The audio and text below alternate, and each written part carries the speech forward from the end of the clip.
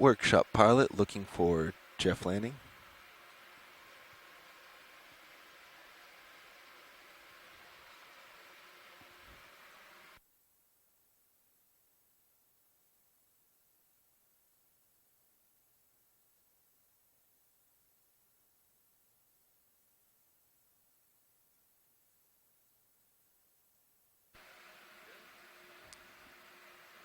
Trilab pilot.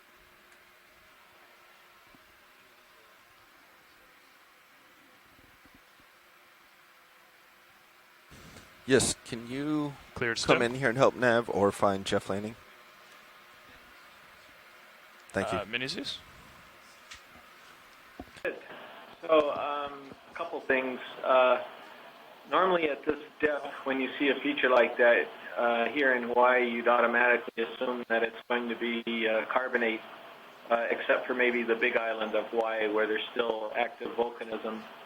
But in the few dives that we did here a number of years ago in the Pisces submersible, to our surprise, there was pillow lava on virtually every site. And so it's very likely that this is a volcanic cone. It's a little bit unexplained at the moment, but the belief is that there's been a fair amount of secondary volcanism that's taken place around this island after the initial shield-forming phase. And it may have occurred many years later. Great, thanks for that. That's interesting. I think that will be welcome news, or perhaps Mike Garcia understood that already, and that's why he's interested in getting a rock sample from this feature. Yeah, that's right. And in fact, on one of the earlier dives on the east side, we actually saw consecutive layers of carbonate and pillow lava, as though there were multiple events that had taken place between periods where reef had actually started to grow and then presumably drowned or died, and then there was another volcanic event. So it was a very sort of strange substrate that we encountered. Adds to the mystery of what we're going to see today.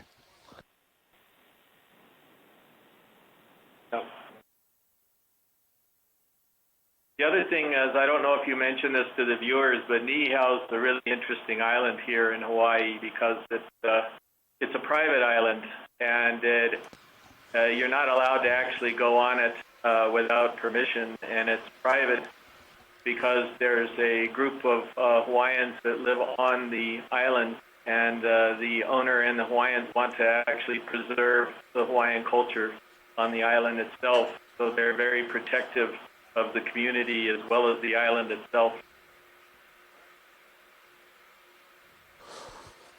Thanks, Chris. Great. So thanks for inviting me. As Scott said, my name is John Martinez. I'm the acting research coordinator for the Hawaiian Islands Humpback Whale National Marine Sanctuary. A little about the sanctuary. It was established in 1992 by an act of Congress to protect humpback whales and their habitat. In Hawaii, we have 5 boundaries spread across 6 islands. So the northwest coast of the Big Island, a large part of the Maui Nui area, so that includes the west and southern coasts of Maui. The sanctuary completely encompasses the island of Lanai, as well as the Auau Channel, the southern coast of Molokai, and out to Penguin Bank. And then on Oahu, we have 2 other boundaries, one on the southeast side and one on the north shore. And then on the island of Kauai, we have a boundary on the north shore as well.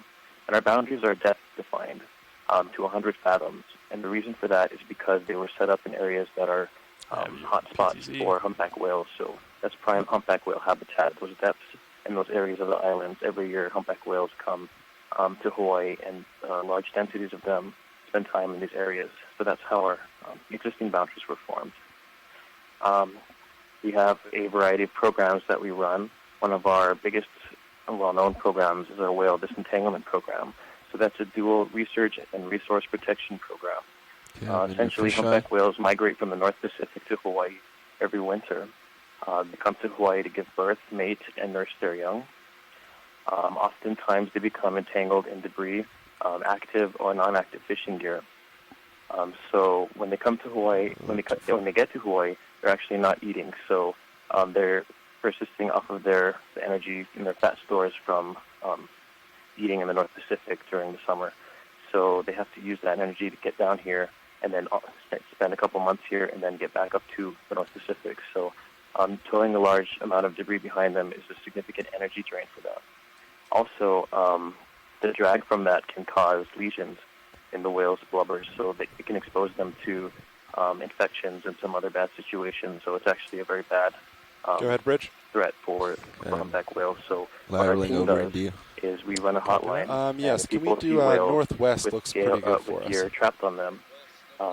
They'll report it Thank to you. the hotline, and our resource protection team will mobilize and do an investigation.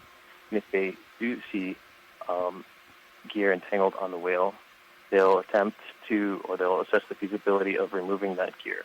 So they have specialized tools and safety protocols for doing this.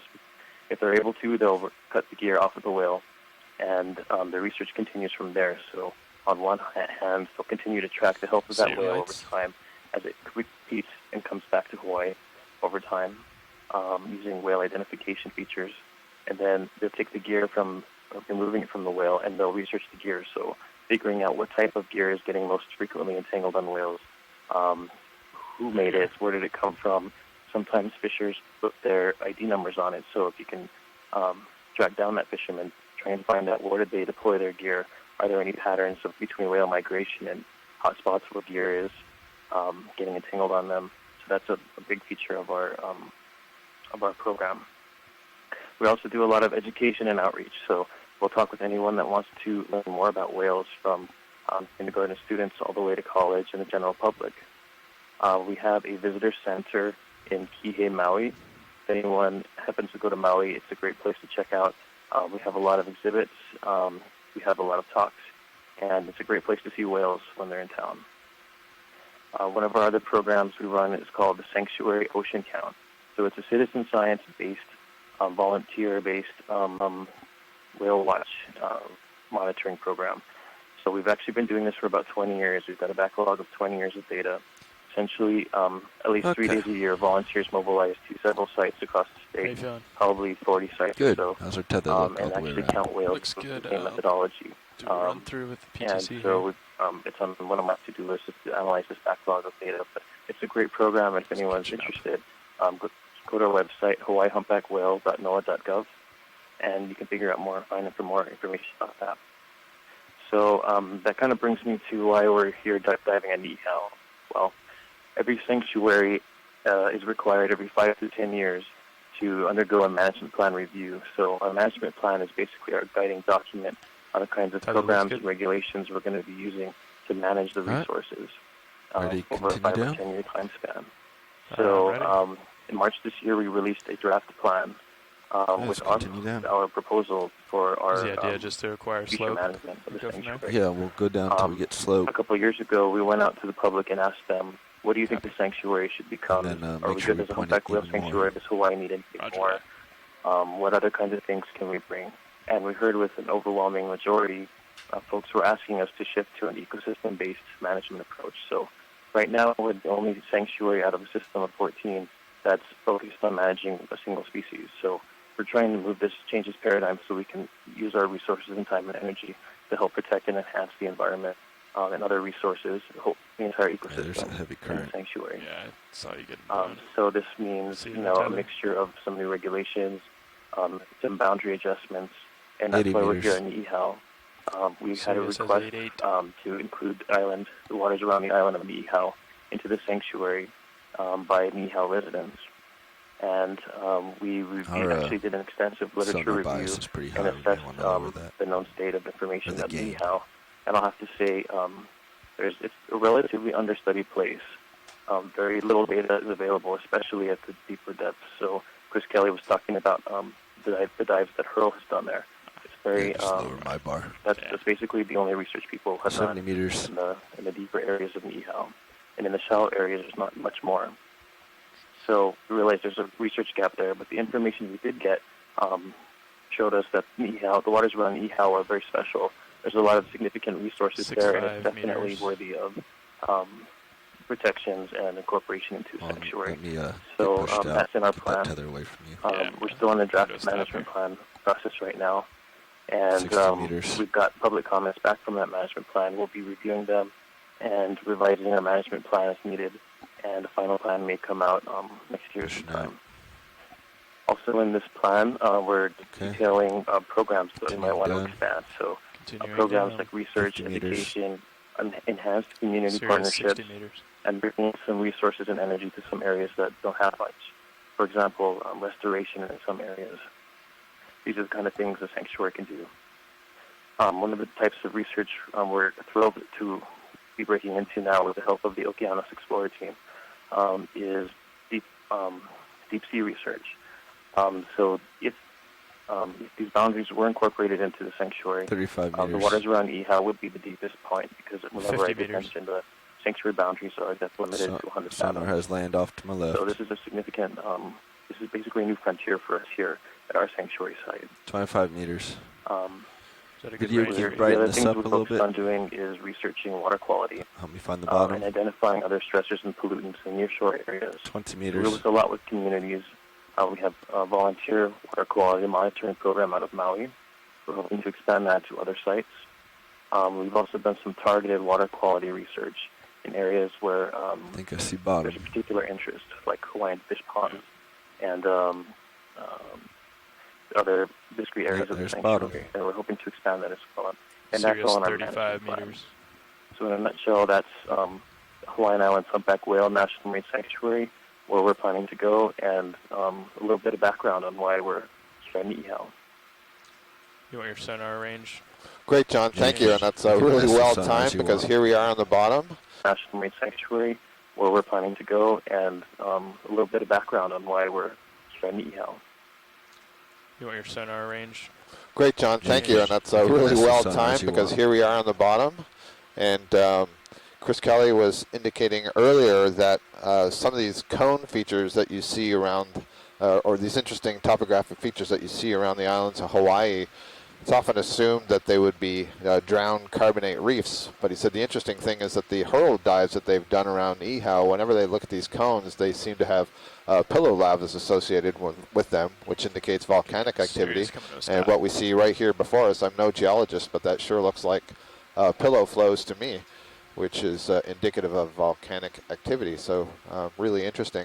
And John, I was going to follow up what you were saying about the moving to the ecosystem-based or habitat-based protections. And of course, that then would include the humpback whale within it. So it's not that you are no longer interested in the humpback whale as a species of concern, but that it would be subsumed into protecting the habitat and the environment.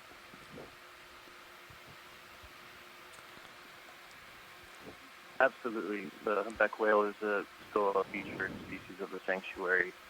There's some great successes with it recently this year, featured the National Marine, and that's what we're trying to do.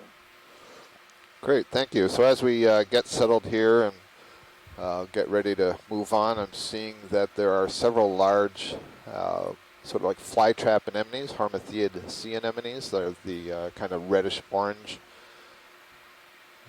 polyps that you're seeing before you. There's 4 of them on this rock right here, and then it looks like there's a series of octocoral. It's hanging downwards from the rock on the left side, perhaps Acanthogorgia, and then maybe even a stony coral, the yellow coral fan that's pointing straight down underneath one of those reddish sea anemones. But the feature that most of us are noticing here is that we have lots of pillow lavas. There's not much sediment on them. There's a little bit accumulated between them. And perhaps, I don't see any geologists with us on shore quite yet, but perhaps later if there's one, maybe we could hear something about how these pillow lava form. But what I understand is it's a relatively rapid extrusion of lava that cools quickly into these tubes. And we have Chris How do you Kelly feel? chiming in with an ID I on see those west to yellow east corals current. as potentially an Inelapsamia rostrata. I'm holding altitude 22. Yeah, hi guys. This is Chris, and I think the one that you're looking at that's draped down the bottom of the ledge right there could be hydrodendron, the hydrozoan. I'm not really sure until we get a closer up. And those anemones, I don't think they're harmatheas. The stalk is too smooth. I don't think I've ever seen that type of an anemone before. Great, Chris. Well, when we're set and we get the word, we'll do some close-ups. Watch lead, we are all set. And there's the word. Thank you, This pilot. is a great start to this dive.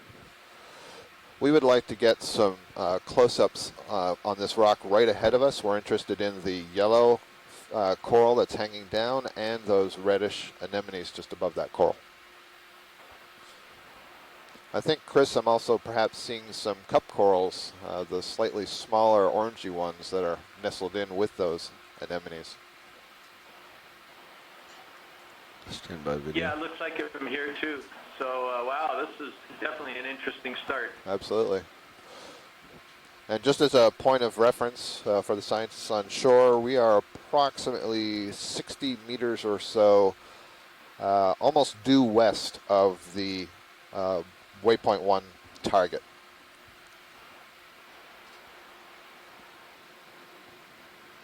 Co-pilot, will help me out? Sure thing. I have tilt. Looks like there's some sedarid urchins in there, some Going sea for the urchins. yellow on the bottom. There's a small stalk as well up at the top. It looks like it's broken coral that's been overgrown with some other Around. what we call fouling You can organisms. also start to get the fouling swingers organisms. out. Things are small animals that will land on and overgrow the skeletons of other organisms, and you also will find them on your docks and pier pilings and rocks and so on. Things like barnacles and All right, go ahead. hydroids, polychaete worms, and so on. Video? And co-pilot's working on some better light for you.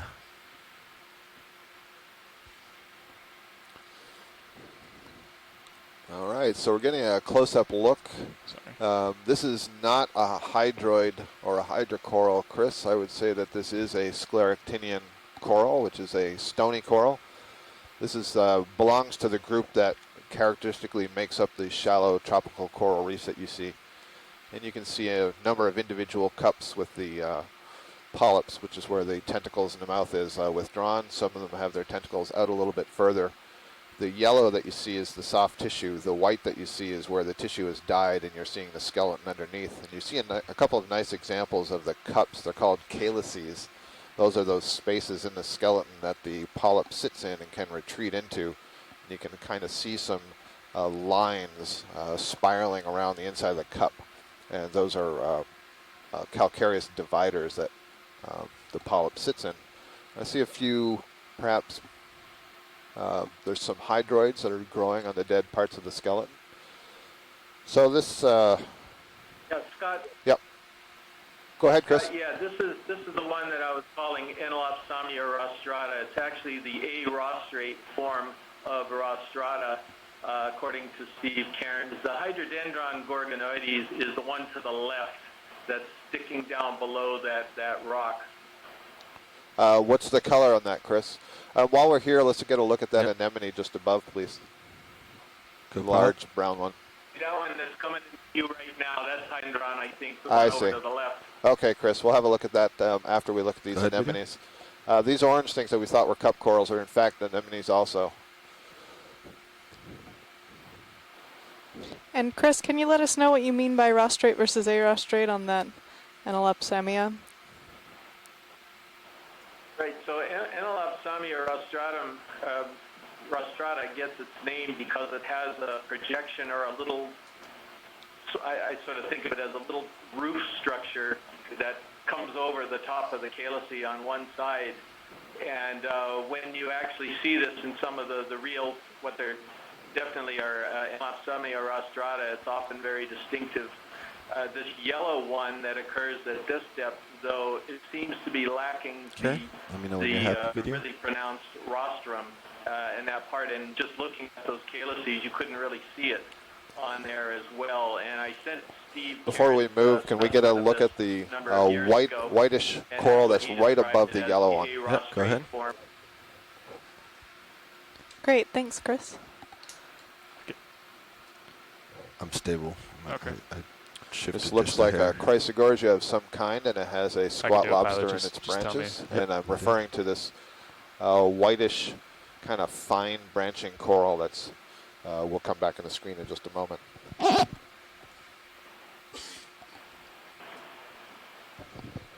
Okay, bringing it over video.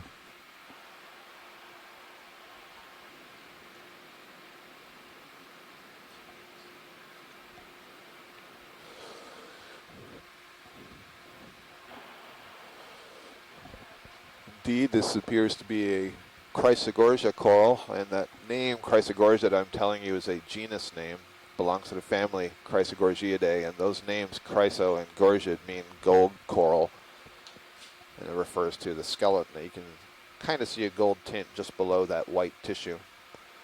And very often we see these colonies have various kinds of arthropod inhabitants, very often squat lobsters, of which you see the claw of one here inside. And I see another squat lobster is tucked under the I'm rock gonna get to the the right. uppers You out. see his two arms sticking out, very long arms, the claws out of the end. Thank you. That's good for us on the close-up. Okay. And I think there was a request for the whitish fan on the, yep, there it comes into view. There's a lot of go it. back in. So this is what Chris Kelly on shore was referring to as hydrodendron gordon would be in the Go class Hydrozoa. We're actually seeing the four major groups of corals right here. So this is a hydrozoan. It's very closely related to the freshwater hydra that many students are familiar with from their biology class, but this grows in a colonial form. And so it's actually relatively distant from the other two corals that we've been seeing in an evolutionary sense. They have the same general morphology, that is, it grows kind of like a fan or a bush. You can almost think of it as plant-like. It has individual polyps associated with it. Each of those individual little bumps that you see, some of them you can kind of see these stringy tentacles hanging out. I'm not exactly sure what those are, but each of those polyps would have a mouth and is capable of feeding on its own. And there's also a squat lobster associated with this colony. Thanks. That's good for the close-up. We can have just a little Video wide you view have? as you are happy with.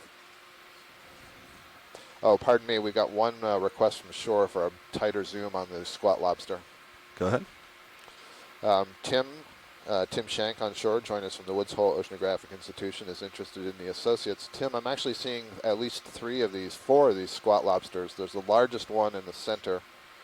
There's a couple of smaller ones to the left of it, and then there's a larger one off screen, more to the left. So there's lots going on inside this little group.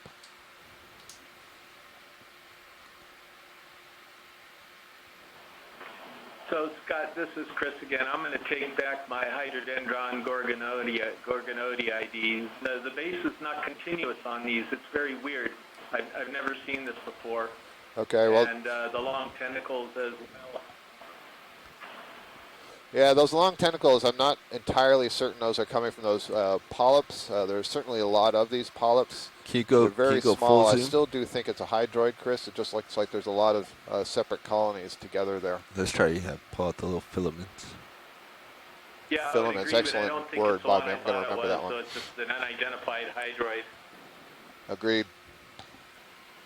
And Pilot, if we're also able to get a close-up on the rostrum, the nose of this squat lobster, that's helpful for IDs.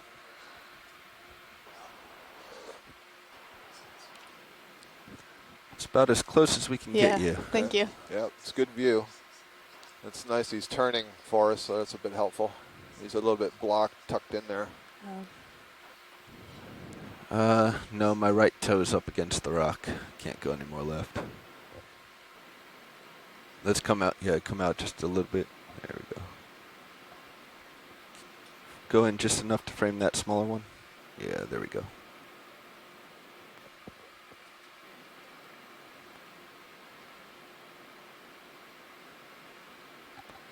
All right. Thank you.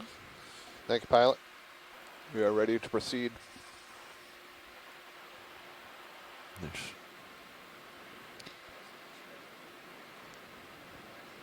And Chris earlier was pointing out the vesiculation or blistering of these pelolavas and suggesting that that might mean that this was a relatively shallow eruption. I don't know if he wants to elaborate on that. Video one more, just snap zoom real No, I quick. don't. I'm just Going for the squat reiterating lobster. I something got that the Mike coal out Garcia of told the me. way. Okay, great. Right there. Just keep going in. The one we're looking at, but it's not blocked There's a anymore. nice view, Chris. Excuse me, perfect. Tim, of the rostrum. Nicely done, Bobby.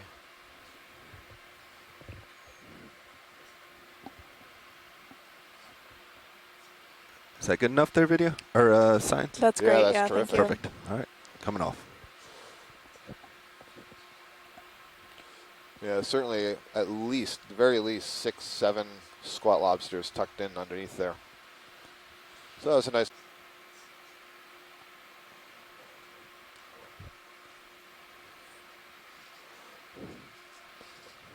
Some very nice geology here.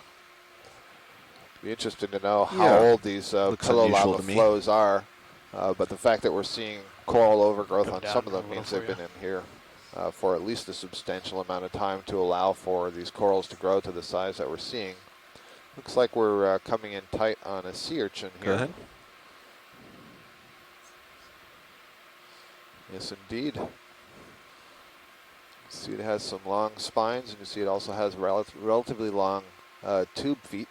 Those are the structures that look like, I'm going to use Bobby's word, filaments with little suckers at the end. Look at The that. tube feet are arranged in 5 rows. Okay. There's also structures called Try to pedicellaria, which are kind of like spines with little claws at the end.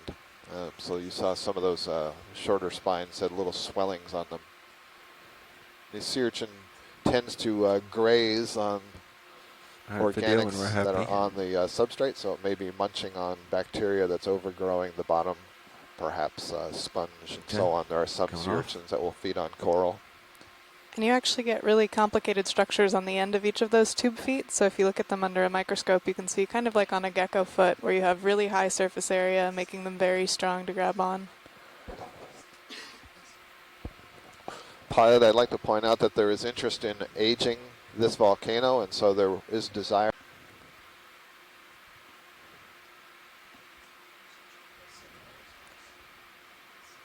Is that a loose piece right there, Chris?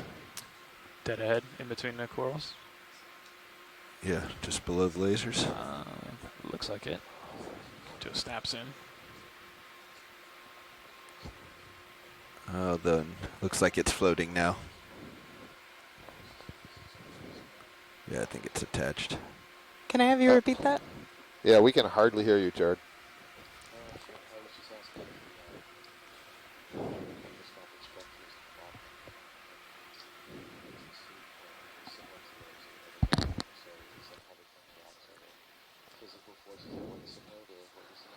They are a little bit similar, but the static forces aren't quite the same because you have the fluid around. But they're able to pull up and create little suction cups, happening on a very small scale by having the maximum amount of surface area around a little ring. But similar idea. Yeah, I think in geckos, I believe there might also be an electrostatic. Yeah, yeah. And I'm not sure if that's the case in the urchins. Right, Yeah, right. Yep.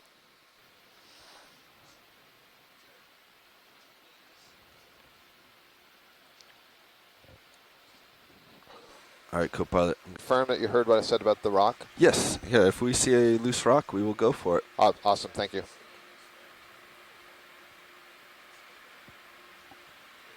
Got a couple of seconds here, pilot.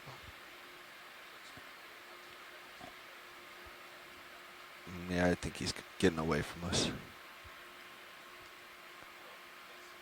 You can go in video if you like. We have another lobster crawling around He's here. This hiding one from us. Running looks away. to me maybe like All a right, let's come on. lithodid, I'm which looking is back at related you. to a king crab. Just kind of tucking itself behind the rocks there. Okay, got a slope.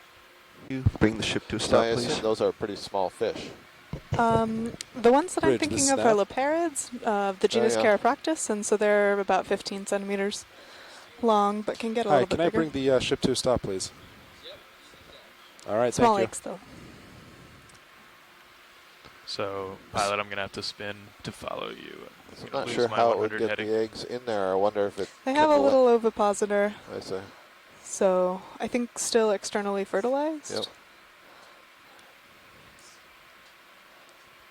Not seeing anything shake.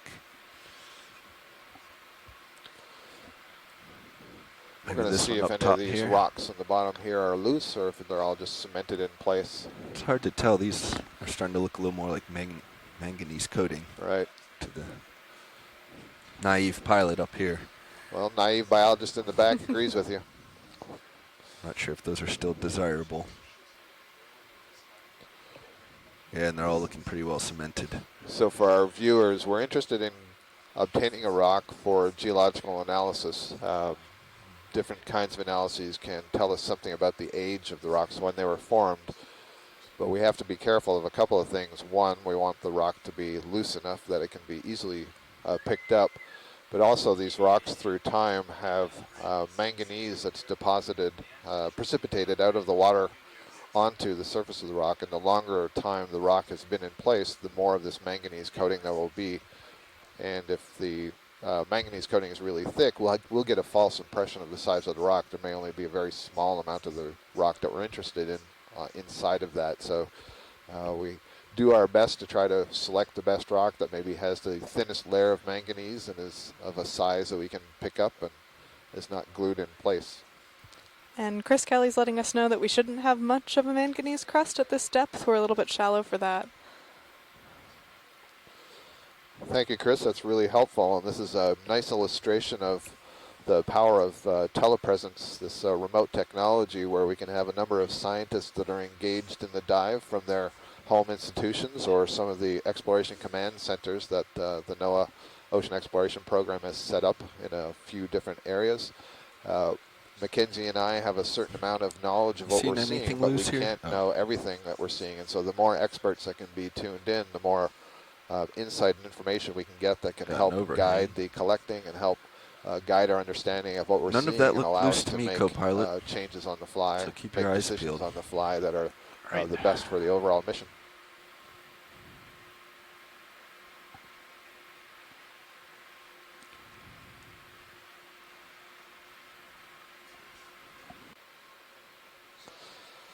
If you have recently tuned in, we've been on the bottom here for almost a half an hour now. Co-pilot, we're at a you depth coming around? of approximately 570 meters. We're on a small cone-like feature. It looks like a little volcanic cone that is just off the southwest corner of the island of Niihau in Hawaii. And we're exploring an area in the state waters that is under consideration for expansion of the Hawaiian Islands Humpback Whale National Marine Sanctuary. And so the sanctuary folks are very interested in seeing what are the natural resources that we have down here in the deep waters of Niihau, what sort of biological communities we have, and any sort of interactions we might notice between looks like a debris field where you find anthropogenic something impacts, loose. for example, Does. fishing gear or Just trash, to the left of the lasers other there, kinds a of small cables rock. and so on that might be impacting the communities down here. And there have been no dives, no right deep a water little. work on the south side or the west side of Niihau, and there have been no dives anywhere in Niihau at this depth. So you're exploring along with us brand new territory. So thanks for tuning in. And this coral up here on the left, this white one. I think since we don't know the terrain, we could just split it in two. It's so shallow that the lead-up time is 10 seconds. So. You got it. Make them 45 each. Sounds good.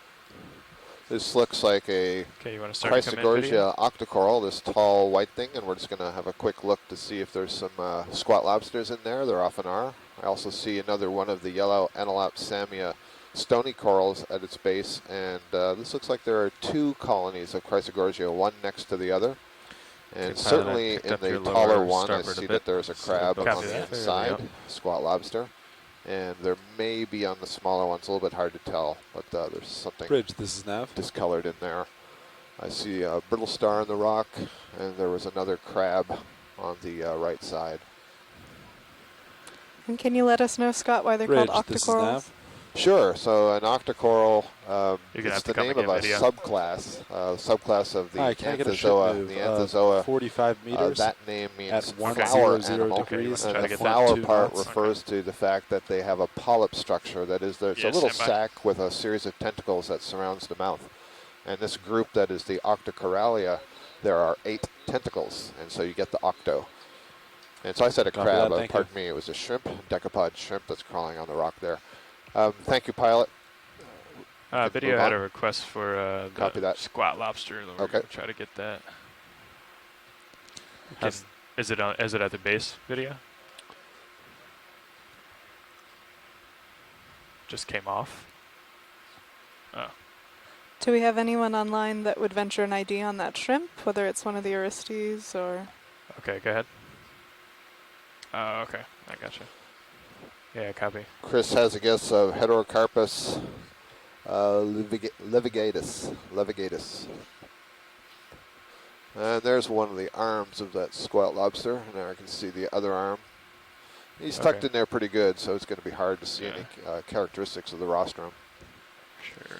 So we're at about 564 meters depth, and we're still at approximately the depth of the original waypoint that we had. And our target today is to rise up this feature, get up towards the top, which is about 340 or 50 or so meters. And one of the things we're looking to see is if there's a transition in the community as we rise. We expect to see perhaps more of the precious coral. Put us And Chris right Kelly in has front of ID'd waypoint 1, and these then once we get on sponges the other to side be of of the the bridge, we're genus just gonna Faria. be going uphill towards waypoint 2. Copy that, Nav. Thank you. And then, yeah, if along the way, if you want any adjustments, just let me know and I'll put them in. Will do, thanks. Can we get a snap zoom on the other side of this rock? Video. Copy that. Just come straight in there. Just okay. I see a little fish tucked under there, Mackenzie. There is indeed. Do you want to try to get a better look at that guy? Would be of the order Scorpaniformes. I'm going to say scorpion fish. Yeah. Yeah. Okay.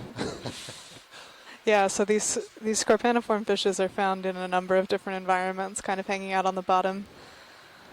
So they're bottom dwellers. I see there's an anemone of some sort with a very tall stalk sticking out of the rock above it, and then one of these Faria sponges on the left side of that little ledge. Some Mackenzie, middle stars on the bottom. Want a close-up of that fish, or? No, we can get a quick close-up. That'd be great. 110. Come wide it is video. 100. Oh, perfect. Thank you. Full wide. So these fish often have this sit and wait predation strategy where they hide out under a rock or something like this and wait for something interesting and edible to go by. It's interesting, as we went too wide here to get in position, I saw another one tucked into another space on the left there. Kind of hiding. Yeah, ducked back inside. So Chris is suggesting that this might be a species called Satarkes guntherite, but we're not sure. This is great video, though. We'll be able to get an ID. And you can see these opercular and head spines. Oh, sorry, I was trying to do mine.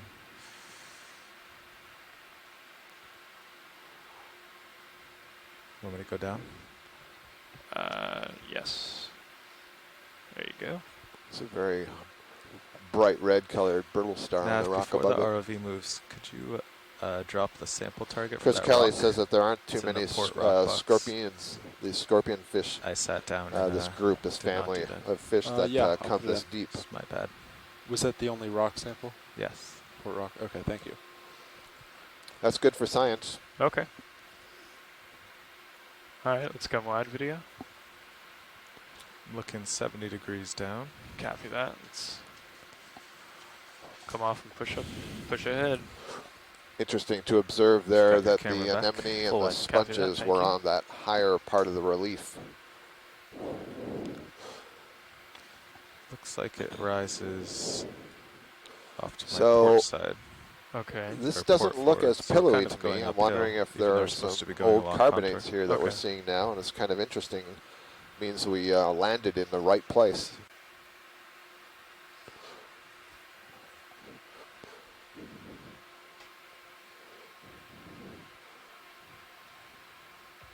Quick look, if we could, on the left at the white fan. Yeah, we'll make it a quick one. We're kind of sprinting up this hill here. Understood. We can move on Let's as you go in need. video. Let's do it. That looks to me like it is overgrown by zoanthids of some kind. And maybe that was a primnoid, but it's clearly full of zoanthids now. Thank you. And then we have one of these urchins that we saw before. Chris had offered. May have been ID. Echinothurid or Micropyga. Thank you, pilot. Okay. Let's come wide video.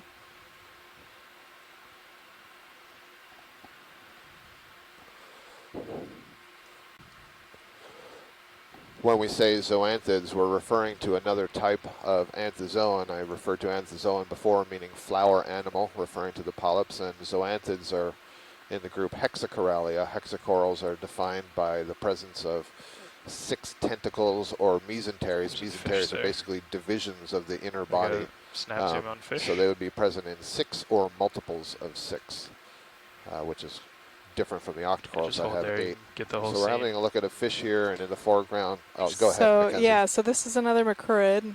I don't know if it's the one, Chris, that you were pointing out earlier. And is it macrurids? Are they the rat tail? They the are, grenadiers? yeah. So rat tails, if you're going with one of the earlier definitions, or because they're commercially fished, they thought that wasn't a pretty enough name, so yes. ended up calling them grenadier. Okay, so that's the grenadier. The large orange thing that just went out the frame to the left was an asteroid. I refer to them as Bersingid asteroids. The Bersingid would be the family. And there's a type of sea star that's interesting. They have a lot of arms, and you see those arms. They're getting to a happier configuration. Very interesting. Scott, are you going to features. be able to pick up a sample in this area? Hi, Mike. We just picked up a sample for you already, believe it or not. And hang on just a second. Here's a black coral, the first we've seen of these today, this orange one. And this may be a Leopathes. Just here, Chris. And there's also an Anthomastus, the orange, the red, smaller ball of tentacles that you see in the lower part of the screen. But this orange one I don't think we've seen very much of in any of the dives. This is definitely a black coral, so named because of the color of the skeleton, but overlying that skeleton is the tissue, and in this case the tissue is this bright orange color. I also see a squat lobster in the branches of this. Thinking about setting up for. Let me take a look at your starboard swing arm. That's okay. Yeah. Okay. You want to come in video? Floating it.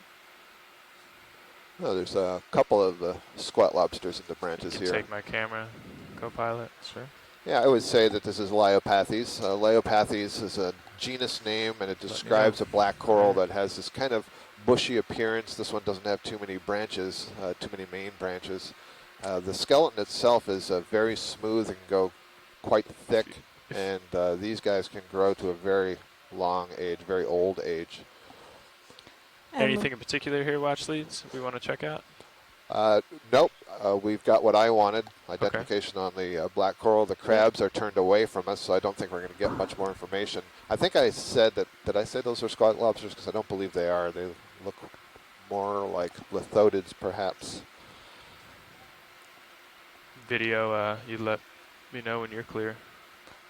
They're hiding a little bit. Yeah, they're actually butt to us. Okay. So the head is down and away from us. And so we've got the chat room agreeing on that Leopathes ID. It's great to have the onboard or the onshore team feeding us some of these IDs. I know that. We have another sponge here, and so the Mastus octocoral. Octocoral. My apologies. So these Anthomastus are, they're kind of sort of soft corals. You could imagine from your wrist, and if you have your hand clenched in a fist, that's the basic shape of the colony. And then coming out from the fist part are all these very large polyps. You can kind of see the body of the polyp is kind of like a finger, and then the frills at the end are the 8 tentacles that we referred to earlier that define Octocoralia. Each of those tentacles has little side branches that give them that frilly appearance. We call those pinnules. And then in behind it, there's a nice sponge, and I think this is one Chris is perhaps identifying as Regardrella. Okay. Which we also saw on the dive yesterday. We also have with us in the chat room Tina Molitsova, who's a Russian biologist who's a specialist in various types of octocorals and black corals, and she's described Want me to bring your several camera of up? these anthomastus-like please. octocorals. So it'll be Back to- interesting to back see to what she normal. has to say about that one. Perfect. That had quite a lot, Okay, you've got it back. quite a few more polyps than some. And I have stopped. Foreshot of these different colored corals. Okay. Yeah, and I was going to request at least a zoom on the purple one in the center. Sure, let me back up. Stand by for zoom. Let me back up, see if it'd be easier to set up on the other side. Yeah, we could start with the purple. Okay. All right, for those of you on shore, I'm not sure how many different voices you're hearing, but we're just going to get set up in position here, and we'll get a close-up on this rock with the Chrysogorgia, the possible Victorgorgia, that's the purple one. For this? Yeah, probably. Bridge, this is Nav. I'm already catching up to you a bit. So. Yeah.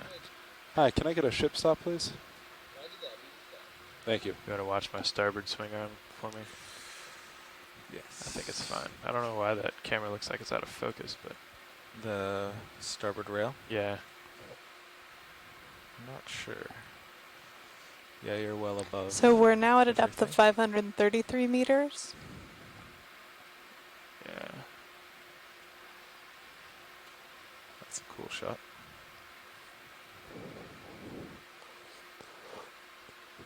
So, Mike, earlier you were referring to the hollowed-out pillow lavas, and I'm guessing this is a nice example of that. It looks like a little pillow that's go ahead and take it? caved in on the top. Take your camera? Yeah. Got it. And go ahead in video. You want to That's start correct, with red Scott. and then This work looks our way like left? Some of the pillows that we've seen Yeah, on let's top do of that. the Weep, which is even deeper than this. It's Max down in. about a kilometer.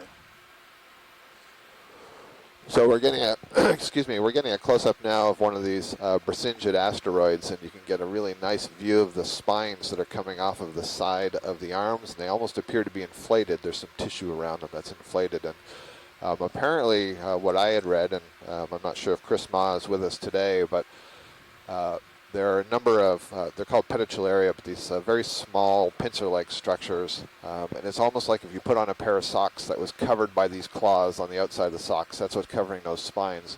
And they can grasp all kinds of things out of the water column and then eventually funnel it to the mouth. And the mouth is on the underside there. You can see that round button-like structure. That's the top part of the sea star. The mouth is underneath against the coral. Thank you. And Chris Kelly has ID'd this species for us as Novodynia pacifica. Great.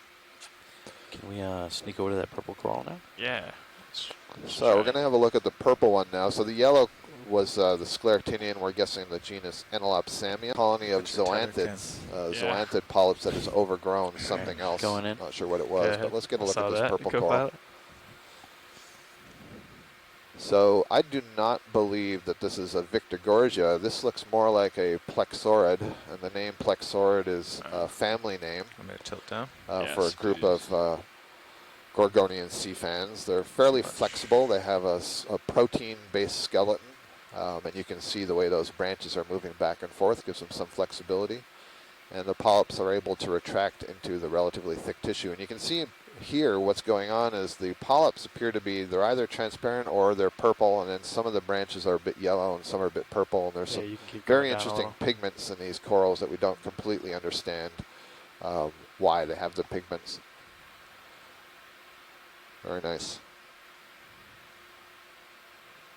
And then in the foreground, you're looking again at these zoanthids, and you can see that the body of these zoanthids is rough.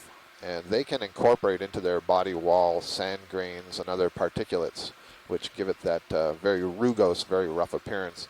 And later on, we'll probably see very closely an octocoral polyp, and you'll see that there's 8 tentacles, but we can see on these is they clearly have more than 8. And that's a good indication that they're definitely not in that group. So these are in the Hexacoralia group.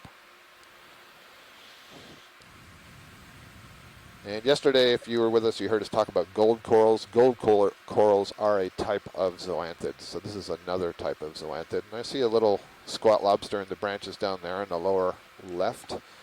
What next to your video? There's actually 2 of them. Are a little bit tucked in and hidden away. So then if we could get a look at the one on the right, the taller one as well. The one on the right? Or I'm sorry, the left. You knew. I know you knew. So this is a Chrysogorgia octocoral. Again, Chrysogorgia, we noted earlier, translates as back in video. gold gorgonian. And the gold refers to the color of the skeleton that's under the tissue. And one of the things that's very recognizable about chrysogorgias is that they have very delicate branches and polyps. You can see each of the polyps looks like a little drop sitting on this very thin branch, and they hardly seem connected at all, but there is a thin layer of tissue that connects the different polyps, and they can exchange food with one another. Essentially, they have one continuous stomach, but you can see there's just 8 tentacles in a ring around the mouth. And one of the things we would like to try to see on this zoom is the crabs that are associated with that chrysogorgia. Also, I'll just note in the foreground there, you saw the zoanthids. Many of them have closed up, so they have the ability to contract, and so the tentacles that you would normally see have been withdrawn. Yeah, that crab is kind of hidden in there, Tim. I don't know that we're going to get any identifying information. Co-pilot, you can bring the port swing arm around just port a little bit. I was thinking lower. I think that gives a better view. Yeah, so a nice view there of some of the polyps that are contracted, so the tentacles are pulled into the mouth, and then others that are open, and you can see right in the center there's a slightly different color nubbin, and that's where the mouth is. Yeah, just do it slowly so it doesn't... Zoanthids often overgrow pretty close to other skeletons of dead corals. They may overgrow sponges and all kinds of organisms. And some zoanthids, like the gold coral, are able to continue the growth and basically form their own skeleton after they've started overgrowing an original one. I think he's on the other side. An original host. Frank Parrish, who was with us yesterday, has done some work on the gold corals and has found that bamboo corals, which is another kind of octocoral, are often preferred colony to settle on to begin their overgrowth. Sorry, Scott, I think that's the best we can do with the crab. crab. I agree with you. It's really tucked in there. So that was a nice view. Thank you. Not cooperating. Got some good diversity in there. Okay. So we'll resume our Copy that. I'm going to lift our off march up this slope. All right, so let's see where your camera is. There's a nice view of lots of these bright yellow, stony coral fans and Elopsamia going off in the distance. Pilots have about 30 meters left. And if you can tune into the Sirius feed, also looking at the context of the complexity of this pelobasalt environment, thank you, you'll see we found quite a spot. Yeah. And you can see that those fans are all around us, the coral fans. Tether cams. It's fine. Bridge, this is Nav. We should ask one of our onshore team to get a count of one of the... Yeah, can I get a ship move of 30 meters? Or of the total number of specimens in this image right now. At 0.2 knots. So here's another Brisingid. Yeah. Yeah. That was the voice of Chris Kelly from the Hawaii Undersea Research Lab, who you heard plenty of if you tuned into legs 2 and 3. He was the onboard scientist, and he is tasked with the chore of counting all of these corals that we're seeing in the months following these dives. He'll be analyzing a lot of video with some of his colleagues. It's one of the reasons we like to get some good close-ups now so that we can do our best to identify to the extent possible from the video. And then when you have this sort of overview like we're looking at right now, which is, by the way, a beautiful view, lots of these fans, See if you can bring it out. we can feel confident about what they are and make it count based at this level of view. So we are seeing some... Oh, a jelly floating by? Yeah, I just trying to idea it while we're waiting here. Oh yeah, so that's a great shot. Nice jellyfish. And what is passing over, I'm just going to note in passing, is looks like a dead coral skeleton with a sea urchin on it. So that's beautiful. Just beautiful. So this is another cnidarian, the phylum Cnidaria. And so this jellyfish that you're looking at is a very close relative of the corals that it's passing over. But this is... This looks to me like a scyphozoan jellyfish. So a scyphozoan would be the group that includes the true jellyfish. So the jellyfish I think that most people would be familiar with in shallow water. That is just gorgeous, nice shimmering view. Lasers up. You can see the tentacles arising from the margin of the bell, and that sort of wispy sheet that you see moving back and forth is what they use to pump water from the bell, or the umbrella if you want, and that's what gives them propulsion. And there's been a lot of really cool swimming biomechanics studies done on jellyfish, particularly Aurelia, that show that it really doesn't take a lot of muscle or energy to get motion out of that sort of bell-shaped design. And one thing that's really interesting, this is a great view, because what you can see is that when you think about shallow water jellyfish, the tentacles are trailing. If you in start this to get type too of quick, you jellyfish, you see the tentacles are actually extended up above it. And they're used kind of like sensory structures to see what they encounter. And you can see nicely in the center there a smaller ring, which is defining the mouth. Great view, pilots. That was a nice image. All right, awesome. And video, just give us about 30 seconds to do a quick change. Copy that.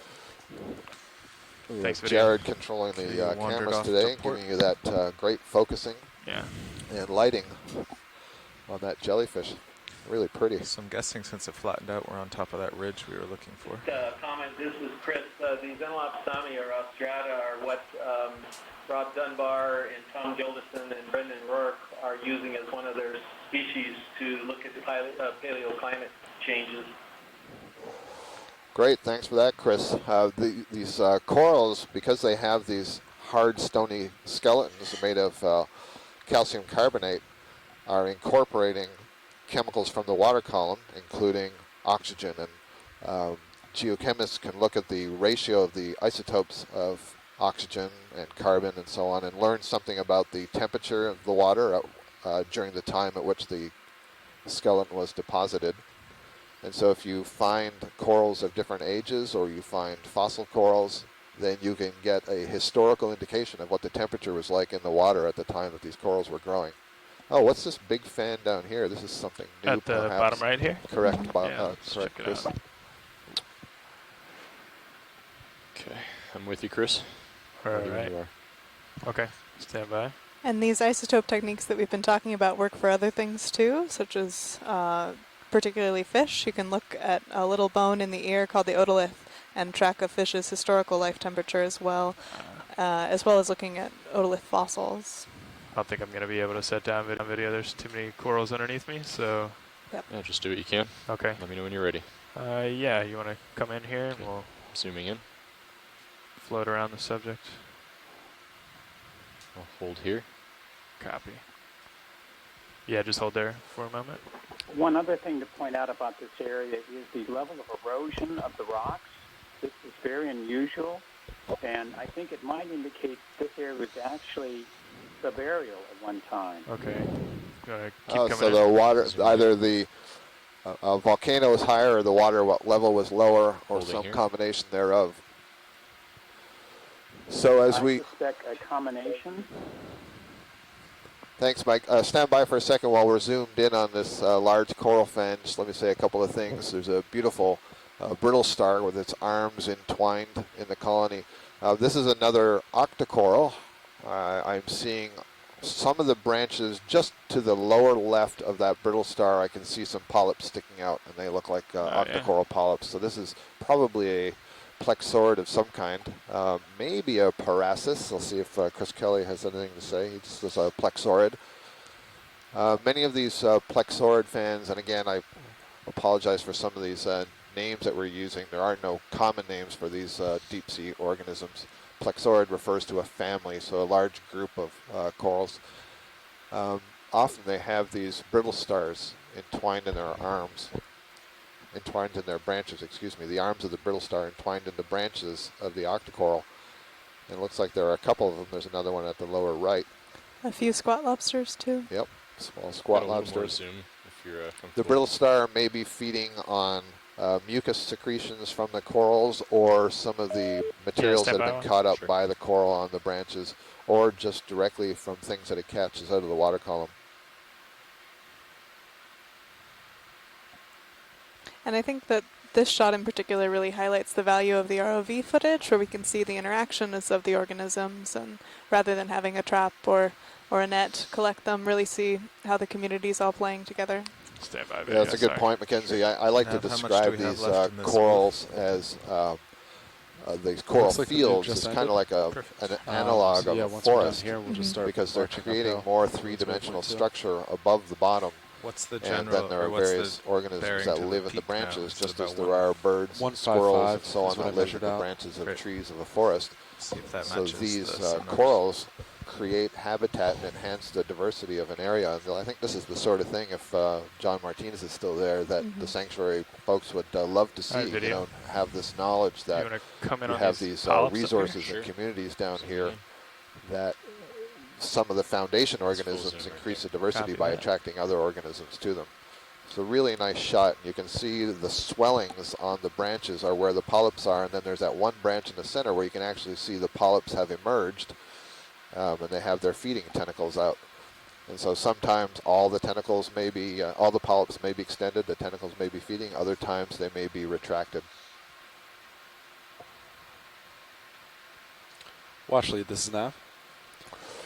Go ahead, Nav. Yeah, so you can see on the high pack that we are now just south of waypoint 1.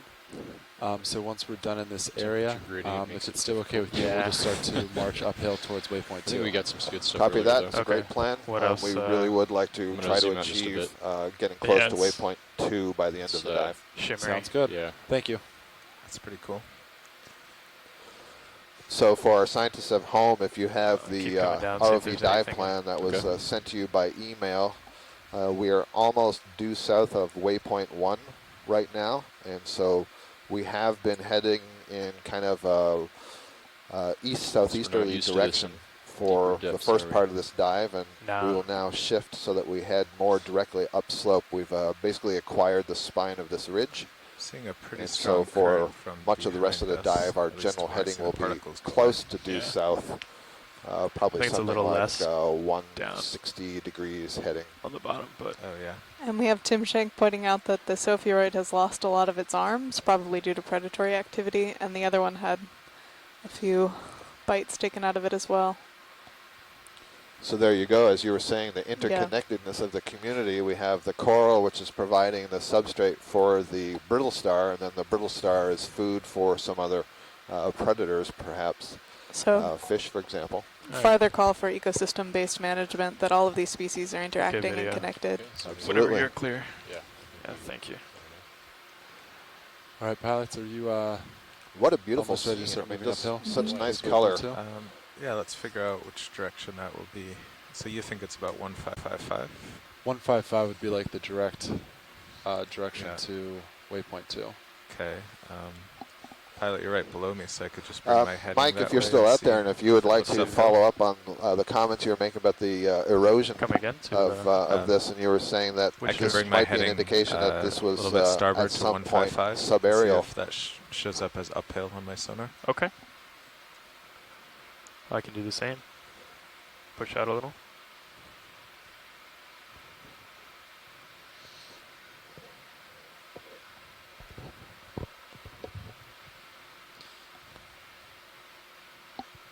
Carl, I So turned we're down the currently gain looking on at this field at Sirius a depth camera, of so just let me know if it's too 522 dark and I'll meters. bump it up again. Okay.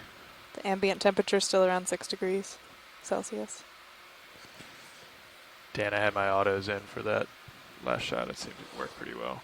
And we can yeah, all I was see, at wondering. least in this particular Yeah, area, but that the Enlop took me a while to Samia get 'em in, fans are so the that's why I was dominant kinda bouncing component around. No, of the it's community fine. right here, It's fine. and So I'm at 150. sprinkled a few other species in amongst It's them. 155. It's actually completely Looks flat. like maybe in my another sonar, so Bracingid asteroid on the left, Yeah, 30 perched meters on top of one of the white coral colonies. And earlier, as we were doing one of the zooms on the fish, or it was on the jellyfish, I noted that the white seemed to be lacking their tissue. I'm not sure if that's the case for all of these, if they're all dead, or if there are two species, one that is white in color and one that's yellow in color. So, pilot, I'll just throw out at a convenient point for you, just get a quick zoom on one of the yellow fans so that we can see if it's alive or dead. Sure. Thank you. Chris Kelly is weighing in that the white is dead. So that'll be interesting. It means there's quite a few dead colonies sprinkled in among the live colonies. So do we want to look at white or yellow? The white. Okay.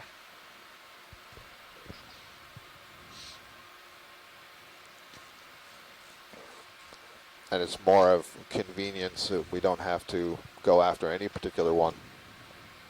Okay. And 155 seems about right. It's not very steep yet. We're not quite moving yet, Scott, so I'll get these here. Yeah. Copy that. What kind of increments would you like? I'll let you make that call, co-pilot. I guess we could do, if he stays out ahead as we jump 40 Snap zoom meters. video? Because we can stop quickly also. Okay, 40 meters. I'll put it in. Holding. Copy. You can see, again, some of these urchins that I think we saw yesterday. So I agree Bridge with the snap. Chris's assessment, Chris Kelly's assessment that that coral is dead, and it has an urchin can I get a feeding ship on move the of skeleton. 40 meters And we had this discussion, at I believe, in 155 degrees during at leg 2, 0.2 maybe it was knots? leg 3, and a question is the urchin feeding on the coral, and that's why the coral is dead? Thank you. Or, and this is what I think, the urchin is actually feeding on bacteria and other organics that have grown on the coral after it's dead. But it could be both. Not sure. So when Thank we you, get Chris. our That's great. time-lapse camera deployments of Yeah. You want to come wide? Well, I here? haven't seen, for example, on the yellow colonies, I haven't seen the urchins. Right. Copy. And so if it were eating the live coral, Yeah. it's the yellow ones that are live. And so I'd 155? expect to see them there as well. All right. 155. You're nicely centered. And Chris out Kelly ahead. ID'd that urchin for us Copy as that. Histosideros variabilis. You can see the slope starting to increase up here.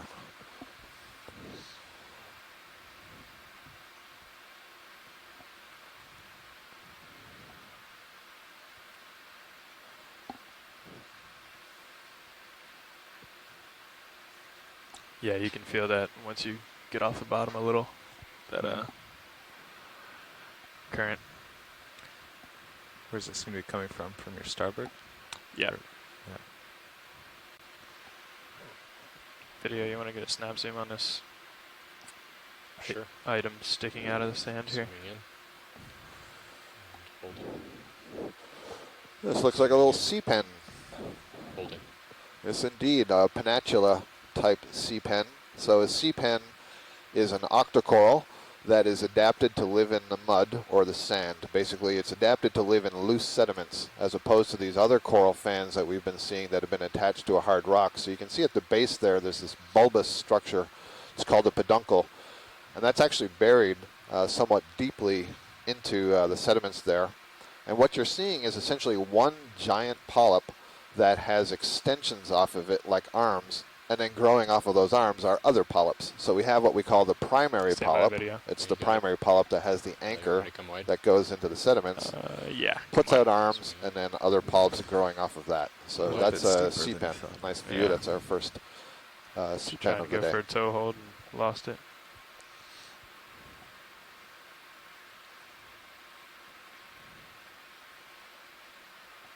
You want me to keep coming up, co-pilot? Is that what you were inferring? No, no. Okay.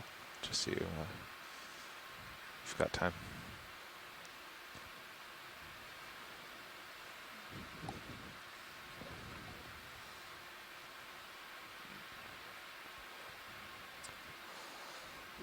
All right. Co-pilot, can you take that from me? I'm working on a weblog to And then push in help video? viewers with all the different kinds of names that we're using and orient you to the phylum names and the family names and the genus names and so on. We do use a lot of terminology, but it helps us as scientists to be more clear full about zoom. what it is we're talking Quite. about. We can go in more. So that's a nice image. You can see that the branches themselves, the arms, are kind of soft. There's no skeleton inside those arms. Copy. And then you can see very clearly the polyps extending from the arms. That's beautiful. They're actually called polyp leaves. And then I can't tell if in this colony there is an internal skeleton. There might be one rod that goes the length from the tip down into that bulb, but Gotta I tilt can't down quite just a see little this. bit. Get the The Well, peduncle. centered now. Some of these sea pens are rather entertaining. You try to collect them, they can suck down into the mud, and they just disappear. And you're like, I was sure there was a sea pen there a second ago. And Sounds the like a entire challenge. colony. Yeah. And that Throwing it down. I'm really not, Chris. and that peduncle extends pretty far into the sediment, right? It may, yeah. So certainly in this case, that is buried in the sediment. I'm not sure if it's going to be buried for you know, let's say a third of the length of the exposed part that we see, of the exposed part of the colony, it goes down that far, or more than that. Oh, we can nice view. Get going whenever you're clear. Video and science. Yep. That's good for science. Thank you. Right. That's a great view. Just hold this for a few seconds. Copy that. Holding. Chris Kelly suggests perhaps that is a young colony of Panatula inflata. So inflata, the species name, and I think you could get a good sense there of why it was named that. It does look like it's blown up like a water bag or something. Thank you. Thank you, Chris. Sure. Thank you. Is there a fish up there? There is a fish up there. Indeed.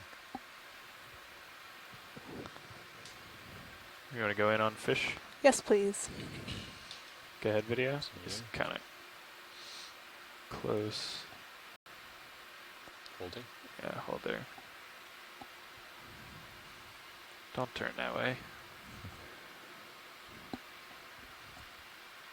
Just hold there, Dan.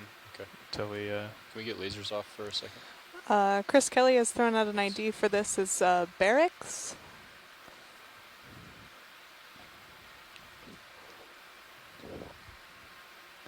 And I don't know if these are just a commercial target. Sure. Chris, do you know? I like the color. Yeah, this is Chris. Barracks is not fished very much here in Hawaii, but it is fished heavily elsewhere in the Pacific.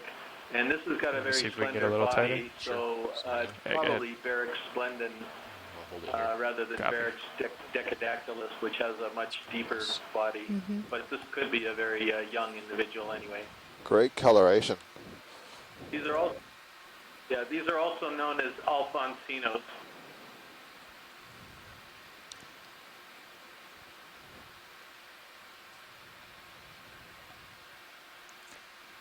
Looking straight down at you. Copy that. Another Just a little couple note seconds that here these video. are pretty easy to spot from a distance too, because they swim with their pectoral fins, not their tails. Well, that's a pretty good indication of that right there. It seems like there's something, maybe a little parasite hanging on to the right pectoral fin. Just a few seconds of this here. I can't keep turning. I'm going to hit my right toe. Full wide. Copy. Beautiful fish. Known as the splendid Alfonsino. There we go. Somebody else agreed with me. I didn't want to rotate into. You're fine. That was good.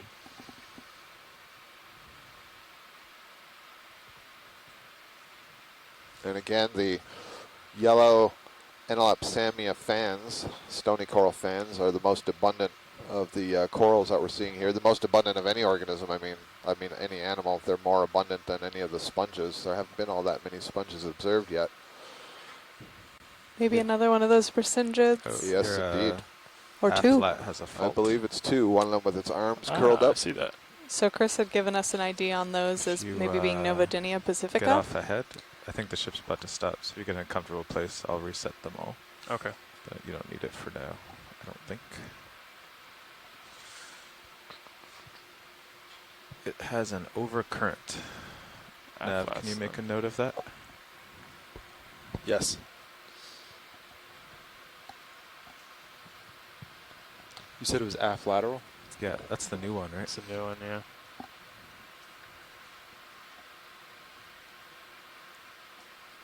So yeah, it looks like the ship stopped. Just get yourself somewhere you're happy. And yeah, go ahead. You're happy? We're disabled. Enabled. So if we could do a quick zoom on the right center, I'm seeing a yellow fan with what looks like an urchin on it. So this might be an exception to what I was saying about earlier, that the urchins always seem to be on the dead coral. Ah, I see.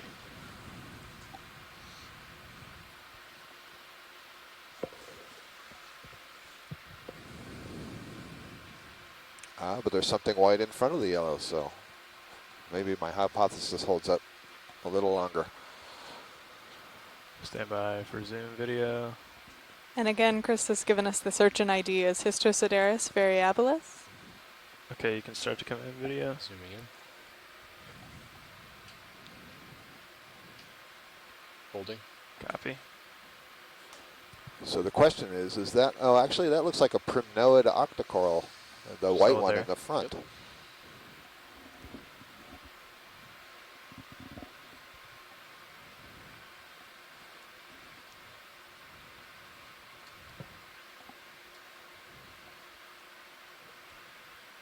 Okay, you want to start to come back in? Zooming in. Or in further? Holding. Well, how about that? Surprised me.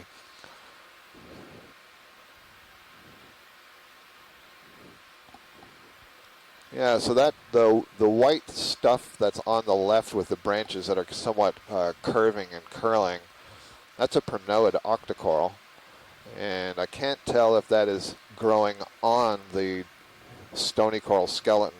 Just to its right, you see a bunch of zoanthid polyps. Those are the ones with the rugged outer body wall, the rough outer body wall. And then behind it, you have the live yellow tissue of the stony coral, which I think created the initial skeleton. And then at the top, you have the urchin that is feeding on some part of this mixture. And then just above that, there are a number of small barnacles and hydroids growing off the skeleton of something that used to be there. I'm guessing maybe it's part of the primnoid that we see. You want to try to come in where the urchin is contacting the coral, Dan? Sure, zooming in. That's full zoom.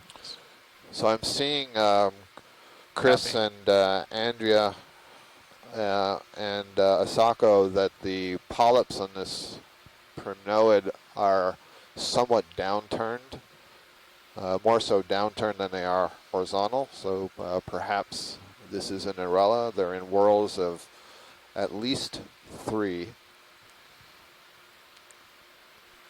But this urchin is in an interesting configuration. I imagine that the mouth is kind of pointed down and somewhat towards us. You can see these very heavy spines, some of which are broken. And then there's a series of smaller spines that are sort of purple-brown in color. And a very tiny ophiuroid. And it's also coming down the... So that's interesting. I thought it was on a skeleton, but what I was seeing is one of its spines. The barnacles are in fact growing on the spines of the urchin. And there you see the spine that's sort of tilting towards us with the hydroids. That's part of the urchin, not the coral. Oh, yeah. Sorry. Oh, that's very cool. This is why you look at things close up. Yes, barnacles getting a height advantage up a little bit into the flow. So that's a great view for science. We're good when you guys are good. Okay. Thank you. Whenever you're clear video, you want anything else here? Yeah, I think that's fine. Okay. Pilots, are you ready for another 40-meter move? Terrific. Yeah, let's see what the local high is. Well, so we have the vessel moving to the southeast, and the ROV following it. We're kind of gradually getting up onto this ridge and following it upwards. Our current depth is 517 meters. All right. So we have come up almost 60 meters today in vertical relief. Pilot for an hour? And we've moved horizontally some we shouldn't switch 100 I'll do it tomorrow. meters, perhaps. No, more than that. Sorry, we've come more than that. Can I'm I get looking a at the shipment latest of track. 40 long meters enough to get at 165 degrees at 0.2 knots? Yeah, gotcha. I'll just try to do 2 hours tomorrow. What's this in the foreground here, Dan? Thank you. That'll be super easy to image. Zooming in. It's good for Dan. Thanks, Carl. Chris Kelly is proposing that perhaps that coral that we were just looking at that we were referring to as a primnoid may be Narella vermifera. Narella is a very common primnoid octocoral. The genus Narella is a very common primnoid octocoral here in the Central Pacific and in Hawaiian waters. And many of the species that we know of were collected as part of the Hawaii Undersea Research Lab program by Amy Bacco-Taylor and Chris Kelly and Steve Cairns. Steve Cairns at the Smithsonian Institution, who's one of the world's experts in that group, has described many of those species. So it's a pretty rich fauna. Narella is actually one of the most speciose genus, if not the most speciose, of octocorals in the deep sea.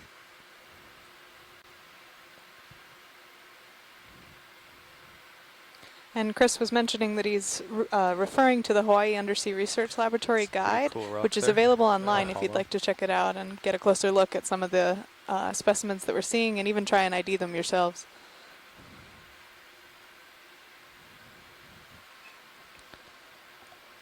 Yeah.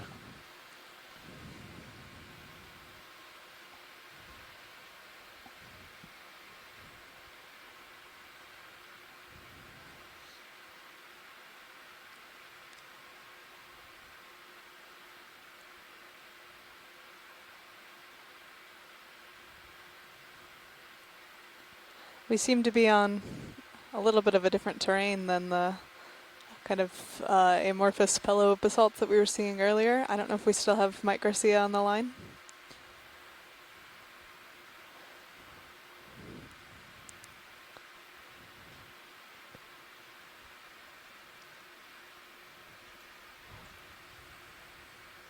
We'll have to send some pictures later to our geology team.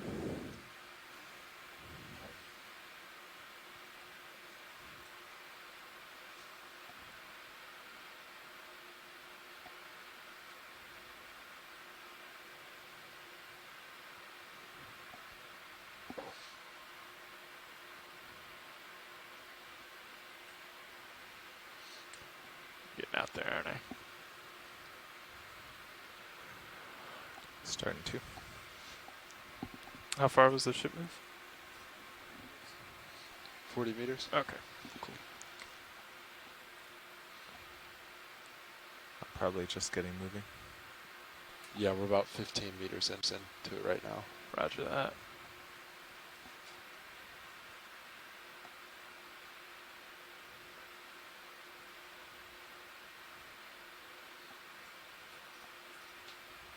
Is that a shrimp down there, Dan?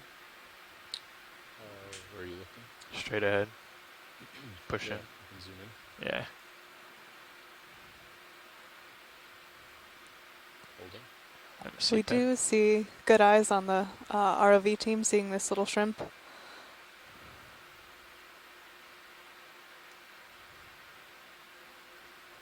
As well as, again, one of the sea pens that we saw next to it.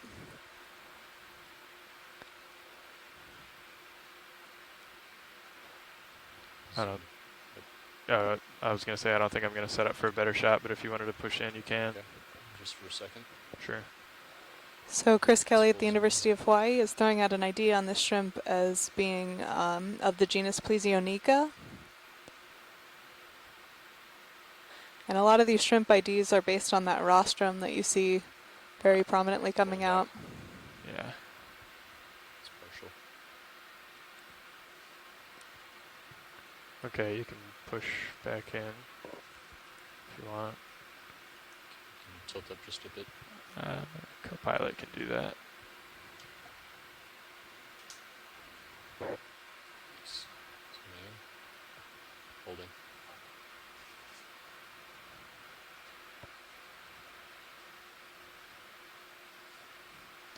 And that's great for Science Pilot, thank you. Okay. Zooming out. All right. Now that Sirius is moving, Full wide. get out there. There are your skids. There they go. Yeah, thank you, Copilot.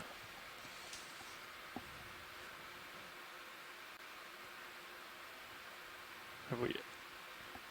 What's that in the bottom right, Dan? Have we imaged that yet? Is there another? I don't know what that is. I'm gonna go snap zoom real quick. Oh, it looks like, did you look at that basket star on the right? We did not. Okay.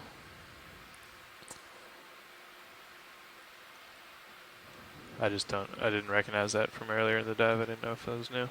Are you referring to the dark red thing? Yeah. Yeah, I think that might be another Anthemastys. Hard to tell from there, but this is new for sure. It's a beautiful basket star. On, I think this might be another of the plexaurids that we saw earlier that we thought perhaps was the genus Parastus.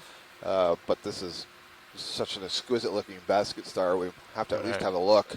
Hey, can I get an easy stop, please? So a basket star is... Thank you. We don't have to spend a lot of time here, but just to get a little view. A basket star is a type of brittle star. It belongs to the group called Ophiuroidea, and we see lots of brittle stars on the corals, on the rocks, in the substrate. They're a very common deep-sea organism. And they're very closely related, the sister group, to the sea stars that we see. And brittle stars are typically identified as having a relatively small disc with the mouth in it, and then very clearly defined arms that come off of that disc. Whereas sea stars, often it's a little bit hard to separate where the arms begin and the central disc begins. It's much easier with a brittle star. But in this particular type of brittle star, the basket stars, you see that the arms themselves branch and they bifurcate. And they continue to branch more and more and more and more as they age. Holding here for a second. And they use those branching arms to fish small plankton out of the water column, capture them and transfer them to the mouth. You can't see the mouth here, that central disc that you're looking at with the strong ridges in it. That's the upper side of the brittle star, so the mouth is tucked in underneath there. But it's a beautiful image of the arms themselves and how they're curled at the ends. They're named brittle stars, the group, because the arms break quite easily. They're actually a series of, we call them vertebral ossicles. They're little stony structures that interlock kind of like the vertebrae in your spine. And so where they're coiled up there, they are able to bend at those vertebral ossicles. And they have tube feet associated with them in those arms. I'm not sure if they're reduced in the basket star. I'd need to hear from Chris Ma to get some. Let me know if you want a different frame or insight anything. there. But just a beautiful animal. Pretty stable. Can you tilt up a hair? Copy. Go ahead, co-pilot. Chris Kelly is sharing that basket stars in general belong to the family Gorgonocephalidae, named for the gorgon, and that this could be in the genus Astropartus.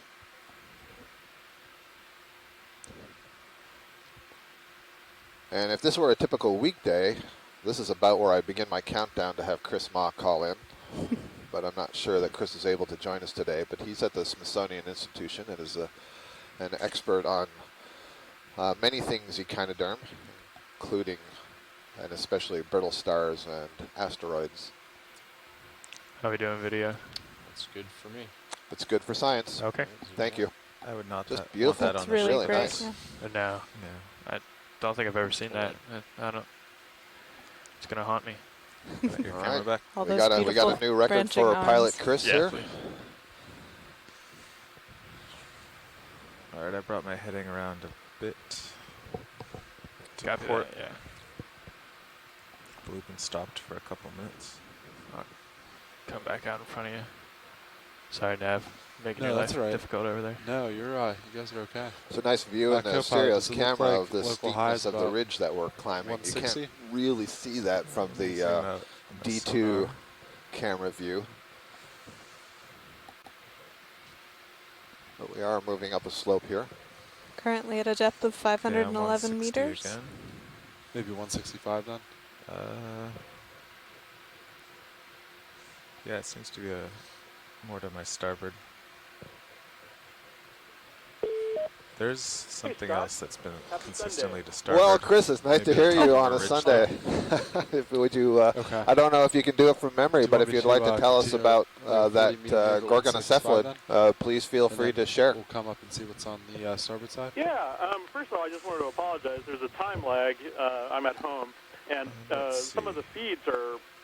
So yeah, what were you like thinking? working in 160 different again? time zones. Yeah. 160, so 165. I'm not sure where you guys are I'll real face time. 165. But yeah, That so sounds good to me. Gorgonocephalids are Okay. a 40 meter branch jump. of the Ophiuroids, which are called Uriales. Of course, we keep serpent stopping them, stars so we're and doing more basket like 10 stars. meter jumps. But And so That's all right. they're a different diversified group of Bridge, this is brittle Nav. stars. They are covered with a sort of fleshy skin, and so that permits them. Can I get a to, 40 meter move? Snap Ship it move here, at video. 165 degrees flexibility. at They're not 0.2 actually knots. that brittle. I mean, I've seen them handle a fair amount of damage. Yep, thank you. You know, just when I've worked with those specimens and so forth. So they have hooks on the arms. There are 5 rays that branch, you know, just sort of over and over again. And they occur worldwide, everywhere from the Arctic to the Antarctic and in the deep seas. Yeah. That particular one, the Gorgonocephalidae, that family has several members, and some We'll of let that them guy are go. sort of more like the one you're seeing. I that wonder are if some of highly, these arches break when we try to sit on them. what's the word I'm looking for?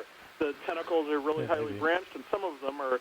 There are others that just have sort of 5 unbranched arms. But they tend to, as you have probably noted at some point, they have little hooks, and they capture little swimming crustaceans and so forth as they swim by. I think there were some couple other things that I was noticing today too that I could put some commentary on. You guys were talking about the barnacles that were on those sea urchins. Yeah. And those are what's called sideroid sea urchins. And one of the unusual things about those sea urchins was that they don't actually have any skin on the spine. So most sea urchins, most echinoderms actually have skin covering the entire body surface. Chris, I'll say that that's. Sideroids are weird in that. Sorry, I was just going to say that the lack of the tissue on the spine is what fooled me at first to thinking I was seeing part of the coral skeleton stick up above the urchin, and then I realized when we got closer that in fact it was this spine. Correct. Yes. That's something that kind of throws everybody because, of course, we're kind of not really thinking about sea urchins as having stuff growing on them because normally they have a ciliated epidermis that sort of keeps all of that off.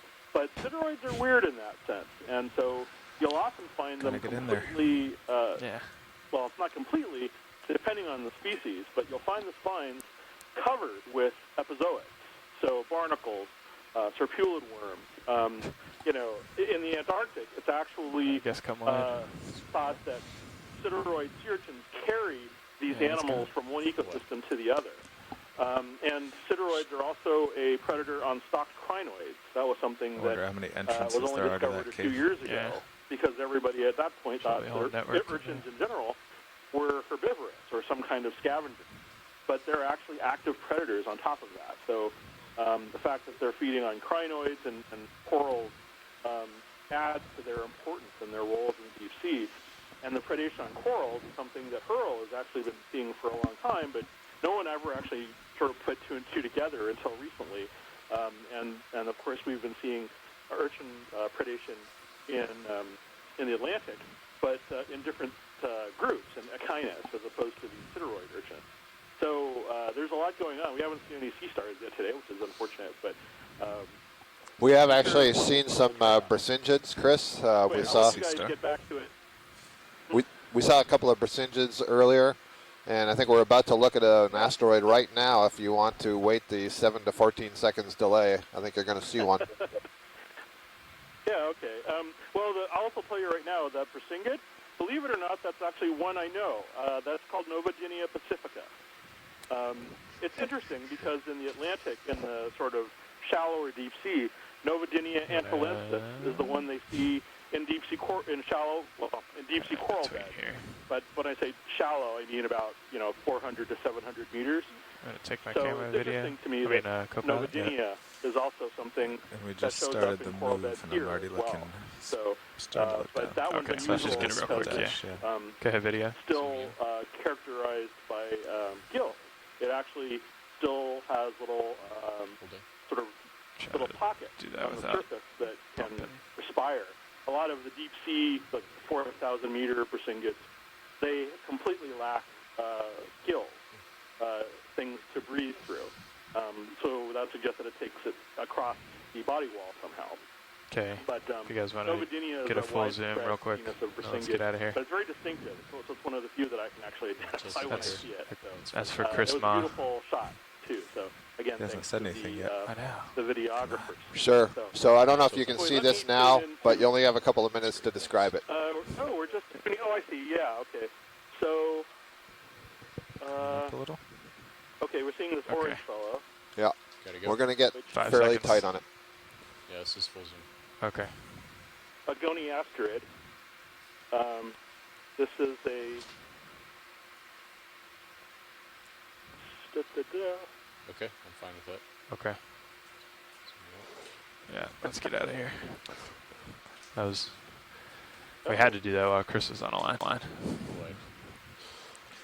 There's your Chris, skids. any chance that's Mediaster? I don't know what that is either.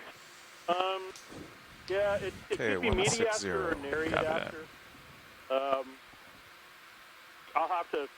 It's one of those really nondescript ones that can be kind of a pain. Even the smaller Caloderma can be kind of difficult to tell apart sometimes. I think that may be the first time ever I've heard you refer to a sea star as nondescript. Oh, you'd be surprised how how after a while several of them they're actually all different, but you have to sort of characteristically sort of take the characters apart one by one to figure out what they are. Sure, the devil's in the details. Sometimes goniastrids especially can have a very can you zoom out a bit on HIPAC? I'm just curious where the top is and all that. That's when looking at them closely is okay, so we haven't even gotten to the steep part yet. A specimen. But that one definitely looks like, as Chris said, either Mediaster or what I think we're is still in the identified flat in at the bottom of it anyway. Neriaster Bowers eye or Ceramaster Bowers eye. I don't think either of those names are taxonomically correct. I mean, in the sense that there are some literature problems with the name, but that's what it might be. Because it has specific structures on the body surface that give There's it about 5 meters left. Anyway, do you just want me to add on? Thank you very much for the opportunities and the chance to talk about surface. He's well out ahead. I have to go rescue something in my kitchen that is burning. Thanks for calling in, Chris. Appreciate it. Bridge, this is Nav. So that was Chris Ma talking about our Can I add on echinoderms another that 40 today. meters to the current move? Chris is a biologist at the Smithsonian Institution. It's like almost an edge United States Museum of Natural History in Washington, D.C. Could try to take a look. It'd be nice to start on that side anyway. I think properly called the National Museum of Natural History. Ah, yes. Motor insulation just dropped. And we've changed substrate here a little bit. Now getting some more sand, less of the pillow lava flows we were seeing at the beginning. The view you're seeing now is almost exactly due south, the bearings 179. And that's the general direction of the ridge that we're following up slope. It was a little. The ridge is perhaps a little bit more at 160, heading 160 perhaps. Excuse me. Still, you'd notice on the local highs here, I mean, it's relatively flat, but the local highs, that's where these coral colonies seem to be aligned as opposed to on the lower parts. Often you find the currents sweeping over the bottom are accelerated when they move over rounded mounds or peaks and pinnacles and so on. And, that's just a physical function of if water or air has to travel from point A to point B and some of it has to get squeezed up, it's got to basically travel a longer distance in the same amount of time, which means the current becomes accelerated. The airflow or the water flow becomes accelerated over that feature. So for these filter feeding species, these local highs are the place to be, and you'll see there's plenty of things in the water column even floating around. All that marine snow.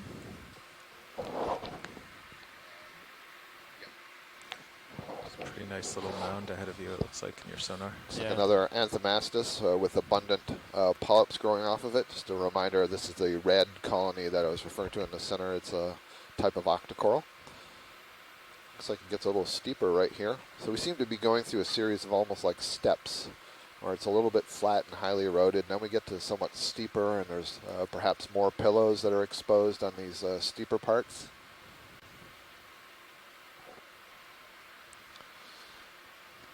And a largish fan here that looks half dead. I'm not sure about that orange color. Do you want to have a look at that? Yeah, if we could. I mean, that almost looks like the coloration looks like a bamboo coral. We haven't seen any bamboo corals today. But certainly most of that colony appears to be dead.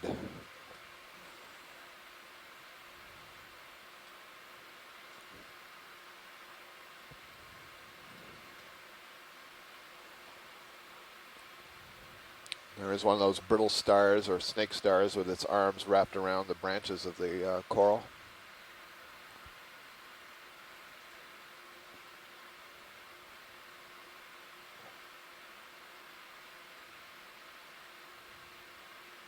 You want to go in video? Go ahead, take that, co-pilot. Well, that pretty definitely is a bamboo coral, which is another type of octocoral. And I believe this is in the genus Isidella. A really nice view of that brittle star waving its arms. And again, like the ones we were seeing earlier, note the arm on the upper right. Somebody has chomped off the end of that and had a little meal. Bamboo coral is a type of octocoral, and it gets its name from the skeleton, which you can see is alternating between these white parts that are called internodes, and then those shorter black parts that are made of protein. Those are called nodes.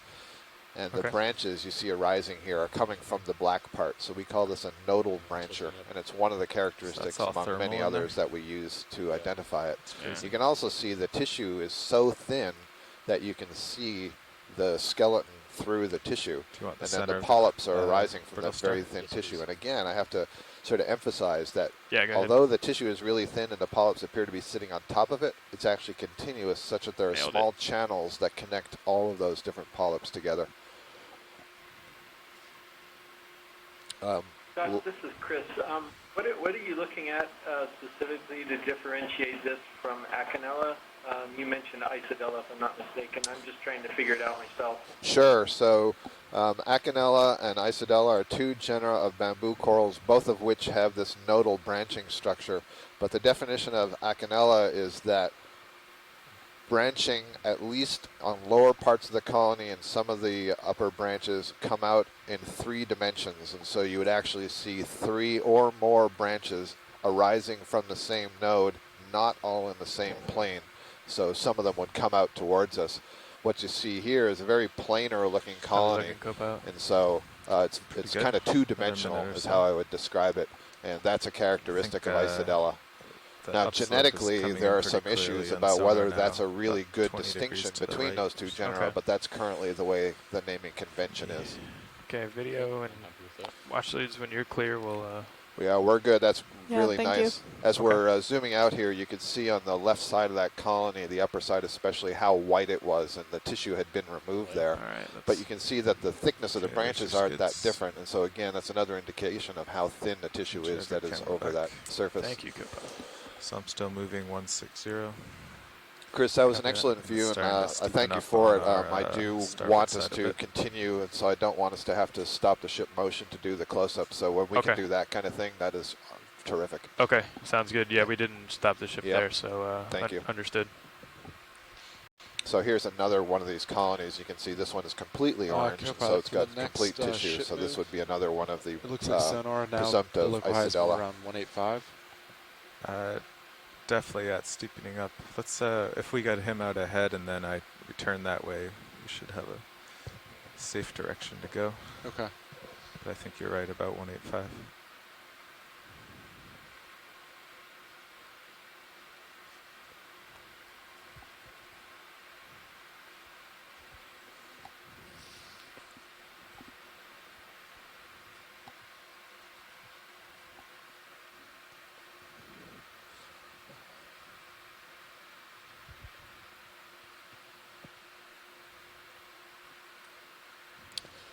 There's a bit of a steep wall. You can see that in the Sirius view as well. Almost looks a little bit of layering to me. And to my naive eye, this no longer looks like pillows unless they're very highly eroded. I'm not sure if Mike Garcia is on the line. I guess I can ask him, is it possible that this could be some carbonate, or is it just some way that the bottom is fractured and been exposed, that it is still pillows? Really? I guess I do see what look like, you know, cross sections of circles and tubes. 6. I did kick it down. It was at 12 earlier.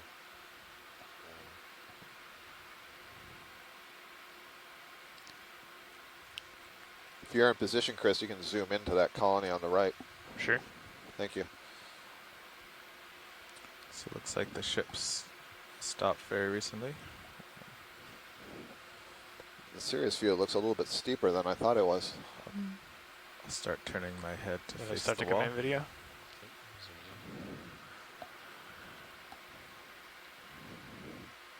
And hold there, maybe.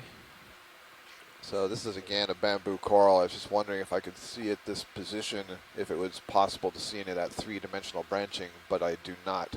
Instead, what I see are a series of perhaps 3 of these planar fans just growing at somewhat different orientations from the bottom. There's also a squat lobster on the top side and maybe an urchin above it. Due south. Thank you. That's good for me, Chris. Okay. I'm actually pretty, if you look at my sonar, I'm pretty squared up, and I'm at 190. 190? Yeah. Okay. Is that full wide? That's full wide. But you can Copy, see in thank my you. camera there's more corals within his reach, so we could have him explore till he's out far. And you'll notice that we're not that far away from where we started the dive, but the terrain's looking very different and a very different community. Does that look better to you,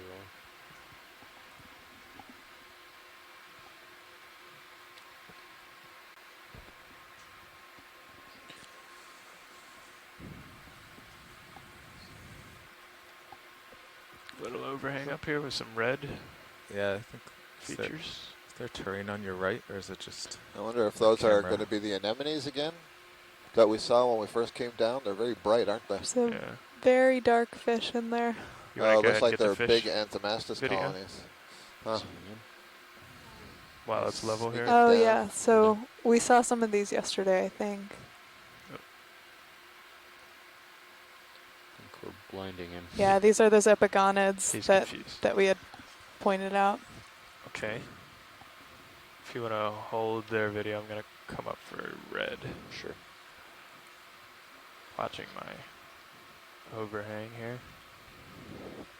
You've got a good view now in that port manip. Yeah.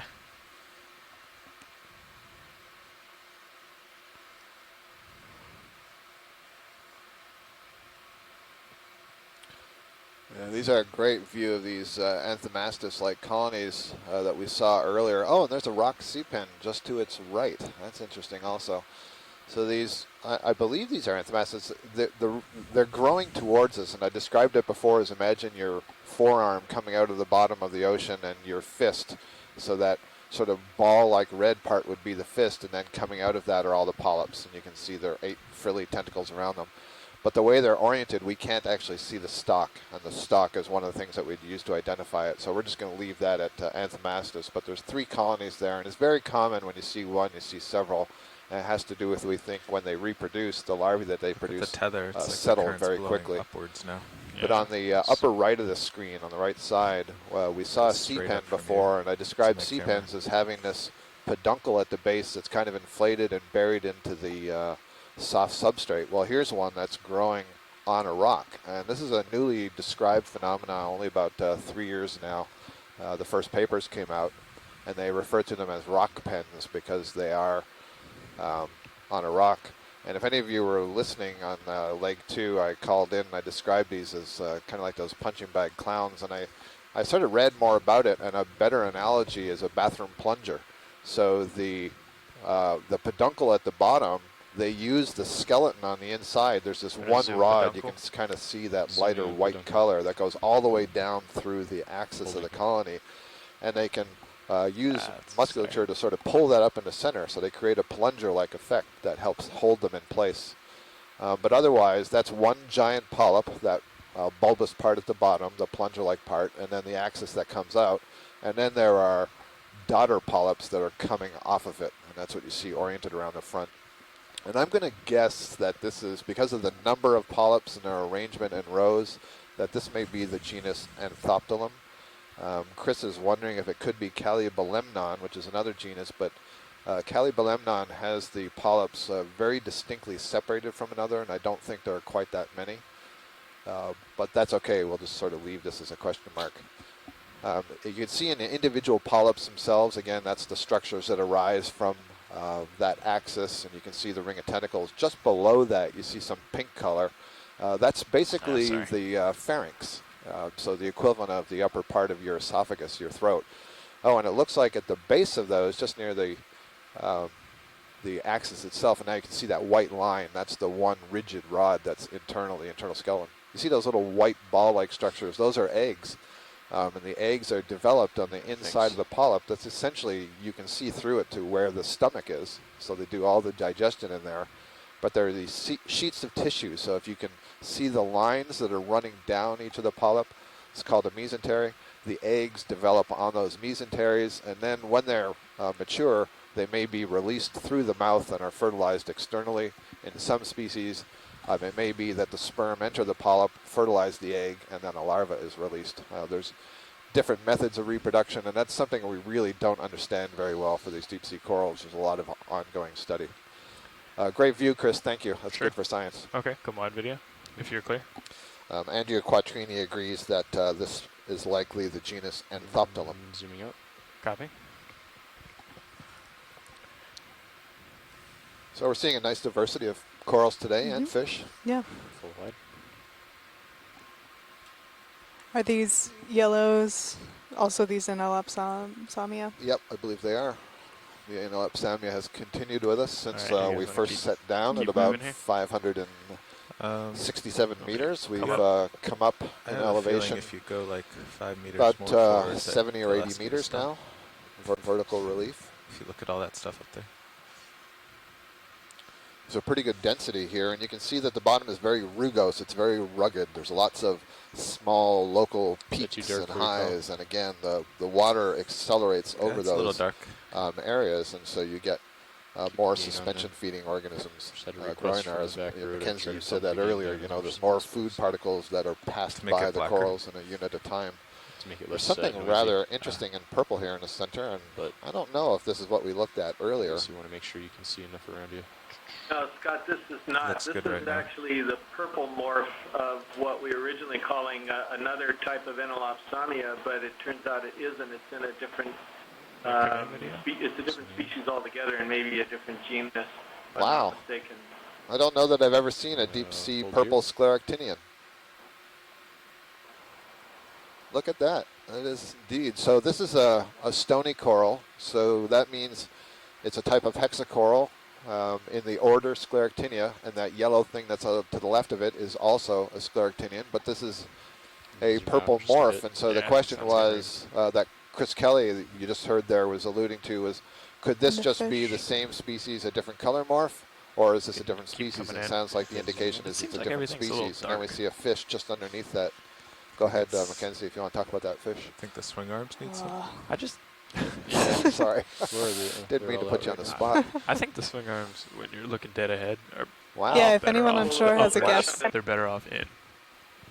Yeah, we'll finish on this purple one. Looks pretty good, I actually. sent Steve 4 different color morphs of these all at once Yeah, a if they're couple in, years ago. White, red, yellow, and purple. And if they're out, it's And good for white came out to characterizing. be the true Enelopsamia rostrata. Yellow and red came out to be the August done one in, one A-rostrate out, so you can have Enelopsamia both, rostrata. And this purple one came out to be, it's pretty I advanced. think it could have been Enelopsamia, but a totally different species, which escapes me right now what the name is. Great. But, yeah, it was, what it does is it doesn't, it branches from all different sides. It just doesn't branch from one single side, which is characteristic of Enelopsamia rostrata. I mean, the calyces Sure. out on all different sides, not just one side. Yeah, I was going to remark that this seemed much more heavily branched. You could see many more of the calyces. Those are the little cups that hold the polyps themselves. Kind of much more busy and dense than the typical Enelopsamia you see. And so what Chris was saying is the Enelopsamia fan, one of the defining characteristics is that the polyps all face off on one side of that fan, whereas here you can see the branches are kind of twisted around so that polyps are facing in many different directions. This is really beautiful. I mean, this color is quite unusual, at least in my experience, for deep-sea Scleractinian. And I'm seeing in the chat room that some others agree with that. Yeah, there's no current port starboard now. Tether's Tucked down in amongst branches, I can just see sticking out are the chelae, the little claw-like tips of the arms of a Galatheid crab, but that crab is tucked way down inside the branches. How's the surface current looking? That's good for science. Thank you. Okay. Not too bad.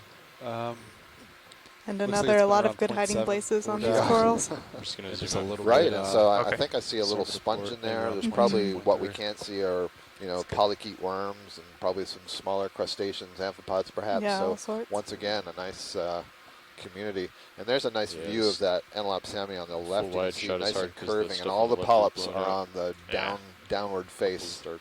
that is curved into, so it's kind of smooth on the back. So that's another nice distinguishing characteristic between these two. Does that work for you, video? So among our scientists on shore, we have Andrea Quattrini, who's now or about to be a postdoc at Harvey Mudd College in Southern California in Los Angeles, and Tim Shank at the Woods Hole Oceanographic Institution, and both of them are agreeing that they too have never seen this purple-colored deep-sea coral, and that's fairly significant because between them they have a lot of time in the deep sea.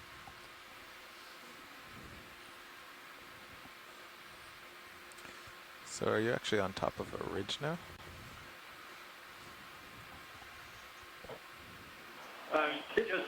Just letting you guys know that Mike Garcia just came into the UHECC, so now you can ply him We'll with all put your him on the rock spot. questions at will. Okay. Thanks, Well, Chris. Yeah, thank you. We're not next to that that cut or wall that we saw earlier, so we can't pose that same question. What if we but move if we see it Sirius again, to right I will over bring it this, up. so 25 meters, and then we see which way it goes. You just passed the corallium, by the way. Was it whitish or was it pink? It was white and pink. It's like two where we were tones, hiking. typical of probably secundum, but it could have also been the Lauanse as well. Okay. This is Nav. Well, We're not moving yet. I'll keep a closer eye, Chris. Scott, we're not moving yet. I'll Okay, what side of the screen did you see it on, Chris? That's right here. Chris Kelly? That's right here. At 190 degrees. At Pilot 0.2 Chris has knots. found it, so there it stand by. Yep. He had the eye as well. Great, so I think this may be the first of the dive, right, Chris Kelly? Thank you. Yeah, roger that.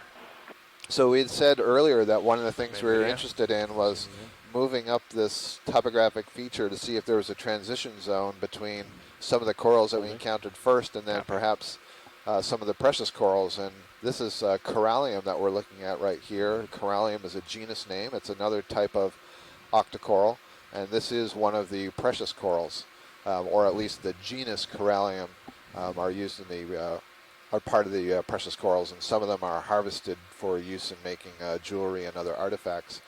And so you can see this sort of has a fan shape similar to the scleractinians that we were seeing earlier, the yellow Enelopsamia. These are also fairly hard skeleton, although the construction of that skeleton is quite different. But these are octocorals, so these are polyps with 8 tentacles, whereas the Enelopsamia were in those structures of multiples of 6, excuse me. Sold here. On the corallium, typically the polyps themselves emerge on very short branches that arise from the much thicker branches, and they're often on one side of the colony, like you see here. And it looks to me like most of the polyps are emerged such that you can see their tentacles out in the water as opposed to contracted. And I think I'm also seeing on parts of here, where the coloration on the right side is turning somewhat brown. There's actually a whole series of zoanthids overgrowing the corallium, and I believe there's some barnacles tucked in there. So if we can get tight on the right side, that would be nice.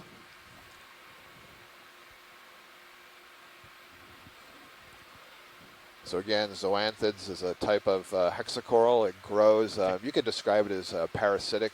In some cases it's mutualist, but it overgrows existing. So that's full zoom still video? Okay. Okay, thank you. But one of the ways you can tell them, they have a very wide oral disc. That's the ring that's around the mouth, and more than 8 tentacles. And then the side of the body wall is very rough looking, typically, not always, but in these ones that overgrow the corals, it is. That's a great view for me, and so when the video's good, we're good.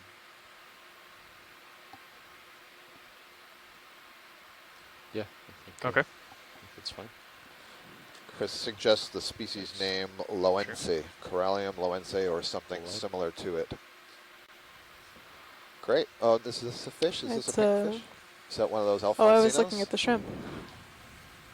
Can we go snap zoom on fish? Snap zoom. Oh no, this is a different one. This, well, we saw this we saw yesterday. yesterday. Yeah. I think it's called Hilardia. I think that's what Frank Parrish was calling it yesterday. Yeah, okay. Yeah, that's right, Mackenzie. This is Hilardia, and that's probably a pretty good sign that there might be some gold corals around here, too. I like the way its mouth is just oriented at the tip and sort of pointed upwards. Oh, showdown. Yep. A great shot with both this shrimp and this Hilardia fish.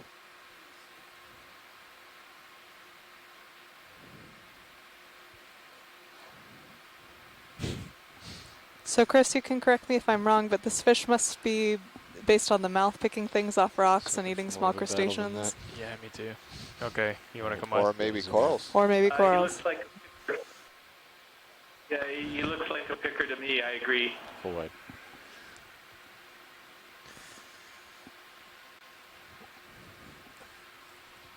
So I'm almost over the top. You could show watch lead how we're on a ridge now if you light up Sure. to both sides Yeah, there. let's do that. It's like you guys are reading my mind because I was just going to ask to go wide so I can kind of see what the overall was. So before it looked like we were approaching a cliff, but really we were approaching a ridge. So now this is back down the other side of it. That's a good view in So, Sirius. right, so we've been on this ridge. We thought we were sort of, before I described this wall, and I was wondering about the erosional feature and if it was a different, if it might have been a carbonate. And I think from the top there I can see that, you know, these are pillows, and we're looking at the side now. We're looking west, we're looking east, so we're on the west side of this ridge.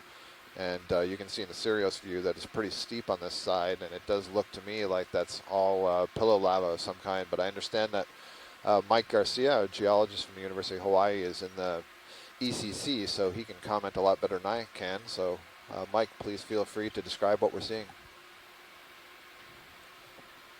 I agree with you, Scott. I think there's this stack of pillows. But what's funny is you see those light-colored fractures that are between the pillows and crossing some of the pillows.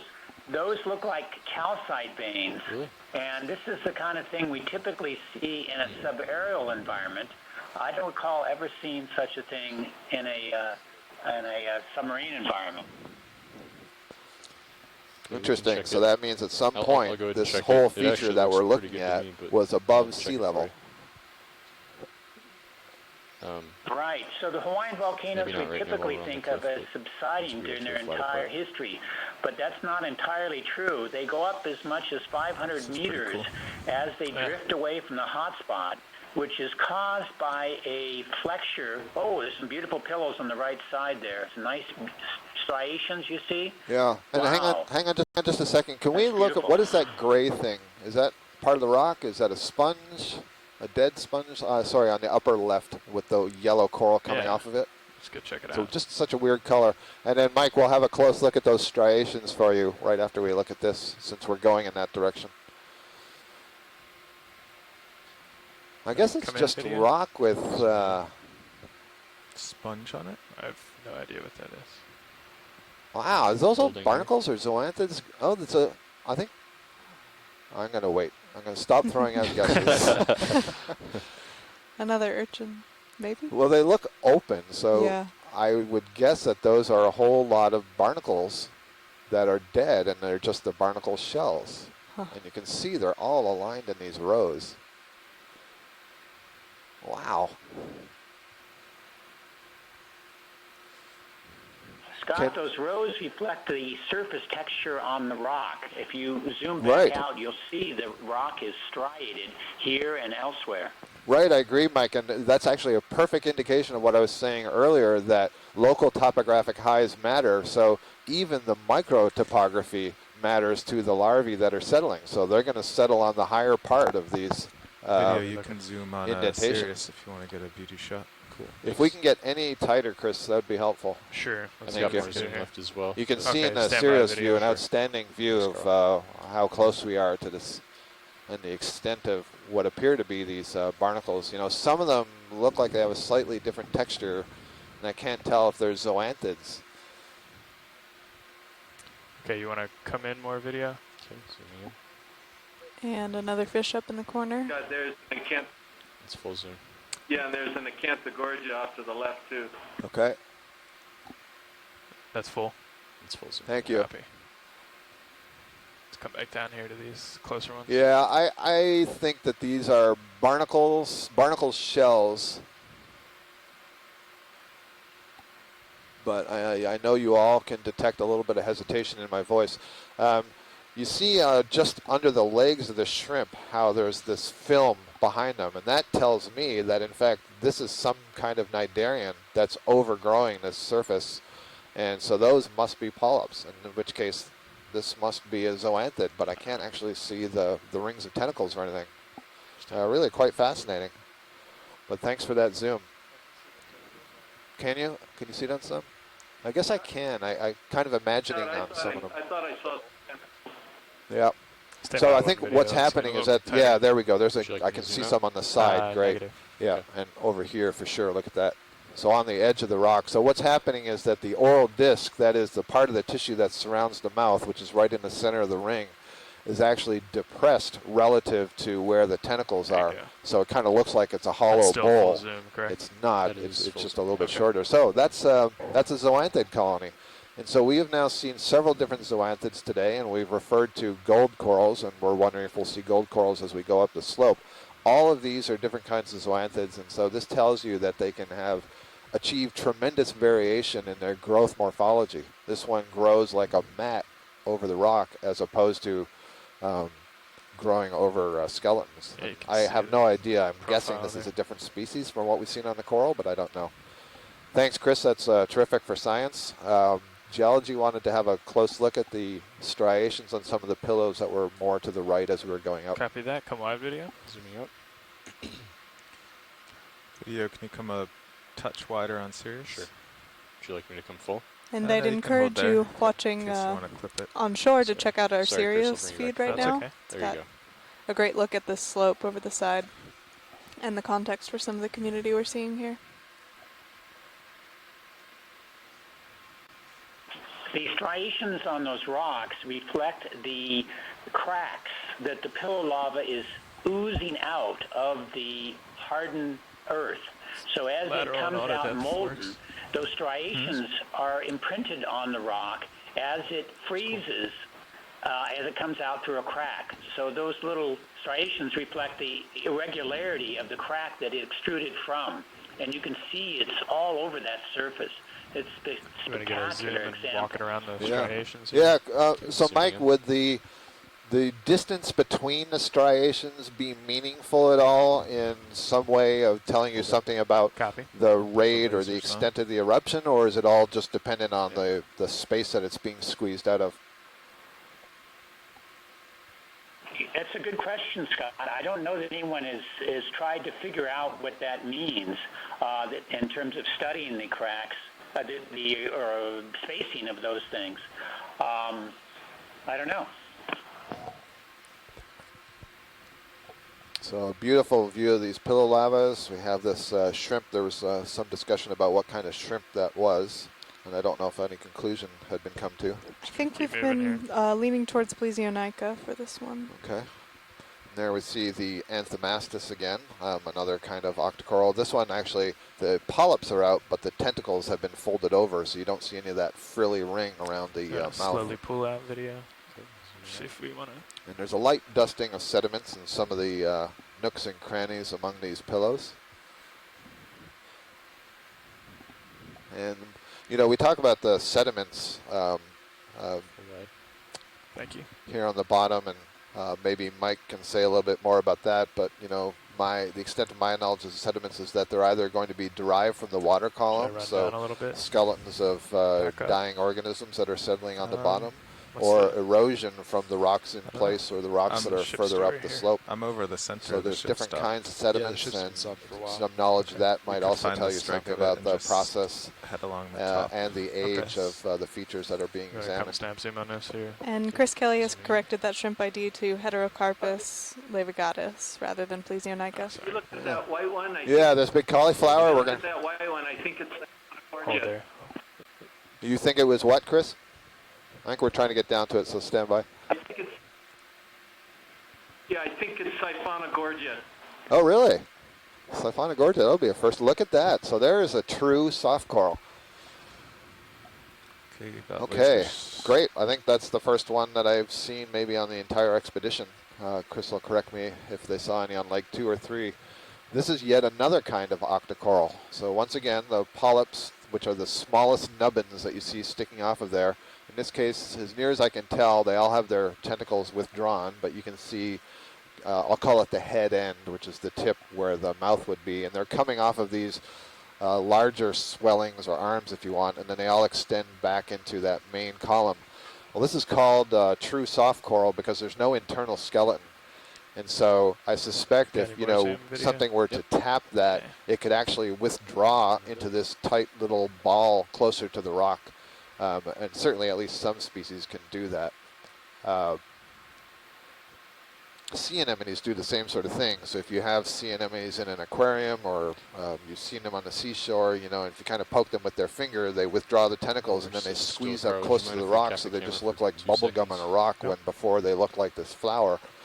These sorts of soft corals can do the same thing. So they're able to branch, but internally, essentially you have water flowing through there that allows it to inflate to the size that you see.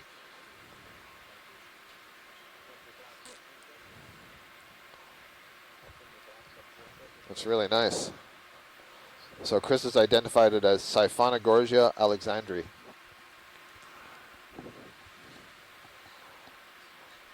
Again, all of those polyps are interconnected with one another. There's a series of channels on the inside of this this colony, this animal.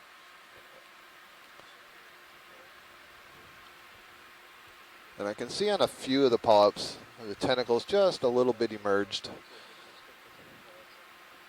but many are retracted. Is Very much nice. known about the reproduction or dispersal of these soft corals?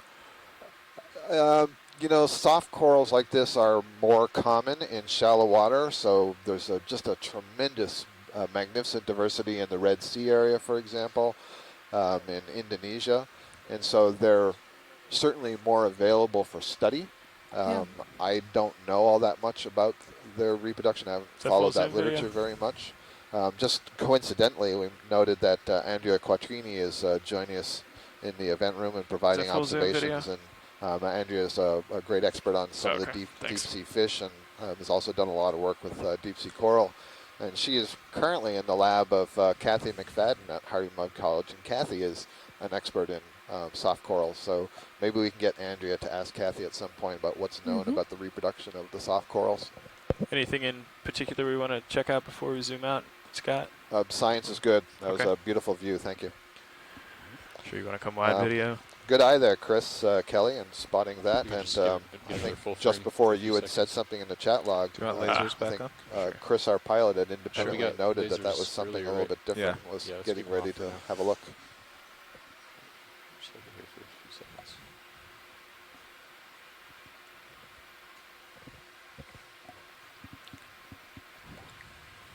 Okay, that's fine. Zooming out. Is that good? Yeah. Cool. A little wide. Copy. Thanks. So I'm roughly looking along the ridge here, about 1665. Okay. So it's pretty much aimed towards the top. Is that good for a strike, or did you want me to try to do the same? Well, we can come, if you come up to the top, we can both look down it.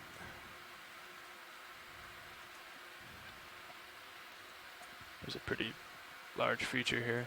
Yeah, there might be a lot more to explore here. Thanks. Mike, do you want to talk us through what this feature could be? And we do have some fish out What is that to there the right in the over corner.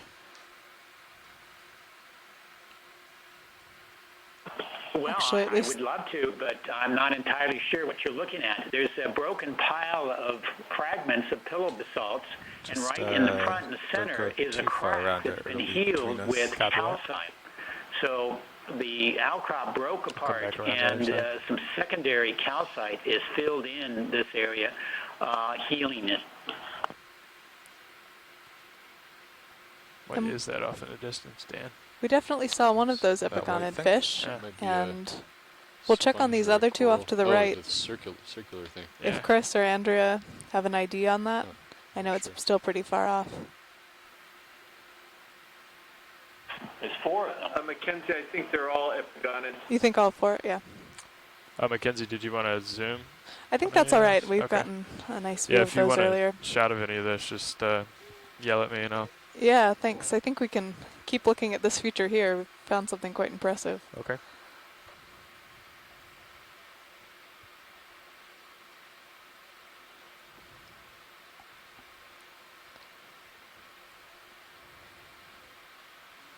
We've got more of those red Anthomastus octocorals that we've seen on this dive, and then as well as that yellow one, is that an Enelapsamia? I think that's another corallium there in the middle. Yeah. Yes. Yeah.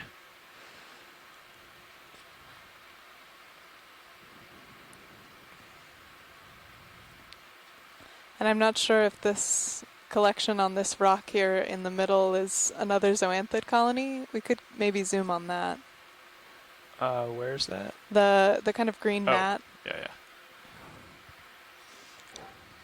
So this rock is leaning over the west edge of this ridge. Yep. So we've made our way up now to a depth of about 480 meters. I'm going to do a snap zoom on that video, see if it's sediment or not. I think that's sediment. Yeah. Or something else.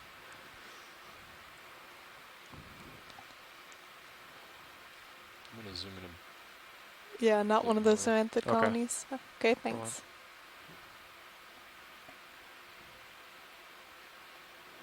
Okay, zooming out. Copy. So we're trying to figure this out, whether or not this could be carbonate. And as I mentioned earlier on the opposite side of knee, how you have these alternating layers of carbonate and pillows. So I don't know, maybe we're going to get into something like that here. I wanted to go. Look at that other feature. Where was that?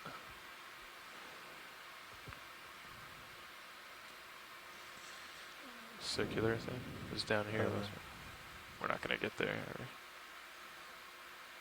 Could move me another 20 meters closer now. We can see the back side of it now. 20 meters at 160? Yeah, it's whip. Zooming in.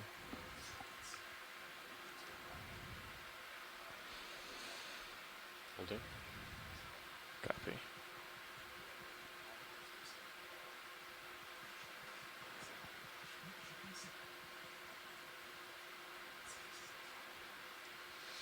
Looks dead. Okay, I don't hear any chatter. I'm gonna. Yeah, I'm not sure. Zoom out and then pass it off here. Full wide. Copy. I'll ask in the chat log if anybody has any suggestions on that whip. The pilot was suggesting it might not actually be alive. That was just a suggestion. We'll ask for support from the shore team.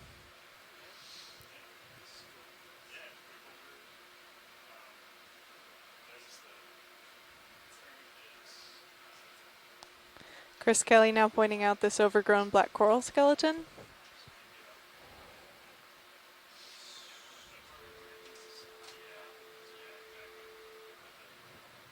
Did we just lose the conference call?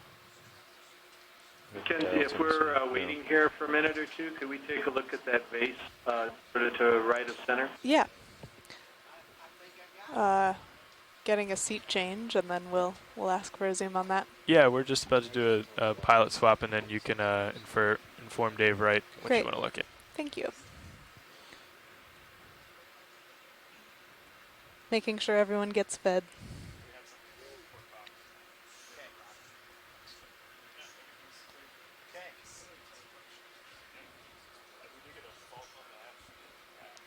Yeah. An overcurrent fault.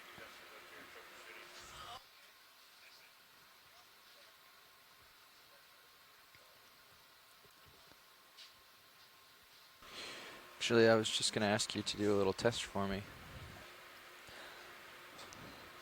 So as we get readjusted, we've had a request for a zoom on that funnel that's up center right now. Funnel? I see it. Yeah, thanks. Away we go. I was just...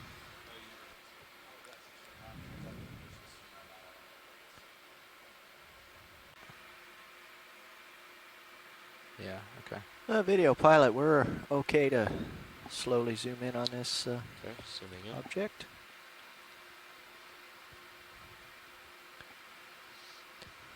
So we have both flavors of what we were calling the Analapsamia corals behind this.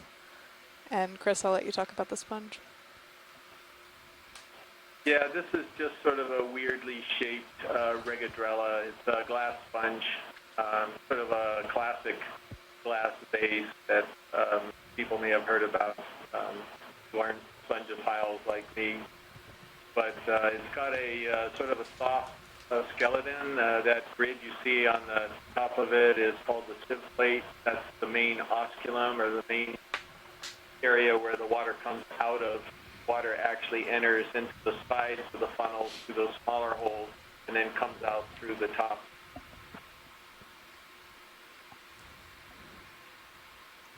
Okay, video, we can come live. Zooming out. Anything else in the field here, Mackenzie, while I'm planted? Let's check out some of those corals or sea pens in the sediment to the left. Okay. Coming left. Thank you.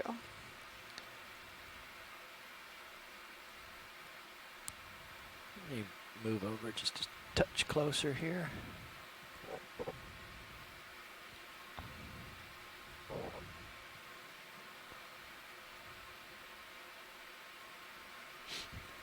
Because the majority of what we've been seeing today has been growing on these hard substrates, and we've seen a couple of sea pens that bury in the sediment, but it's interesting to see kind of the soft bottom organisms as well. Good to zoom. Zooming in. Holding here. Yeah, so this is another one of those sea pens.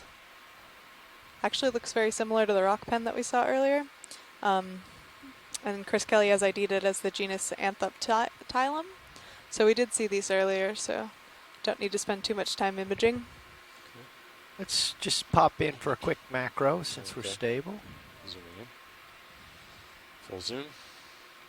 We're waving around in the current a little bit.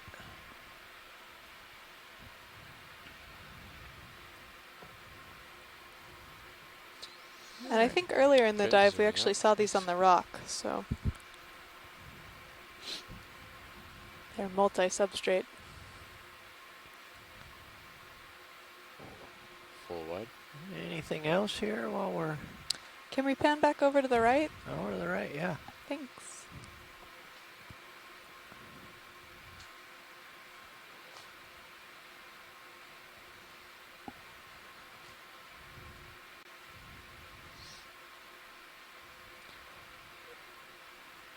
Maybe check out some of the sponges on the top of this feature. Is that all right? Sure.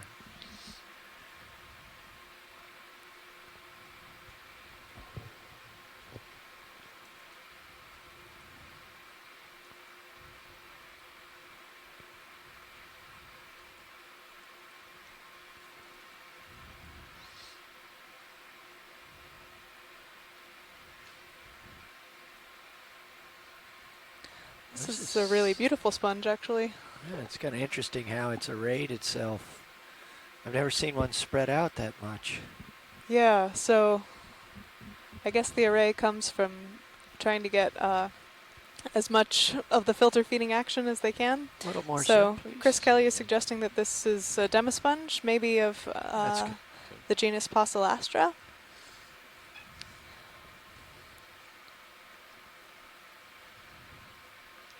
And as you can see, it's providing substrate and hiding places for a couple of other things. Now let's go in more, just macro our way around here. See who's making a home here. Got an anemone in the corner. Let's go all the way in now. And I think directly behind there's some shrimp antennae, now off over to the left. Yeah. Settle myself down a little. Oh, I see what you're talking about. Hang on just a sec here. Sure. Let's come out just a little bit video. Not much, just a little. Now hold that. I think he's right over here somewhere. Some more of those Analepsamia corals. And so that's an urchin that we have there. That's what I thought were antennae, but I'm going to continue. Yeah, I think over to the left I saw some. Left? Okay. Hang on, let's come wide for a second. Some arthropod antennae. As I bobble around here. That's good. Just hold right there. Coming out of the left side of the peak of it. Yeah. I see that. Tell you what, that's around the other side. If it's at an awkward angle, that's okay. There are no awkward angles. We live to serve. Thank you. Oh yeah, so that would be great to zoom on, I think. Let's come in video. About halfway, I'm just floating here. Hold here? Yeah, hold there for a moment and let me stabilize. So I'll confer with Come in a little more. the folks in our onshore team and ask if this is one of the heterocarpus that we've seen earlier, just much larger. Yep. So Chris Kelly agreeing that this is probably that heterocarpus species. A really good view of the rostrum here. Hey, do you want to start to think about a ship move? I was just thinking about that, yeah. Do a tether length towards him, if you'd like. Looking at a 155 maybe. Well, the direction to the waypoint. 145. 145, okay. 145. I got left at 160, so I thought that was the way of our move. Okay. Well, the waypoint is 145, but we're trying to go up the. Gotcha. Okay. Up the local terrain, so. Okay. What yeah, do you prefer? I'm pretty squared up at 155 or 160, but I can. It's not that dramatic, so I can wiggle 10 degrees either way. So 30 meters.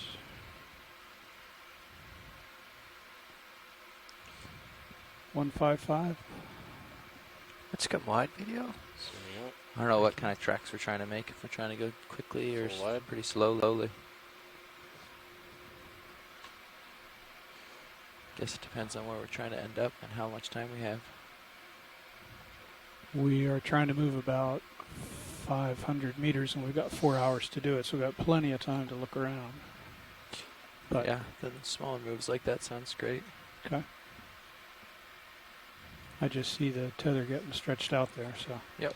Yeah, I've worked over that little knob from both sides. I'm just heading toward something bright and interesting looking. And okay, waiting I'll call for him a ship move. Hey, Mackenzie to. Jeff, this is Scott, just back from lunch. Can you? Hi, Scott. Hi, Jeff. Can you, just for my future planning, I was listening in on what you were saying there. It all sounds good. Just remind me what the off-bottom time is. The off-bottom time will be 4:18. Oh, call it 4:15. Copy that. Thank you. Scott, do we have somewhere to go beyond waypoint 2, or is waypoint 2 our final destination today? Basically, the cap of this feature is the final destination. If we make it to waypoint 2, which we would like to, then we would sort of noodle up to whatever the local high is, and you know, that may be it. Some fish. Okay, good. That's good. Hold here. Perfect. Oops. So some feedback for you guys on shore. Chris Kelly, I see the question that you've put in the event log. Just to let you know, we're doing really well with our time. Navigator has just updated us on our position relative to waypoint 2. We have approximately 4 hours remaining of bottom time, so we feel we'll pretty comfortably be able to get up to that point and be able to look along the way. Please, 30 meters. So that's great. We're currently at a depth of about 475 meters. Interesting, I don't know if you guys have had a look at that blue thing. I mean, we'll look at the fish, but just in passing, I think that may have been a tunicate. That's correct, thank you. Compound tunicate in the background there. And let's see if I can hear from some of the shoreside folks on the identification of that fish. Zoom out a bit. That's good. Not sure if this is the one we saw earlier with the really big eye.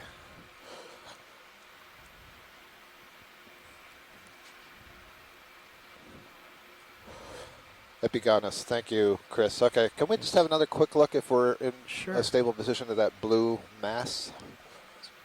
I'm seldom stable, but I will always give you a look. Thank you. Would you like to come forward? We'll save the stability for another discussion. We'll continue to see these interesting striations in the pillow lava. So I'll ask Chris Kelly in particular, who's the Hurl scientist, Hawaii Undersea Research Lab, and he's very familiar with the local fauna, having looked at literally thousands of photos and hundreds of hours of bottom video. If he recognizes this, is this a compound tunicate? Or is this some kind of a sponge, is the question. And so Scott, I have no clue. We saw a really bright blue one earlier and didn't really know what. Amy suggested a sponge. That's as good a guess as I can give. It could be either a tunicate or sponge. Yeah, at the view that we're getting right now, I feel like this is a sponge and not a tunicate. I would expect it to be a little bit smoother skinned if it was a tunicate. This kind of has a rather rough, warty, and almost soft appearance. So I think we'll chalk that up to sponge for now. Pilot, we are at maximum. Thank you, Dave. We can move on from science perspective. Okay, let's come wide, please. Yeah, I agree with you and Amy. I think it's most likely a sponge.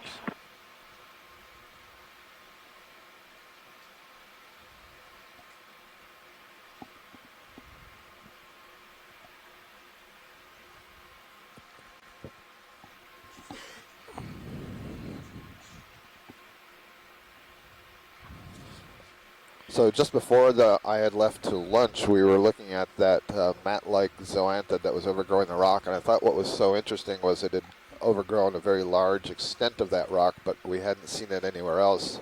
Andrew Quattrini had noted in the event log that we saw similar sorts of mats on the Okeanos Explorer expedition last year to some of the canyons, and possibly also in 2014, some of the canyons on the east coast. How does it look if you just So I guess I'll ask the off? scientists on That's shore if on, did you see any others in the last 20 minutes, or was that the only observation? Yeah, sure. So you're at 60B right now with an almost completely open iris. If I take that gain out, so the snow goes away. So Chris Kelly is indicating that there's only the one. So yet another indication of the patchiness. If you see cool shots of, and you want to drop that, organisms, I'm okay with it. of animals in the At environment down here, yeah. and sometimes the patchiness of the animals that we see is related to the patchiness of the underlying habitat. So at a large scale, for example, we can refer to the islands or the seamounts that are poking out of the surrounding muddy bottom, where that island or seamount creates a hard substrate patch for organisms to live on in a sea of mud. But you get that on much smaller scales. I don't think that's what could explain the presence of the zoanthid, since we're seeing plenty of this pillow-like basalt all over the place. So there have to be another explanation. If it was just a chance colonization event by a larva that was wandering by, or if there was something else that was particularly interesting about that spot that was conducive to the growth of that zoanthid. Co-pilot, are you happy with that lighting, or you want me to bring it up for you? That's good for me. I'm perfectly content to leave it there if you're cool with it. Okay. All right. Wow. There's a really big mass of Anthomastus colonies, and so again, that's an octocoral. Maybe we should look at the fish if we haven't already, since the Anthomastus is static. It just went out the center screen below there. I think you see the tail. Running for cover, hang on. This may be, again, the Epigonus that we saw earlier.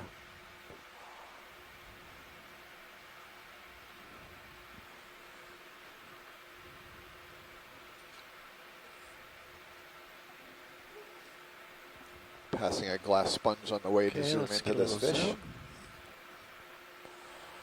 So, Scott, if you could zoom in on this white material, that actually could be fossil coral that we're looking at, too. I'm not really sure, or it could be just really weathered sediment, conglomerated sediment, but it'd be good to zoom in on this stuff. Okay, Chris. We'll have a look at this fish, actually a couple of fish here, and then we will zoom in on the substrate. Great. Okay, a few fish then. These are the epigonids. Okay, so these are the epigonids. So we've seen these several times. Okay, max zoom. Yeah, max zoom. So we're looking at that sort of crusty brown substrate. So there are some corals, and then just to the right, Dave, let's have a look at that crusty stuff. Fish trying to make an appearance on our geology. So you can see these are a lot of toppled over skeletons. That appears to be those scleractinian, the yellow and the white and the purple ones that we were seeing. So these are a lot of dead colonies. They look like they're somewhat encrusted, which means they've been lying dead for quite some time. And as we go further to the right here, it looks like there are even older ones that have been become completely encrusted, and I'm not sure if that's deposition from the water column or it's also binding up of sediments that have accumulated. So I guess, Chris, I would refer to these as fossil or subfossil corals. There you see a bit of the light. Definitely corals. Yeah, how recent they are is unclear, but definitely they're dead. Probably pretty old corals. And you can see on the right side there that at least some of this coral is that purple morph. You can see there's a few polyps that are still alive, a little bit of living tissue in amongst the rubble. So Dave, if we could go back to that rock that had those anthomastus on it, I see it's just above us. Come wide, please.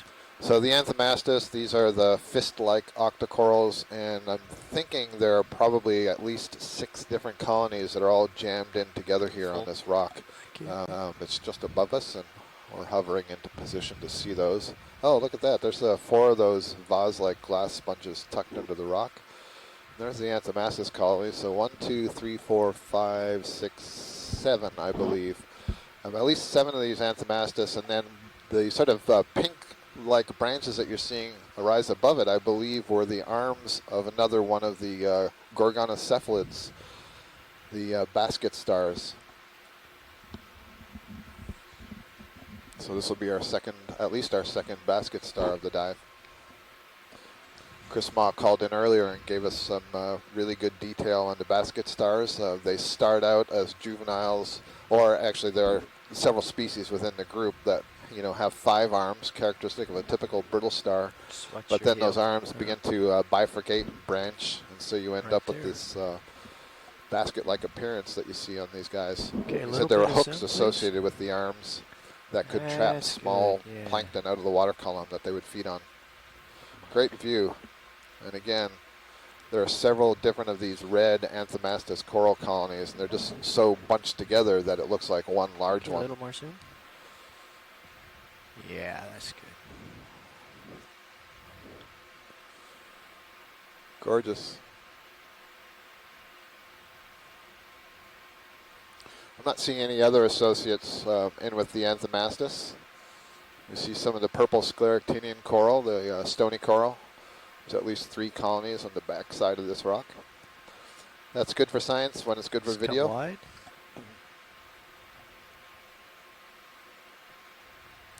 And you note the way that those are all growing on this upper part of this rock and extended out into the water column, such that they can have better access to the water that's flowing by, carrying the food particles.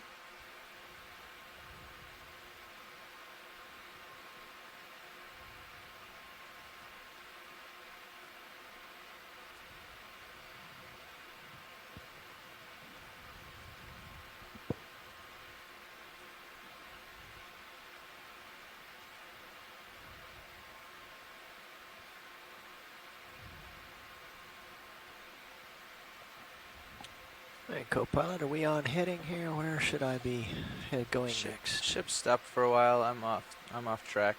Okay. To my starboard. So if you want to sidle port, I can bring my heading around. Come up the hill here. Got the local high a little bit farther south as comparison. So our heading is 140 degrees. We're moving more or less to the southeast, and we're progressing up a ridge-like feature on this cone, which we, I think, no longer have to presume is a volcanic cone. We see lots of evidence of pillow lavas that would be indicative of being extruded from a volcanic activity. So this is a volcanic cone that we're climbing. We're currently at a depth of 471 meters. We started our day at approximately 570 meters. So we've come up just over 100 meters or so. And we've seen some interesting topography, almost a series of steps, if you will, as we go up this slope. It's not continuously angled at one particular orientation, but instead looks to be a series of steps moving upwards.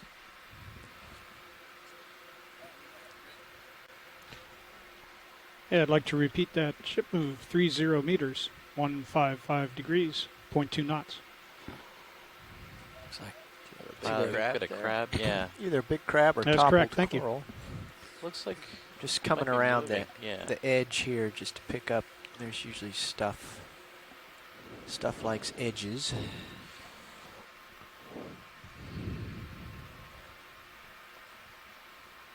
Pilot, co-pilot, ship's underway, about 5 minutes. All right, thanks. Pilot, so I can't, my eyes can't tell. Is this white thing the crab that you're referring to? We're just working, sneaking him up. All right. Yes. He's actually facing the other way there. Let's see, he may turn to do battle here. This is an interesting this is fellow. This is different. Look at the Aquila on this fellow. Yeah, you can zoom. He's holding it kind of like the stone crabs do, where they hold it in front of them.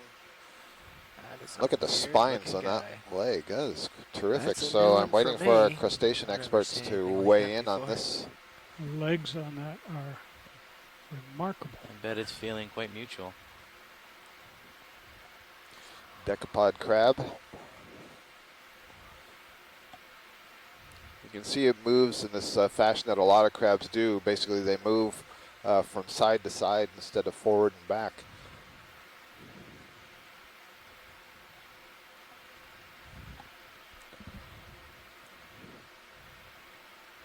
He's decided to stand his ground here. Yep. Take him on, Dave. How about some IDs to family, perhaps? Maybe I'll, in the absence of any takers on shore, I will do a quick search of the Hurl ID guide. Let me know if you need help with the camera. Okay, video. He got me rattled there, but I've gotten hold of myself. About 10 degrees. Oh, it looks a bit like a homalid crab. There's a photo here of the genus Paramola, but it doesn't have these spiny legs. So we'll see if we can go a little farther on that. Oh, here's one that looks promising. It's gorgeous spines. There we go. Certomaya smithi. And I'm going to have to try to pronounce the family name here. Inacidae. Or Inacidae. Inacidae. All right, I'm going to grab the macro. So this does look like a crab that they have photographed before that is typical of the 400-meter depth range. Maybe it's not fair for me to say typical. I should say that the photographs that the Hawaii Undersea Research Lab has taken have been in this depth range.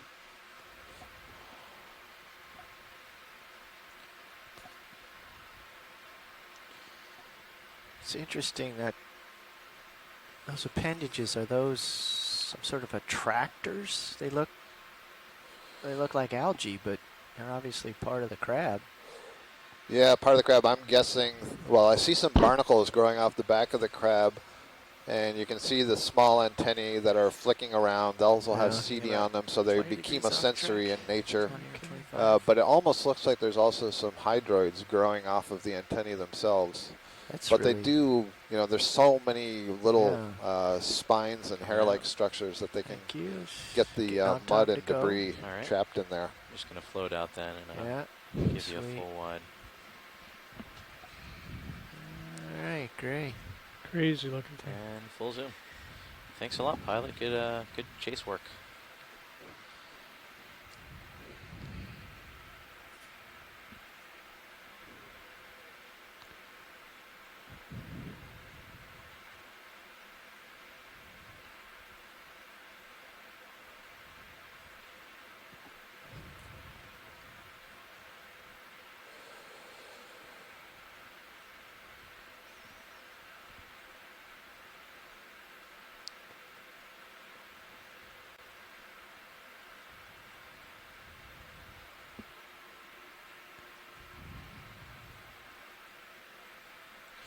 There's 155. It's about the track we've been going on. Sweet. Okay. So I am seeing that those are referred to as deep water spider crabs in the Majoid group of crabs, of decapod crabs, brachyuran crabs, so part of the true crab family.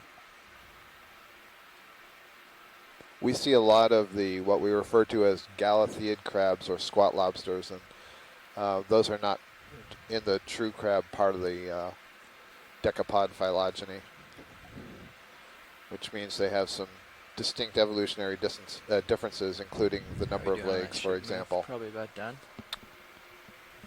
Yep, it should be done. Took 5 minutes. I see nothing but up in front of me so far. I think we should continue on. Okay. Did we Bridge, nav. Did the ridge dissolve? Or Yeah, did is that ship move complete? Okay, let's do another one. 30 meters. 155. I'm trying to learn something about this crab to share with you. I'm looking at a paper on a report of spider crabs from this genus from off of Thailand, and it does refer to them as being quite rare. Do you have an idea? So that's interesting. I don't, but maybe look at when your Chris Kelly sonar. returns from his lunch, he can tell us if that's something that is seen in there is a little the bit of Hurl archives commonly or wall uncommonly. over here, but it's certainly not a crab that I have ever seen before.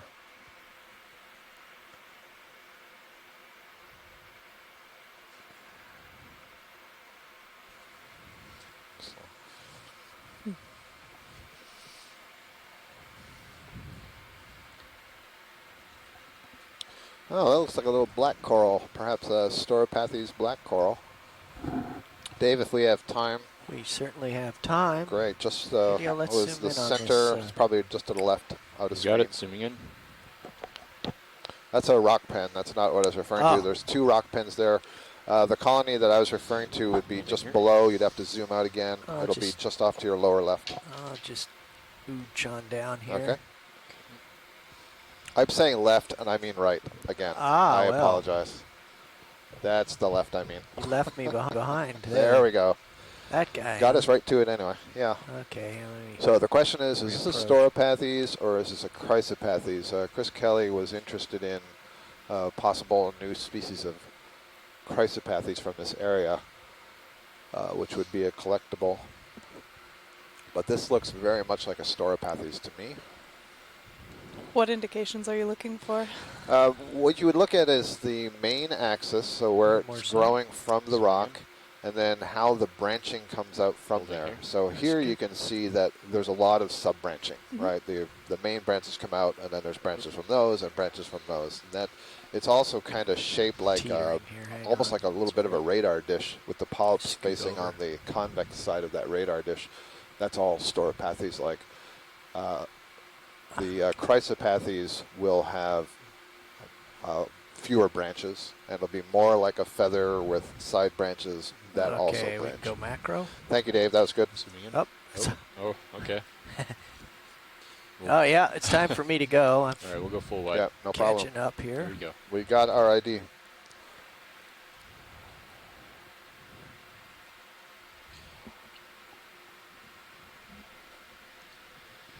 Side a little port as you go to catch that wall on my sonar. Okay. That turn anyways. If you don't mind.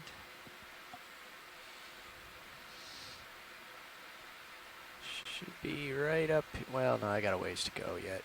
Let's as you rise up, it's becoming less distinct. Yeah. I think it might be this little, well, no. Yeah, I'm getting closer. Getting closer. So we're now at a depth of 450 meters.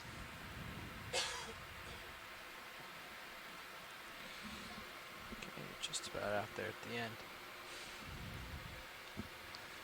You were in the sweet spot when you jumped up and took off.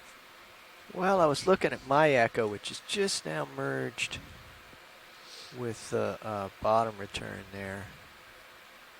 Now I've disappeared in the bottom return, but this thing here is what I was heading for, which I think is just right out here somewhere. Seen a lot of these sea pens or rock pens. Off to my Yeah. it's out to a port. I've seen, I think, at least 4 since you were gone at lunch. This might be a different black Yeah, coral. This looks like Bathypathes, I perhaps. think you might be there. Yeah. This white one? Off in that direction. This would be the, I'm not sure, the second or third species of So black there's coral that that we've return, seen but that looks like during the dive. the slope kind of sends us this way. And I'm saying black coral, but what I'm referring to is that pennate-like or feather-like white colony down there. And those of you who have been tuned in for a while have heard enough that the black coral is in reference to the color of the skeleton, which you often cannot see because of the tissue that's overlying the skeleton. But you can actually see the length at the back is black because the tissue is much thinner. And there's also a couple more rock pens right around it. Actually, and there's 3 more on the other side, 4 more. So that's interesting. I have never seen so many rock pens. Nor have I. That is interesting. You know, you see them ones here and there, but at 1, 2, 3, 4, 5, 6, 7, 8, 9, 10, 11, 12, 13. I'm seeing at least 14 of these rock pens in this view. Just gonna tilt down. That is definitely a first for me. There we go. And we were looking for community shifts, so Yeah. maybe this would be an example of one of those, from the abundance of corals to more of these rock pens. So we're gonna call that one Bathypathes, the black Okay, coral. thank you. And then we'll just make a note of all these Anthoptilum-like rock pens. Okay, that's good, Dave. Is there something specific you wanted to look at? I don't know if we need a macro, Scott. What do you? Nope, we do not. Thank you. Okay, all right. Can, They're full wide, so. All right. I think we can keep them coming. All right. Nav. Yep. And let me just But realize. I would like video to make sure I get We a might wanna be grab heading where a we little can bit see more the south abundance in of this those rock next view, pens but I'll down there. just check. Yeah, we'll clip all that out. And How does it? I mean, I got guess about that takes you 10, a little 15 farther off seconds the of good track. video there. Interesting. We can stick with 155 unless you prefer. 155 is fine. Okay. Okay. Another 30 meters. Yep. Bridge nav. Another move. 30 meters. 155. 0.2. I'm also seeing more of these sea stars. This is the ones I think that earlier Chris Ma was saying were a bit nondescript, and by that he meant that the characters that you would use to identify them weren't as easily seen as in some of the other sea stars that we had a close look at, but I've now seen 5 or 6 in the last few minutes. Zoom fish. Zooming in. Thank you, Bridge. So And we'll hold here. this one here is another epigonet. Chris Kelly had provided an ID as Epigonus glossodontus for that fish. Oh, we got that guy. There seem to be more of these epigonets than other and fish. this that I'm is seeing. another there it one is, of these yeah. Hilardia. Yeah. So these are tetradontiforms, which include a lot of your kind of weird fish, like the pufferfish or a boxfish. It does remind me of that kind of morphology. Yeah. You know when you're ready for zoom. I suppose weird isn't fair, but little zoom. These sorts of different looks, different swimming mechanism. You can see those fins really going. We were having a little bit of a discussion earlier about the position and the size of the mouth, which you can see the mouth is fairly small relative to the side of the body and is kind of upturned. And so you were describing it as a picker Maybe a or picker, something. yeah. A picker. And we have seen several instances today of these large brittle stars that are on the corals with the big arms actually missing the ends. And so we were hypothesizing or conjecturing that maybe a fish like this might be biting them off. Yeah, we got to go wide. Okay, zooming out. Going where I can't. Full wide. This might be Thank some you. of that picking behavior. Yep. Oh, and It looked like it had little barbels under the chin. Let's go zoom in on that guy. It's very silver. He's made an appearance just as Andrea Quattrini wrote in that she's surprised there's not more fish. Oh, there it is. Andrea, do you have a guess on this ID? I think we may have seen one of these Yeah, yesterday. is this one of those beard fish that were being referred to yesterday? Yeah, the polymixia. Coming up. Zoom out. Great. I'm just Nope, moving keep up. it. Okay. Yeah, So we're, he's sorry, right go ahead. up I was just going to say we're in a much more eroded area again. You know, come there's wide. much less He's down definition to the to right. the pillows at the bottom. Swimming under you now. It's much smoother. Full wide. Thank you. And this is the And ridge there we are saw. also, I don't know if it's coincidentally or somehow related or correlated, but fewer coral colonies, large coral colonies.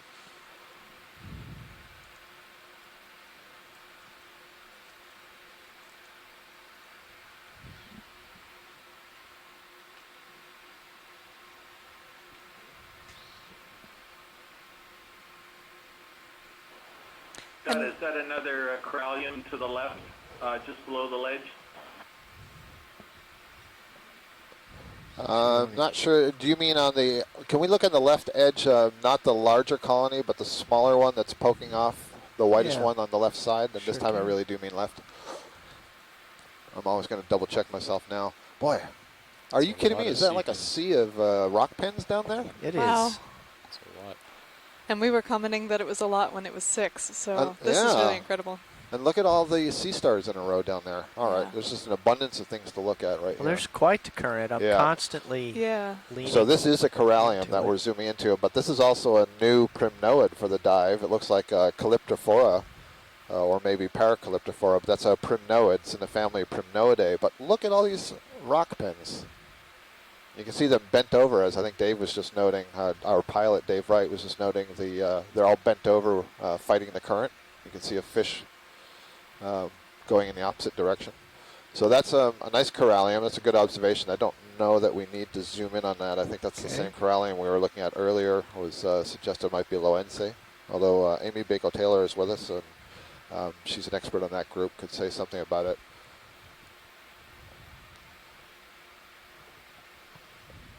Yes.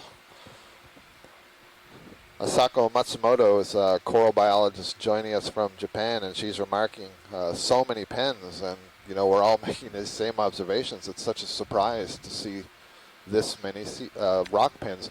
Now, very often, sorry, go ahead. Oh, should we zoom on this sea star here? Yeah, if we could, Dave. I'm not sure if you're extended over there too far already. No, Thanks. So very often you'll get to areas that have a soft bottom, muddy or sandy, and you will see dense fields of sea pens. But I have never seen that with the rock pen equivalent. And that's what we're seeing right here. That's really remarkable. So we're at 435 meters depth.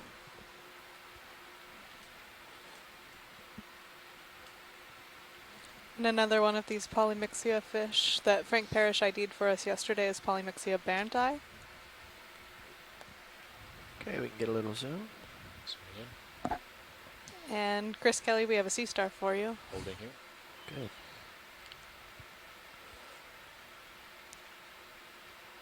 So I wonder if this... Chris Ma. Yes. I thought you liked them too. So I wonder if this one is actually feeding on this sea more pen. Zooming in.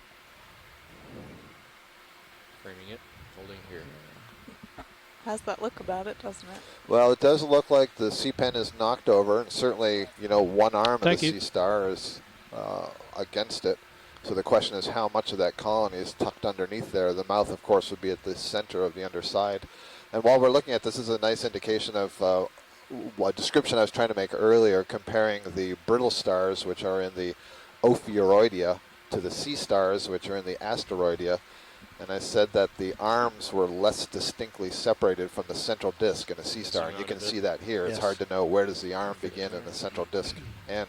Whereas in a brittle star, that's usually very apparent. So that's a good observation.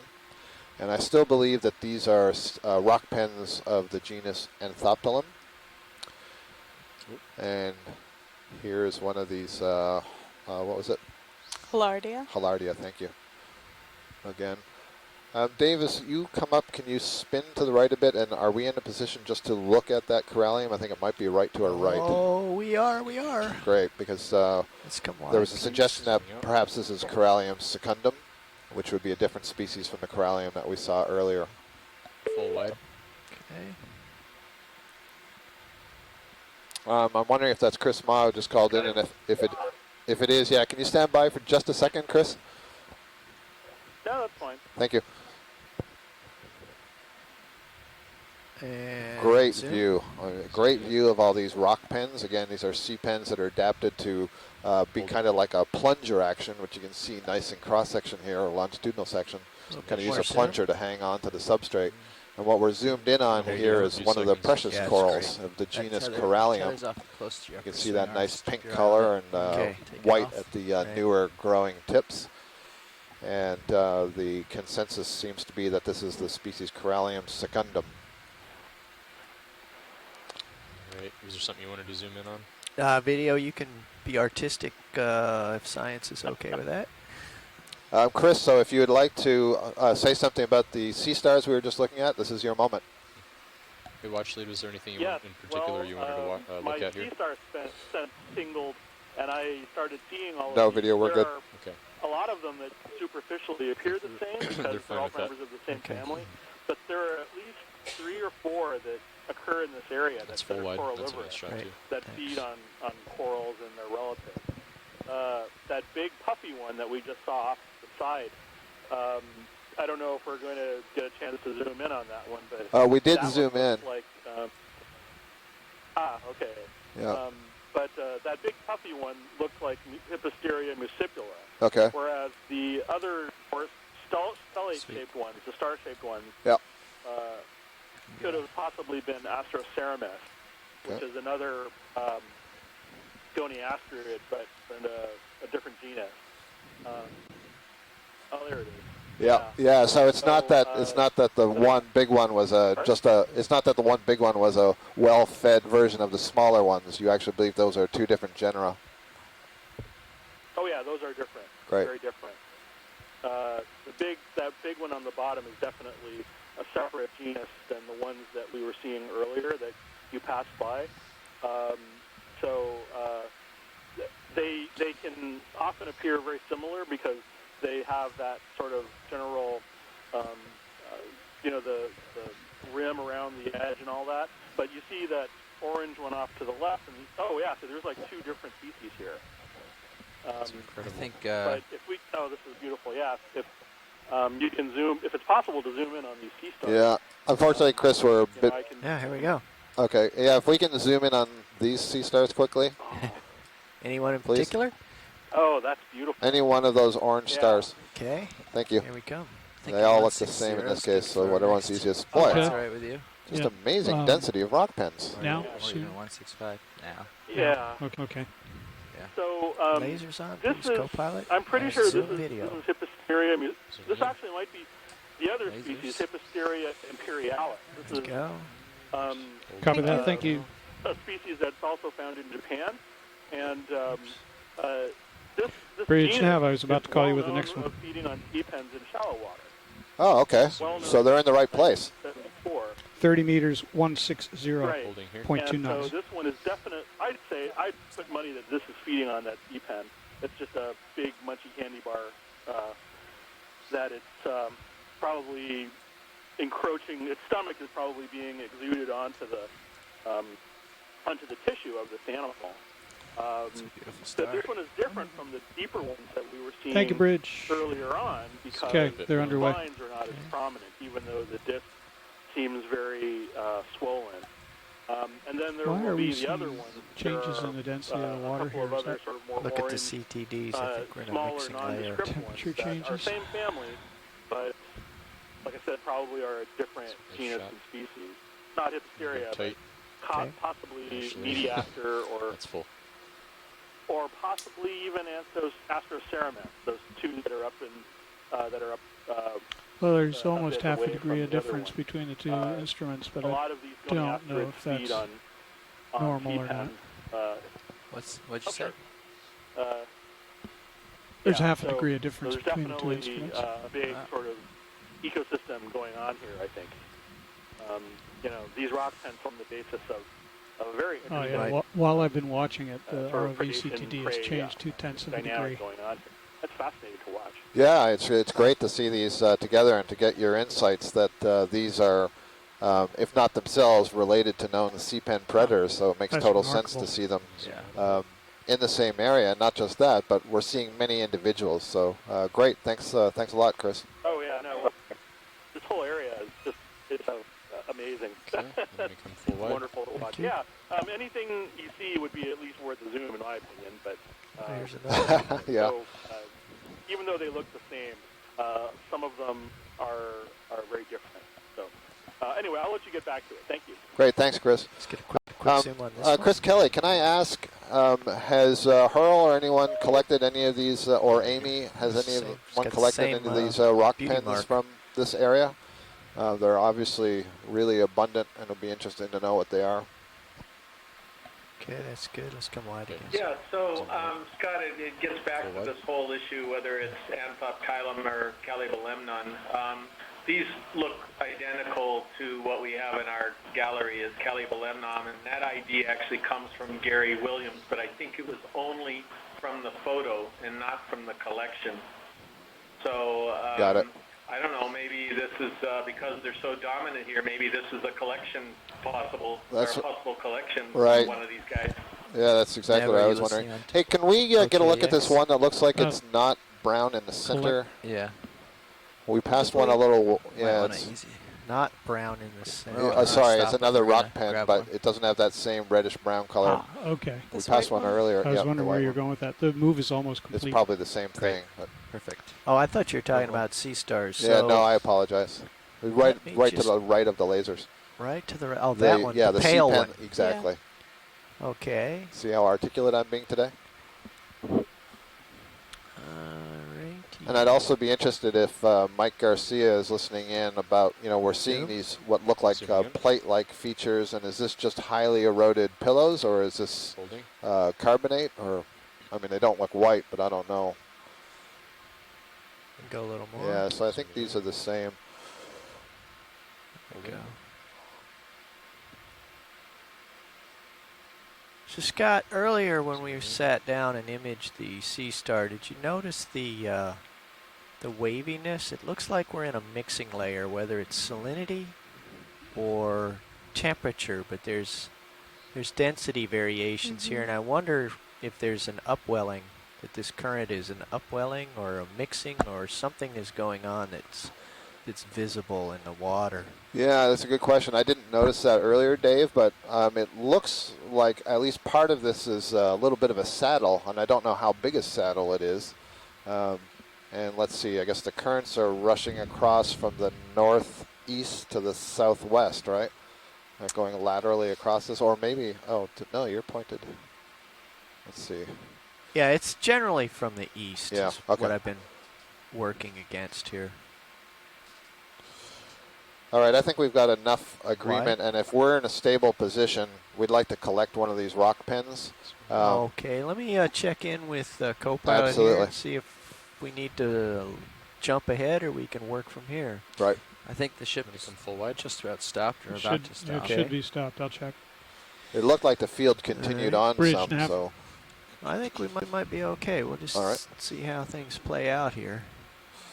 Yeah, is that move complete? Try and park myself. Okay, great. Thank you. Why We're going don't to you just sit stop down it? and take a sample. So We won't want the pale we'll one, just though, be stopped Dave. here don't for a want the little pale. while. No, because Okay. that's the oddball. Let's take the one that's representative of the group. All right, Thank I'm going to find a little bit better perch Very good. because there seems to be myriad candidates here, and get my nose into the current. Was that can't tell if that's a squat lobster or a spider crab on the black coral.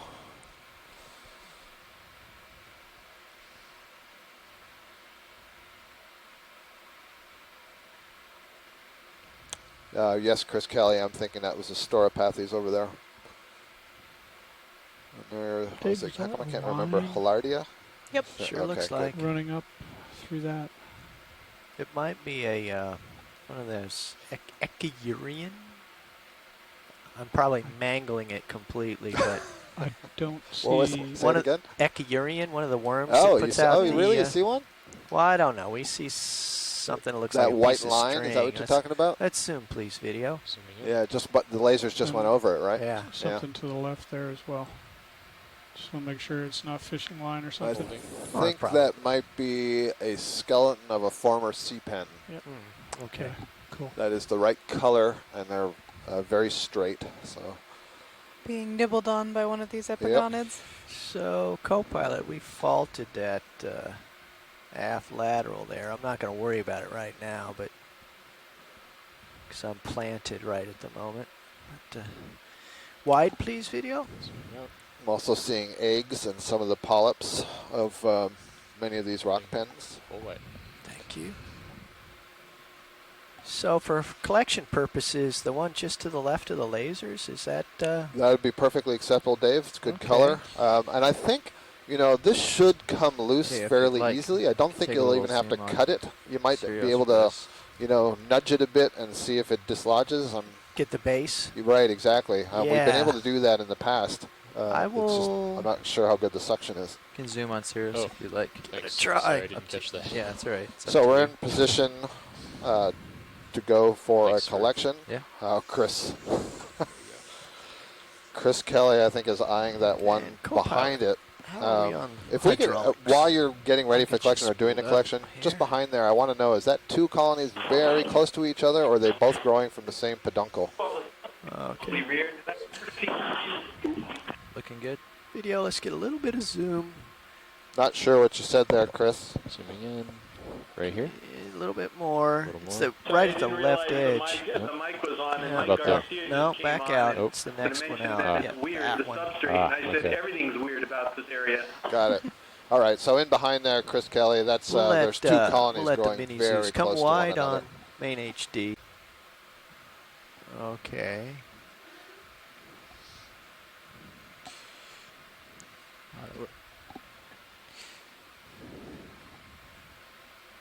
Video, now that things are safe in the box, you can go back in if you like it on Sirius. Sure, why not? It's up to you. I'm tilting down the hair.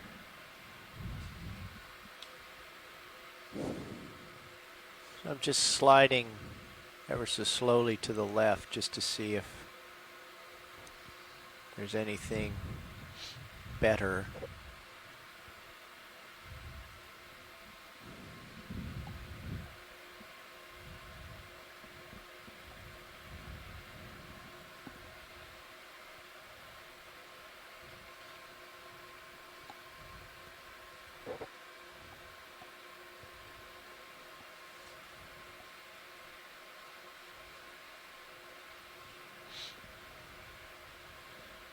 How about in the lower right, lower left, I mean, it's just it's coming into view on the left side of the picture here as if this is perhaps any better. Seems to be a concentration of white grains there.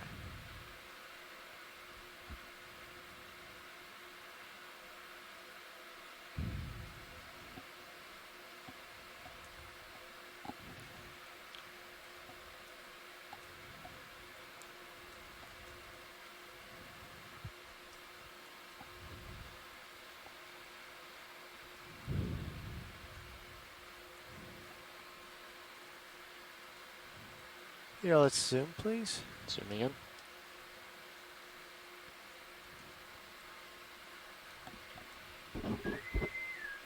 I don't know if this is what we're looking for or Hold not. here. Zooming out on Sirius a bit.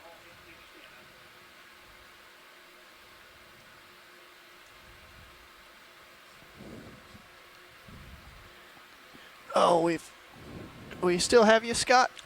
I am here. Yeah, I'm watching. I'm trying to determine if what I've just gone past here is better, worse, or should be moving on. You mean with respect to the geology that's being asked? Yeah, I can't tell. Okay. You know, I'm seeing the crack and I'm seeing some what looks to me like shell hash in the crack, and I'm not really seeing any maybe this is carbonate or anything. Let's come wide, please. Zooming out.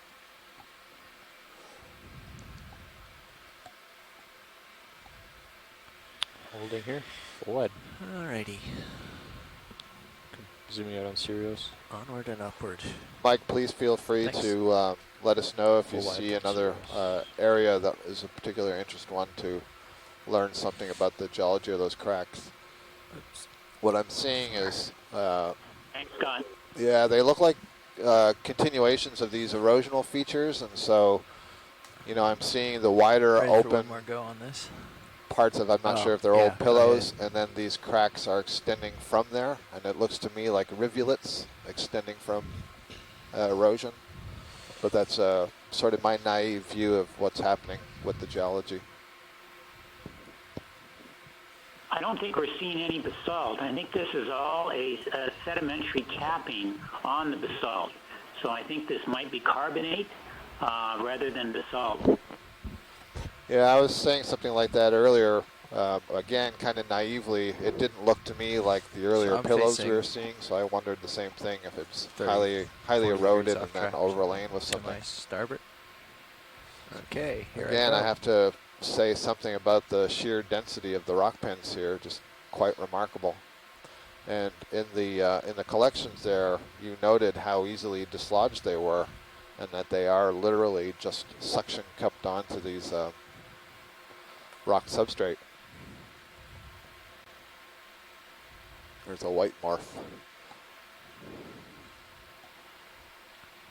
Also, interestingly, I'm not seeing anything else other than the sea stars, the possible hipposterids that Chris Ma was describing earlier that may be predators of these rock pens, but we're not seeing the yellow Analepsamia, we're not seeing those purple ones, we're not seeing the other sort of, right, the Anthomastus or the octocoral fans. There is an urchin down there. Yep. Quick zoom on an urchin.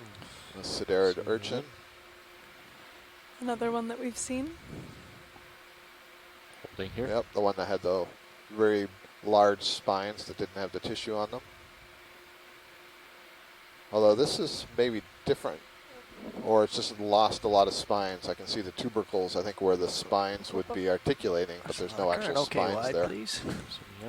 Just crashing around here. And the other thing, I think I've said it already, but it may bear repeating. What I'm really interested in seeing here is the number of these sea stars that are in with this bed of rock pens. There's one and on it top really of one right there. bears out what Chris was saying, that these are likely predators.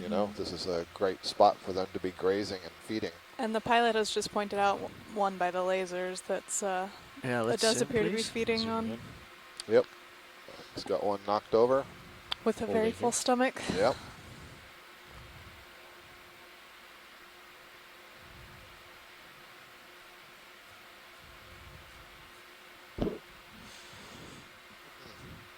Just looking a little off track to my start. Keep you in view.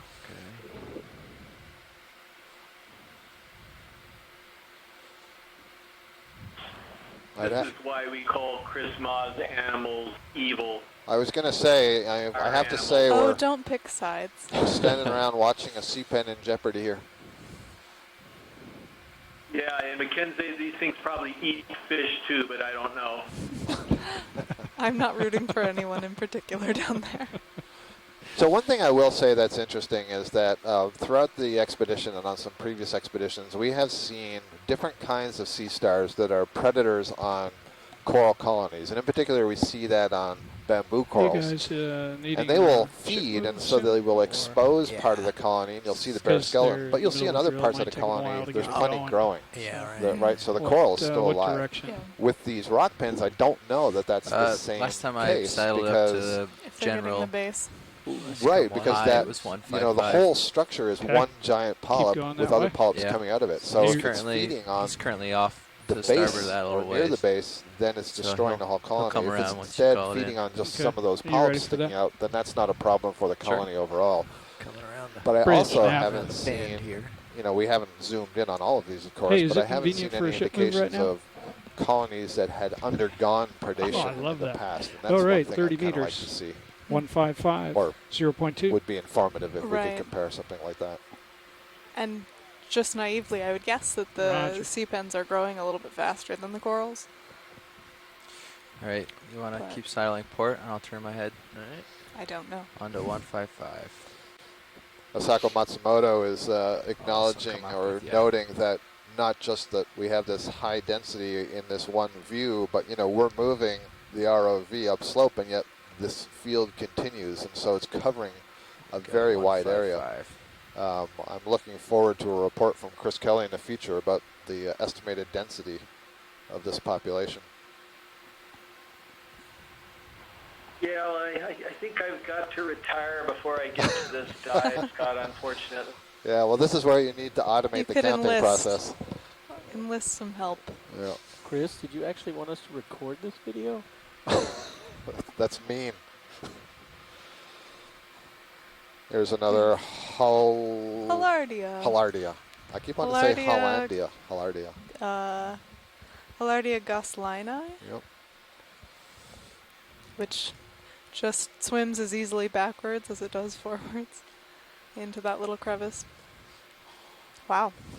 Dave, as we're moving up here, if your keen eye happens to note one of these rock pens that looks like it's missing a chunk or two, please do feel free to zoom in. I haven't seen anything like that. Evidence of predation. Exactly. So what I don't know is, if a sea star starts feeding on it, is that it? It's going to feed on the entire thing? Oh, there's a different kind of crab on the. Oh, this is different, I think, isn't it? Oh, yeah. I didn't see the other one. Okay, sorry. This is more like the stone crabs I was referring to earlier. Okay.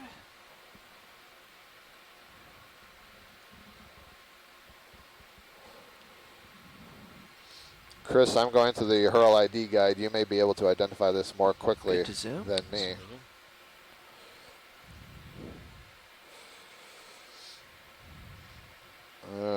This looks like a calapid, Mercia, maybe. Yes, I would agree. I would agree it's a calapid. Well, then I have to give you kudos for the Hurl ID guide, because that's how I got to that name. So this is a brachyuran crab, a true crab, and you can see that the chelipeds, that's the formal name for those claw-like legs, are shaped in such a way that they can be pressed very closely to the body and together, and they kind of form like a little barrier or a wall in front of the mouth. And they're pretty big chela, so I imagine that they're pretty strong. Those claws are packed with muscle, and so they can clamp down on something pretty well. I'm not sure what they feed on. It is not my area of expertise. It does look like we have quite the current down here. Unwary ROVs. Yeah, it's interesting. Yeah, and you notice how he's tucked down into one of these little hollows. The current kind of blow over him. You also see the nice the base of one of these rock pens. Yeah. Oh, he's busting a move here. Yep. It's got that classic brachyuran style of crabbing from left to right or right to left rather than moving forward and backward. The antennae are constantly beating and sampling the water. They also, these crabs have gills, but the gills are underneath the carapace, and they're kind of, the carapace is very tightly closed up and around the body, unlike, for example, the shrimp. And so there's small spaces just behind the mouth parts, and on some views you can see the mouth parts are beating. Once in a while we can see it here. You see them moving very rapidly just behind those antennae. And one of the functions of that is to draw current in through the openings and across the gills, which are arising from the top of the legs but underneath the carapace. Starting to move. You can see them moving as eye stalks as well. Many of these decapods have their eyes on mobile stalks so they can move around in different directions. Slow zoom out. And just as a matter of interest, there are glands at the base of these eye stalks that control the molt cycle. Full white. And up and out of here. So we're coming up on 400 meters depth. Saddle port as you come. Started our dive at about 560. The temperature is a balmy 7.4 degrees Celsius down here. Here it is, right in front of me. Chris Kelly had mentioned earlier in the event log that we had been looking for a transition zone, and you have to say we found it with these C-pens. This big transition, and we lost or left behind the yellow stony corals. I think that's another Isidella bamboo coral that we're passing over. We saw some of those earlier. I'm not sure what those. Oh, that's okay. I was going to say I'm not sure what the whips are, but those Pretty are just more of the impressive piece of C-pens. geology So right now here. the topography is getting distinctly steeper. As I can see from the Sirius view, we've come to some sort of promontory that's rising directly up from us, and we're starting to see some different kinds of Gorgonian corals. I guess here's the top of this local high. Just moving around to the upcurrent side here. And there's a little squat Is lobster, probably kind of complete. yellowish orange in color. Or just about. And I think, There is another epigonid fish Okay, I'm right gonna in ease front. off. and I think Rising. if we can get a quick zoom, See Dave, what on we're that sort of bluish mat, that might be Sure. another one of these zoanthid mats we were looking at earlier that had covered a rock in a very similar position. It was on the top of a little pinnacle or promontory like this, and it had sort of coated the entire corner. Okay, let's hold that there. Pilot, But co-pilot, this one's the a pace sponge. that we've been moving is perfect for So this the is a rest of sponge. this I'm dive. going to defer to Chris Kelly on shore in the Hawaii Undersea Research Lab, see if he knows anything about this. That crab is We've moving rather startled. excitedly, isn't it? Yeah. Well, pretty close. Hey, Scott, just wanted to interject a quick note. I just got through your brilliant video of the out just a little. Syria feeding on the sea pen. Thank you very Out a much. little video. I just wanted to note, too, That's that the little tiny orange Thought you were sea talking stars about that are the squat living lobsters. in the same area, those look like a different species, probably Can I- Mediaster or someone else use it? Ceramaster. Compare that, And I've Yeah. noticed that none of them are feeding on the sea pens. And so I think a lot of them are probably just feeding on organics in the sediment. So so that probably adds to the dynamic of the area, that you have, sort of different levels of taxa feeding on different things in the area. But I'd have to see one up close, but I'd say that it looks a lot like something called Mediaster ornatus, which is one of the more commonly encountered sea stars in the Hawaiian area. So, Great. But just wanted to return the favor. Thank you. Yeah, thanks, Chris. I appreciate that. I'll probably talk to you again tonight. Right, I appreciate the clarification. So essentially, Chris Ma from the Smithsonian, what he's saying there is that many of the smaller sea stars that we are seeing are not, in fact, sea pen predators, but are deposit feeders or feeding on the organics and the sediment, but those larger ones were predators. So that tells me there were fewer predators in the area, but still lots of sea stars. Go ahead, Chris Kelly, were you there? A little bit of zoom video.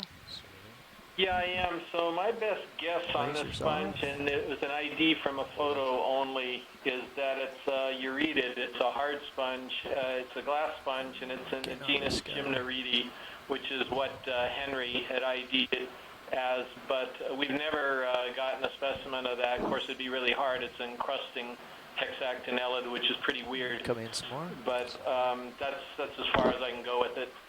Thank you, Chris. After the shrimp, I'm guessing this might be a nematocarcinid, which is a family of shrimp that have very long legs, but I'll wait for the event log to weigh in. If we could go back to the right when you're done here, that large colony, there were some white globular shapes on the colony, and I'm wondering if those were nudibranchs or snails possibly feeding on that coral, which I think was a hydrocoral. Or not a hydrocoral, but a hydroid. Right there. Stop. This guy. Yeah, so I think this is possibly... Yeah, go ahead, Chris. That's the hydrodendron right there. You can see Hydrodendron. by the base of it, it's hydrodendron. Yep, or okay. anoide. Nice view of that lithodid crab again. So this is a hydroid colony, hydrodendron, and there's something white crawling on the back side of one of these branches. There's actually 3 of them. Yeah, I see them. They look kind of like, I'd like to say snails. But Yeah, that's kind of what I think too, Dave. You got a nice view of this on shore. If you look at camera 2, I believe, has the Sirius view, which is zoomed in, so you can see the D2 up close. from the top. You can see the light bars that are extending out from the left and right side, the port and starboard sides, and allowing the videographers to really nicely light the scene and change the lighting so that we get the best views possible. More zoom. All right, here we go, zooming into this hydroid colony, hydrodendron, and we're having a look at these things that are on the back, and those are definitely snails. All right, you can see the soft foot extending from the open groove of the snail, and I see 3 or 4 of them. And I really have no idea if there are any known snail predators of hydroids or cnidarians. I do know that nudibranchs, which are very closely related to the snails, they're essentially snails without a shell, are known predators, so it's possible that those could be. I think I saw or heard in the background there when Chris was talking, Mike Vecchione is following along today. He's also an inverted biologist, specializes in octopods and other cephalopods, but I wonder, Mike, do you know anything about these, whether it's possible that gastropods may be feeding on these colonies?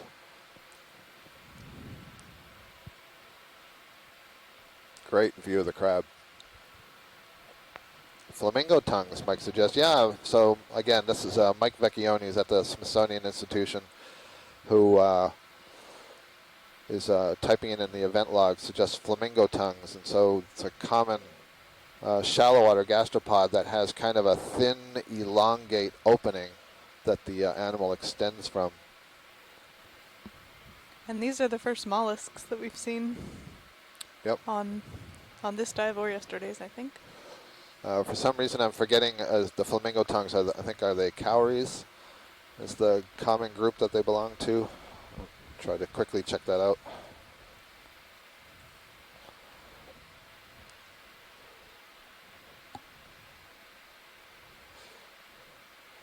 Yes, it is a type of cowrie.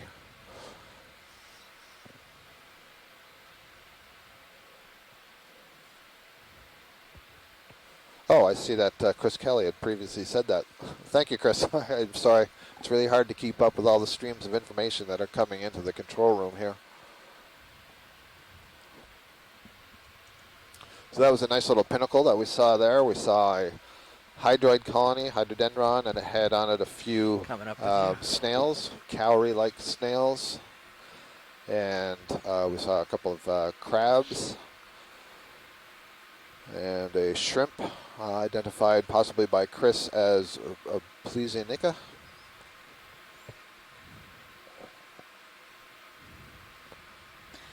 Just go ahead. Oh, we're now coming up on 387 meters, and we've warmed up a little bit to 8 degrees Celsius. Full wide. Did some coral colonies on the top there. Yeah.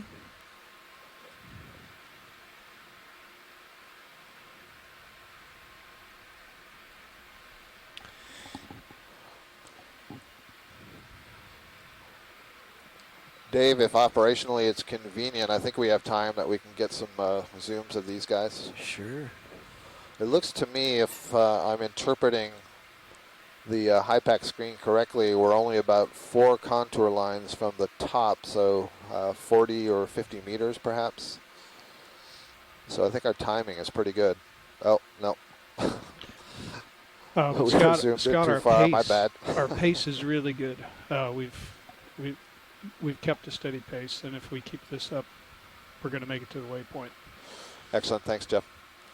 Yeah, so we're still making nice progress. It looks to me like we have a bamboo coral. That's the orangey one on the lower left. We have a prinoid coral. That's that nice white, smooth, curving branches.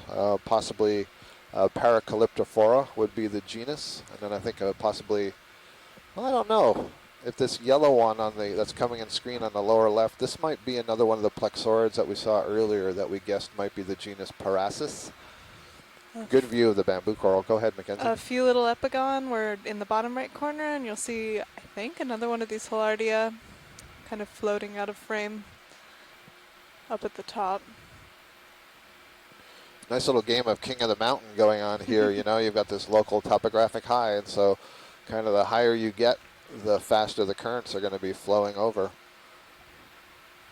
you have to remember that the life cycle of these organisms, at least the sessile organisms, the corals that we see, involves a larval stage. And that larval stage is, we're talking about something that's maybe a millimeter in length, and it has cilia associated with it, and so it is potentially a swimmer. Some species may be a crawler, but either way, it's going to make contact with the bottom, and there has to be some sort of, quotes, decision-making process. Is this the place that's best for me to grow into an adult, even though that adult stage may take decades to actually achieve?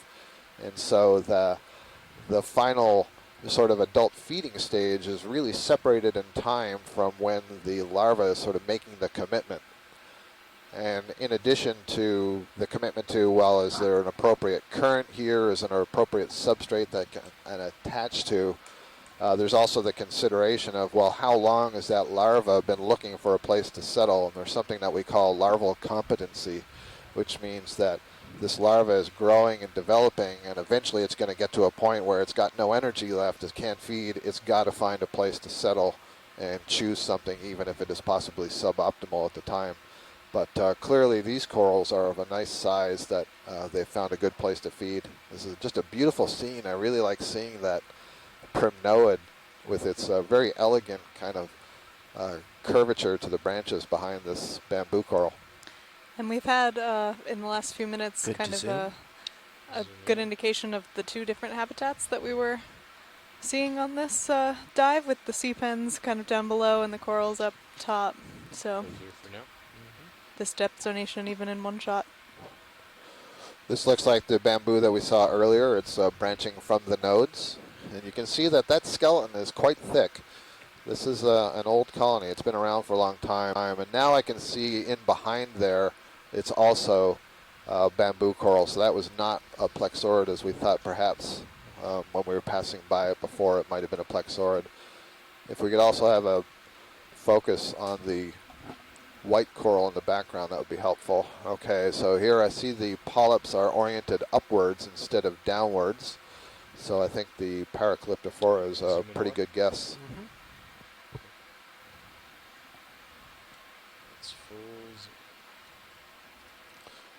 So all three of these colonies that we're looking at here are all octocorals. Again, just a reminder, these are all cnidarians, so part of the soft-bodied group of animals that have stinging cells. These form colonies, and the colonies are made up of a series of these polyps, each of which have a ring of tentacles surrounding the mouth, and all of the octocorals have exactly 8 tentacles, and most species, the far majority of them, have pinnules on those tentacles, meaning they're feather-like. So it's presumed that they are grabbing food out of the water column, small animals that may be swimming by, or organic particles. We don't often see, though, these polyps in the act of actually capturing anything. And there have been some hypotheses put out that maybe they're able to just pick up organic matter that's dissolved in the water column. So there's still a lot to learn about how these corals feed.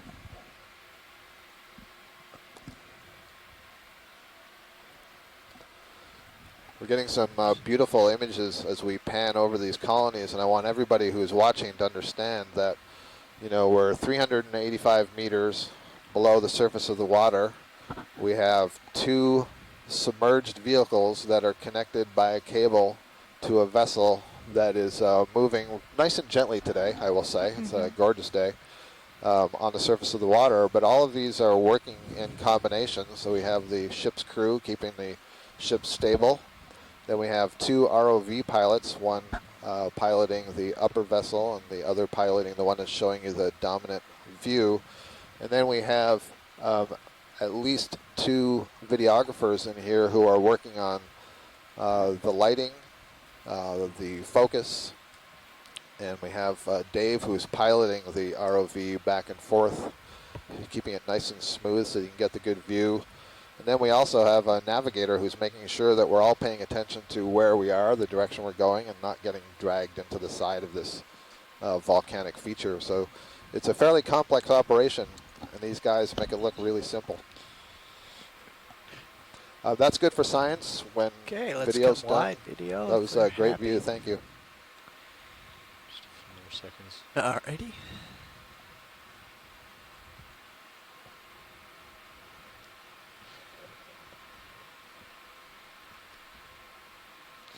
Nice piloting, Dave. Well, you know, I see you. See your hands free right now. that's just the magic of ROV. It's just the autopilot drifting around, and zooming out. It really shouldn't be, but you know, if everything worked perfectly, they wouldn't need us. But you pushed the button So to we've engage actually the seen our autopilot. dissolved oxygen go up quite a bit too, Oh, yeah? and I think that as we're climbing up this, we're getting maybe a little bit better ventilated area. That's full wide. Do you remember what it was near the beginning? 1.4 maybe? Oh, okay. Hey, any of you guys want to change seats It's almost here, doubled. or is everybody happy? I forgot to check that. I never Roland? turned down a flying Two blue chance, ones but and one. Okay. I'll default to whatever you guys want to do. How about Sleepy over here? Do you want to fly? Yeah, I'll fly for a little while. Okay, Sleepy's going to pilot. I'm going to go to co-pilot because navigation is something that JJ does so much better than I do. It'll rotate again in another hour or so. Yeah. So guys, just a little word of caution as we get closer to the summit. This is presumably a fishing site. This type of substrate is a real anchor grabber type of substrate. And so as you get up above 350 meters, you probably want to keep your eyes open for potential lost anchor lines. Yeah, thanks, Chris. Appreciate that. We will remain vigilant. And the other thing to watch out for are these spires. They may be off to either side, and you don't notice them until you get almost on top of them. Yeah, we'll keep an eye on the ROV sonar too. And from the shore side, you guys can look at stream 3, which includes a view of the ROV and Sirius sonar on the bottom right. If you happen to see a spire, it should show up there. So pilots, of course, have a much larger view immediately in front of them. Yeah, roger that, Roland. Mike and I were both just taking a look at that a couple minutes ago.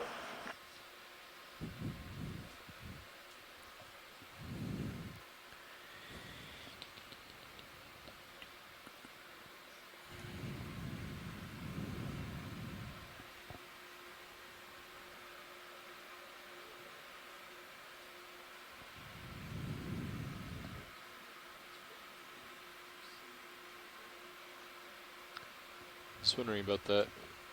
Is that I think it was a flittermost display. Okay. Okay. Well, I suppose we shall carry on up. We are doing a pilot change up front. You probably heard that if you have the audio on. And while that was going on, I was just looking back to see a little bit more on flamingo tongues. Mike Vecchione offered that possibly those gastropods were the snails that we saw in that coral colony were at least related to flamingo tongues. And Chris Kelly agreed that they're in the group of cowrie snails. And an interesting thing I've read here is that flamingo tongue snails feed on toxic sea fans, corals, and not only suffer no harm, but incorporate the sea fan venom and become toxic themselves. So there's a good possibility that those 3 snails we saw were in fact feeding on that hydrodendron. Very interesting. Those are always great stories of things taking up parasites or taking up poisons, toxins, and implementing them themselves. We got a large one up ahead. I think we're good for a move, Nav. There's great examples of nudibranchs, which are the shellless Where would you like to go? snails. I think another that are able to feed on some at cnidarians 30 and meters incorporate the nematocysts, take the us up the stinging hill. cells that the cnidarians have, and incorporate them into their own tissue for defense. And that, to me, is just amazing, that you could feed on that structure and not cause it to fire. Jeff, can we take a quick look at Yeah, the top because left mechanically of it the is a very Yeah, hair what have you got there, trigger Nev? sort of It's like a Well, large, both system. mechanically larger coral and than what we chemically. can see. Yeah. In the distance there. Yeah. Yeah, sure. There's actually a group Bridge, in my Nav. department at the University of Louisiana. This is Glenn Watson's lab that study the hair Ship move, cells. please. These are basically the cells that are associated with some of these We'll triggers do that fire. 30 meters, bearing the nematocysts, 150 degrees they at 2/10 per recognize knot. the frequency with which some of their prey swim and will respond to that frequency. It's just amazing. Thank you, Bridge. Very nice black coral towering up here on the upper left side of the screen. You can see I referred to it as a pennate before. Pennate is an adjective that's describing feather-like growth. So these black coral colonies have one sort of straight monopodial axis, that is the skeleton, this is a rod that goes all the way up, and then it just has branches that come off either side. In the case of black coral terminology, those are referred to as pinnules, but then there's no branching of the pinnules itself. So you just have single straight branches out on either side. So that's a characteristic of the genus Bathypathes. Bathy, B-A-T-H-Y, means deep. So this is one of the early ones that got the name. Deep pathes. Pathes is an appendix that's used with all these antipitherians. The name of the group, antipitherian, means against disease. It looks like there's a rock pen there on its lower right. And behind it, I think I see a different kind of black coral. It's really hard to see. It's dark, it's small, and the lasers are about to touch it Got it there, now. Scott. Yep. And that may be a Parantipathes back there. Take a look at that after this. Yep, and we have not seen any Parantipathes yet on this dive. Can we take a quick macro and then we'll move on? Okay.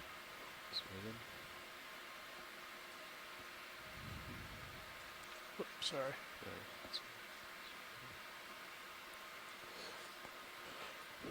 While we're looking at this Bathypathes, you see that again that the skeleton and the tissue on it is very thin. And when I look at this, the first time I saw one of these, I was in one of the Hurl submersibles, and I could not understand what I was looking at because I'm used to seeing a polyp that has kind of a little sac bag with a ring of tentacles. But this looked like tentacles coming right out of a branch. And I said, well, where's the polyp?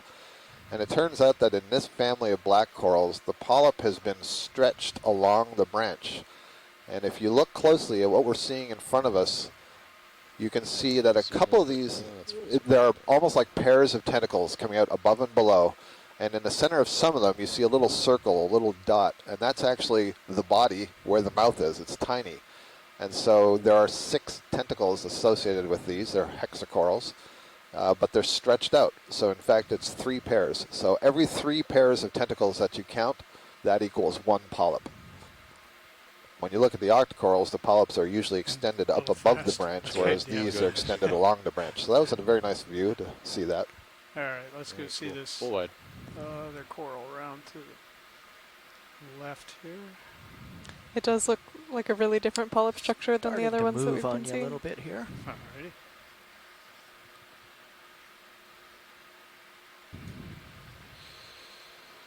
Ship's about halfway through the move. Okay. I think in both the Sirius feed and the ROV right now, you can see kind of how dramatic this ridge is going I think off it's to the under left. the lasers right now. Okay. We're currently at a depth of Partial zoom 379 across meters. so that I can still navigate. That's great. Okay. There Hold it here. is. Yep. It's in stealth mode there, Jeff. I'm in stealth mode? No, that coral. Ah, yes. You know? Yeah. It's blending kinda into the hidden background, yep. in the background, coming down slow.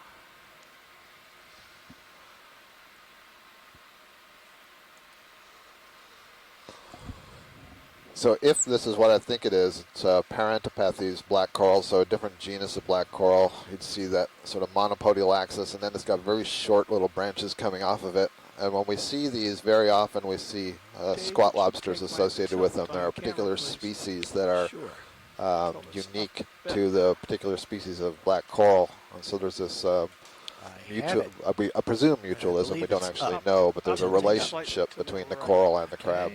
I'll let you get steadied up there. Yep. Tilting you up. I think from a lot of these dives on previous legs and this one, we'll get to see about selectivity of habitat with which corals that some of these ophiuroids and squat lobsters are choosing.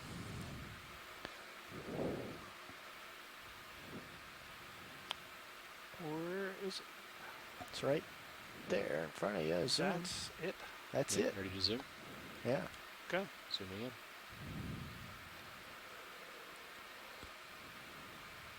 That Full zoom. Well, more on like second a thought, hydroid, doesn't it? yes, this is a hydroid. So I think what's happened is there probably was a black coral growing here. Oh, there's a nice little hydromedusa hogging the spotlight.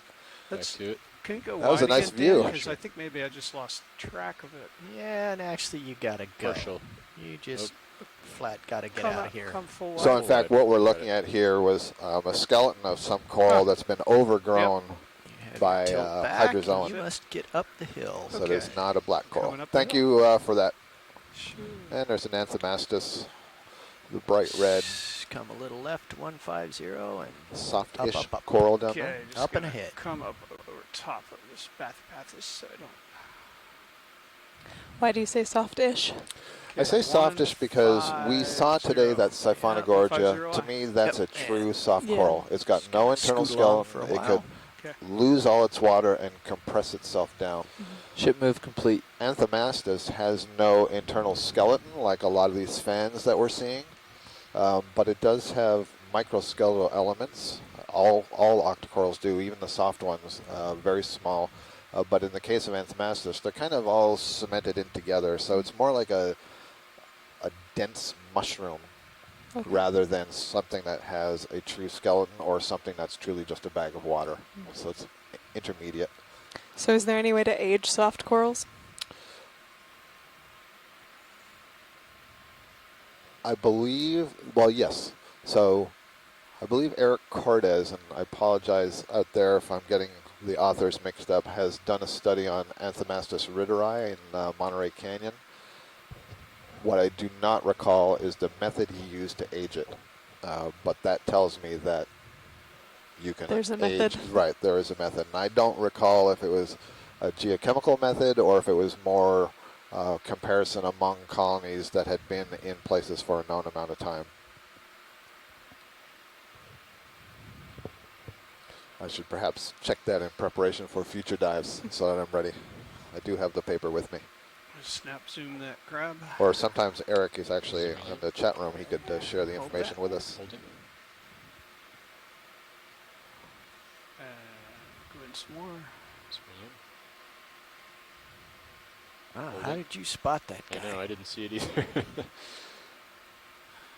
Oh yeah, that looks like that calapid crab that we saw earlier. And another one of the... Epigon? Thank you. I don't know what it is with fish and my inability to remember their names. This is a different crab, Scott. Oh, okay. Let me get a... Do you have an ID, You can Chris? take a little more, yeah, sure. Okay.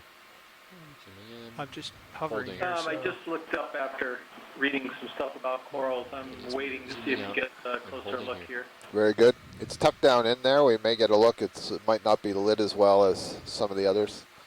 We have another Hilardia intruding on the scene. Oh no, this is not. This is You can take the lasers off, Dave. Antigonia. Thank you.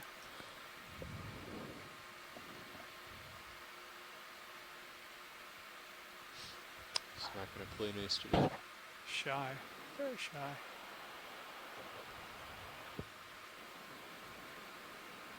I need a good close-up look at the front of his Go ahead, carapace, Dan. if you will, on either side of his eyes. You know he's not going to turn around now. Oh, he might. It looks a bit like the Geryon crabs of the North I Atlantic. just bumped into something. I'm holding. Just look at your net cams. That's actually a pretty good guess. I'm trying to see what the spination is on either side of the eyes. Okay, hang on. I got to look this up. I forget the names of the crabs.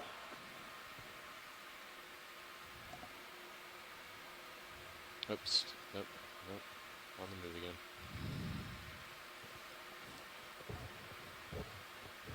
Okay, Dan. Zooming just in. Take a quick shot there. Okay, Holding hold it. here. Yep. Okay, let him walk into frame. He's not Come being on. a cooperative crab, Jeff. We would have to see him Walk into from frame. face view, so. Yep, okay. Thank you. Good attempt. It's pretty blue fish.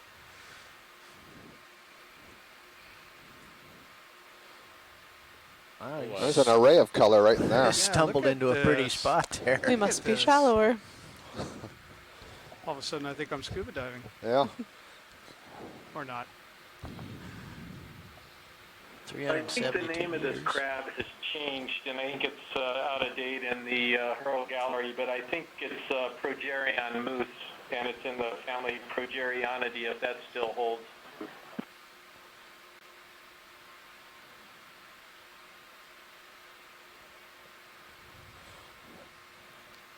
I didn't get the species name, Chris. What happened? How come I'm typing and it's not? So this is another one of those Antigonia fish. We saw a couple of those yesterday recovering Frank Parrish's equipment.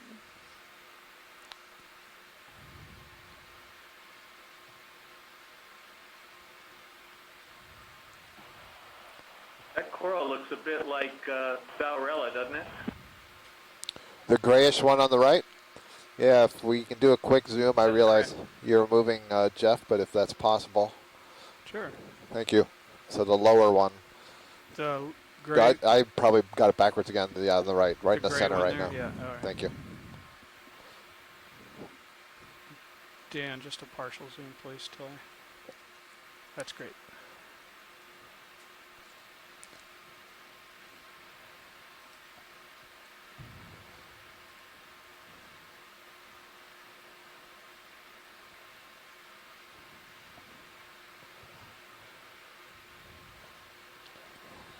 So the question is this the primnoid genus Thuorella, or is this some kind of black coral?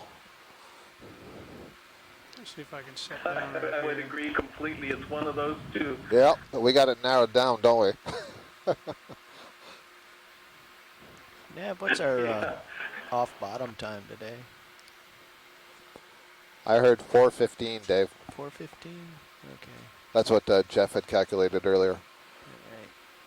All right, Dan. Okay, zooming out. Would that be the other in, or am I moving? We are full wide right now. Okay. Oh, you wanted to go in? Yeah. I'm sorry. Hang on, I've I'll lost hold my here. foot now. Okay. It's okay.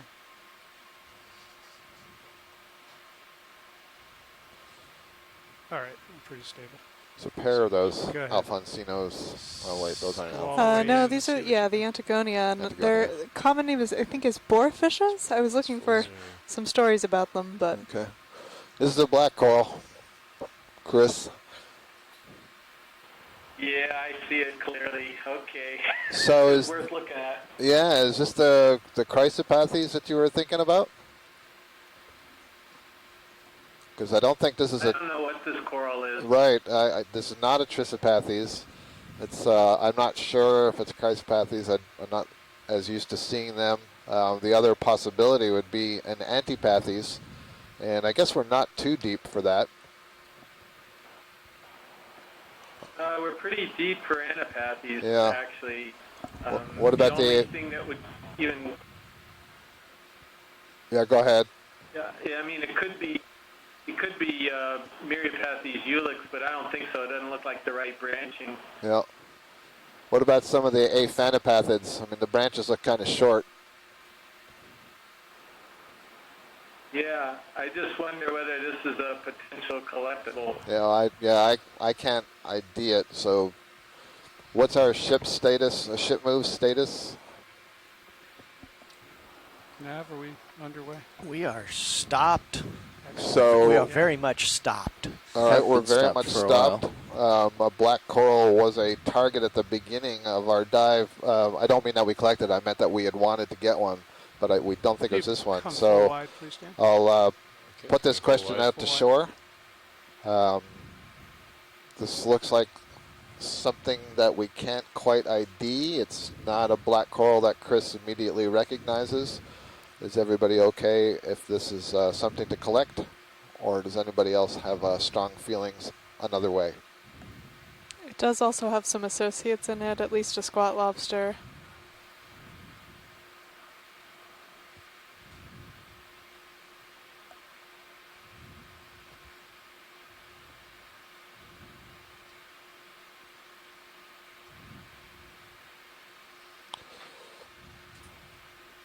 I'm not getting any quick responses to the negative, so I think we should set up to collect a branch of this.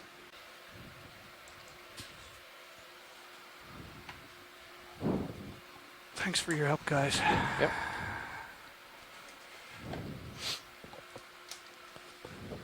Before we you get ready to move from this position, there is something we want to see, so let me know when you're ready. I am ready. In the distance, you'll have to raise up a little bit more. I don't see it right now. It was off almost on the horizon, slightly to the right. Yeah, so you see in the darkness there's something yellowish, a fan that's yellowish. That's our target. Okay. Thank you. Alrighty.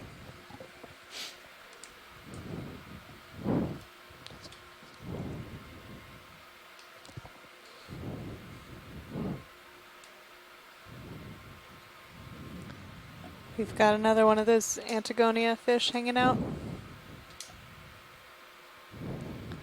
And I don't know what the connection to the story of Antigone is, but maybe that's one for a look up later. I heard she was a troublemaker. There's so much interesting stories that go into the names of these animals. I'm a fan of the etymology. Yeah, so am I. I think Antigone was a troublemaker. I think that's where antagonize came from. Well, if that fish is feeding on the brittle stars, then maybe it was a brittle star who named it. All right, so Chris Kelly's sharp eyes caught this off in the gloom, and the question is whether this is our first gold coral of the day, and that would be a significant observation, and something that is of much interest with respect to the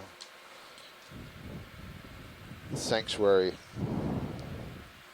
objectives, plans. And I think that might be an Acanella-like bamboo coral behind it, which would also be a first for the day.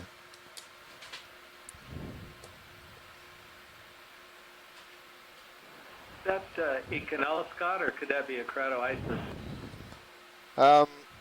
We're not close enough. I suppose it could be a keratoisis. I thought at first that those branches were coming out in all orientations from the base, but on this particular angle, maybe that's not the case. Maybe it's two separate planes coming from the same base.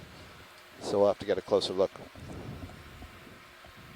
But I am thinking that this may be the gold coral, Chris. Darren, would you go in partial, please? Yeah, it sure looks like it to me from here. Roland probably do it quicker. Okay. Yeah, that's better than going out to the dry lab. Thanks, Rolly. Thank you. Hold that. Yeah, as we zoom in here, Chris, that's definitely not Acanella back there. That's just another Isidella. All right. Much like the living one that's off in the background on the left. All right, so these are definitely zoanthids that are overgrowing this skeleton. And so this would qualify as a gold coral, so our first gold coral of the day. And so gold corals live in a particular depth zone, so it may be that we're getting shallow enough to see them. And this is one of the reasons why we had as an objective a desire to get to near the top of this feature to see if we could get into this zone where the gold coral may grow. So this is an excellent observation. And that's just fine for science, so when you guys have got your shots, we're good to go. Okay, video whenever. Do you guys have an idea why we're seeing the water diffusing there?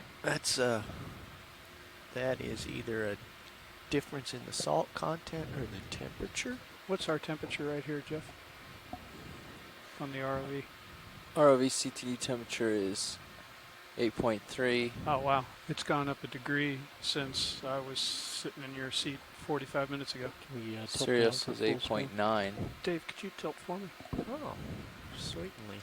Thanks. Up, sun's go.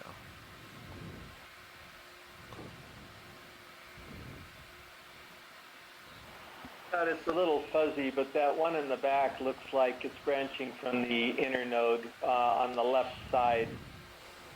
No, that's branching from the nodes, Chris. Okay, video's clear. Okay, full wide, please, video. Nev, I think it's Got time you. to Yeah, you're going to have a much clearer move us picture, another I think. 30 meters Yeah, along. yeah. I think both of those are once a dead ice with us, so they've extended up from. Chip move, please. Not sure what depth we first saw them. 30 meters, bearing 150 at 2/10 of a knot, please. 400. Yeah, I made an observation at 435 meters where we got to the remarkable abundance. You know. Oh, this is interesting. So here's a bamboo coral whip, Thank you, Bridge. which is long dead, and it's being overgrown by some other fouling organisms. Not exactly sure what. You take a snap zoom ruler. Thank you. It looks like hydrozoans, and maybe there's a snail in there as well, crawling up. But you can see that this thing had a tortuous growth upwards. Lots of changes in direction and growth, and part of that we believe is as the currents change, as the new growth is occurring, they may be kind of following the dominant current flow. All right, full wide, thanks. That's our first unbranched bamboo coral whip of the day, even though it's no longer alive.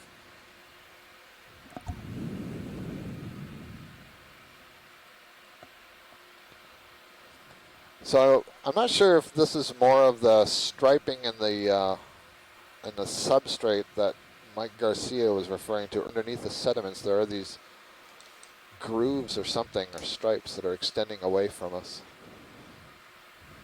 Yeah. And that kind of looks like larger pieces of debris. Yep, in the I groove. agree. Yep. Like a shattered bamboo coral is what it looks like to me.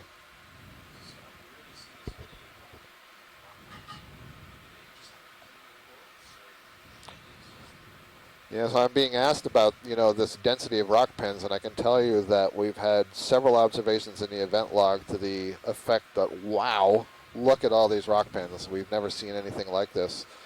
So the question that Jared just posed to me is if this could be some outcome of competition, and I can't really say that. It looks to me like the rock pens are inhabiting an area that is flatter and somewhat lower compared to these micro-topographic highs that the bigger sea fans seem to prefer. So it may be that under the conditions of the flow going over those areas, they do better than the other ones. Also, and now I'm really going out on a limb and just throwing out some wild conjectures, but because they can suction cup themselves to the bottom, I wonder if they can kind of release and get tumbled somewhere else and continue to grow, unlike the fans. That's wild speculation at this point. But wrapped around the base. I know I saw one of them do it today. That's what it looks like. Take a quick look. Had a helping hand. Another one of these little Antigonia. There's a tumbled over skeleton. Yeah. Or is that a lion? Can you zoom out there, Roll? I didn't see it So- go off in any directions. I just thought it was. They're called the Deep Seven, and they're these restricted, commercially targeted fish that you see often off the coast, but haven't come across any today. This is another gold coral, so here's our second gold coral, so it is possible that we've moved up into the depth range where these would be more commonly encountered.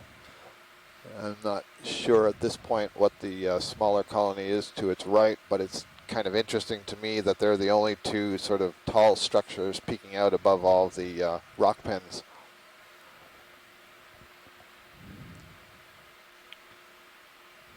So Nav, it's So this is looking only the second gold coral we've seen? I think so. We've seen other zoanthids today, but not of the gold coral variety. Okay, we got a pinnacle. Looks like it has a really thick trunk. Next move It take sure us does. like 1-3. Are you Partial referring, zoom and all Roland, to this gold coral? 0. Yeah, yeah. Yeah, so Roland, our videographer, is 130 noting that this co-pilot? particular Yeah. colony of All right, are you gold ready for that coral is now? really thick Yeah, go near the ahead and get center us of it, moving that the way. main stem.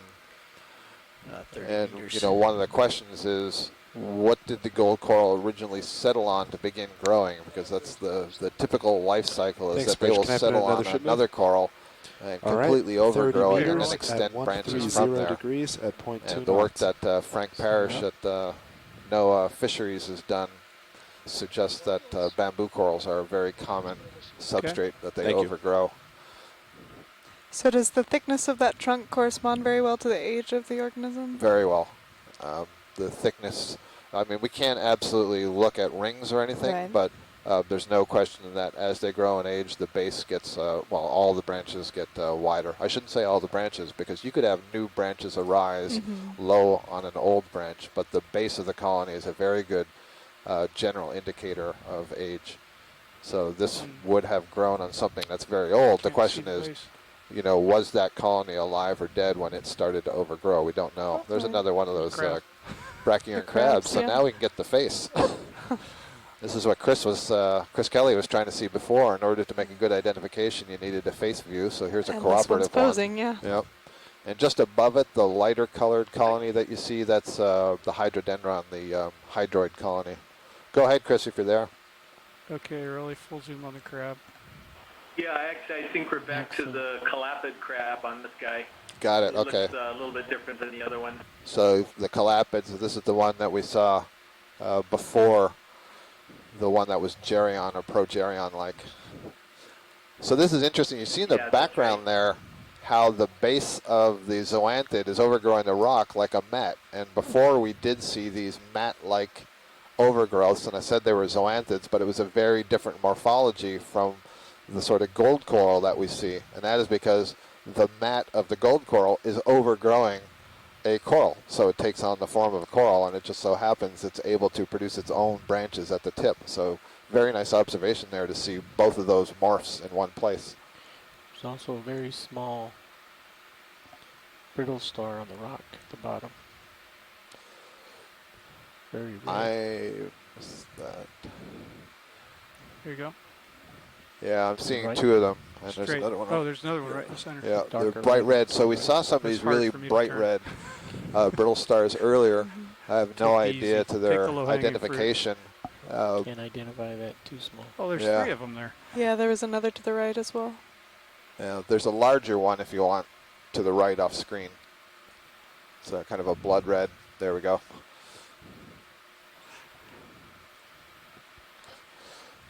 But you know, one thing you can see as we're looking at them is, you know, the difference that I was alluding to before of how separate the central disc is from the arms, and it usually makes it a lot easier to identify what is a brittle star, or you'll hear the term ophiuroid compared to what's a sea star, or the term asteroid.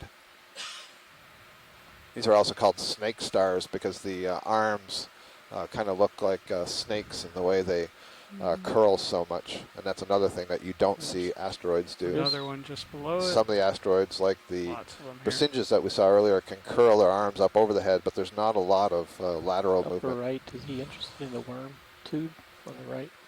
Worm tubes, Scott? Anything on those? Nope. Okay. I see what you mean. Yep, there's a lower right-hand corner. There's Checking to see if there's what's interest. the name? Thinking about time to go. Full screen. Oh, yes. Serpulid. That's what I'm trying to think of. The serpulid worms that Jogged build a these little calcareous. bit. You need to move right along there, Mr. Pilot. Okay. Pushing out ahead.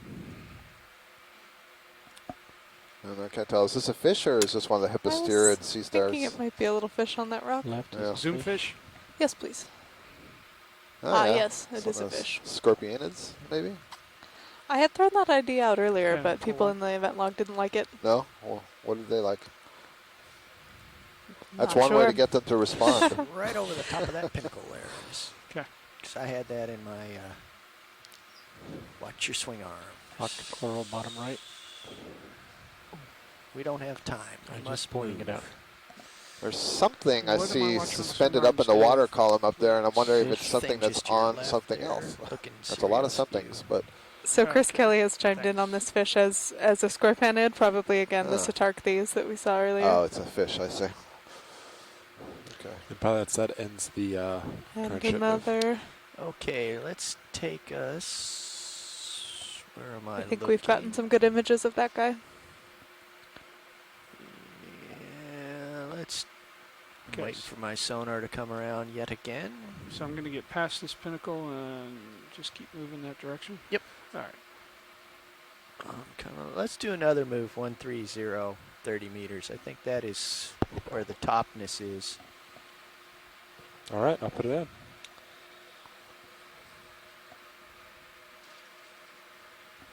Wow, again. Just an absolute field of them, huh? Field, yep. Pretty Field, rough pens. meadow, what else can we call it? It's not really a forest. Call it a deep sea city. Hi, can I get a ship Yeah. move Deep of sea city. 30 Yeah. meters at 130 degrees at 0.2 knots? I might be worried about saying that fast, though. Yeah, for Pin every plane? group of Thank you. animals, there's a special Pen word plane. that describes the I had group. no problem saying it on the Al Roker show. Off screen. Yeah. Okay. Penfield, A plane of pens. Horde. plane of pens. How about a case of pens? A pocket. A pocket. A pocket of pens.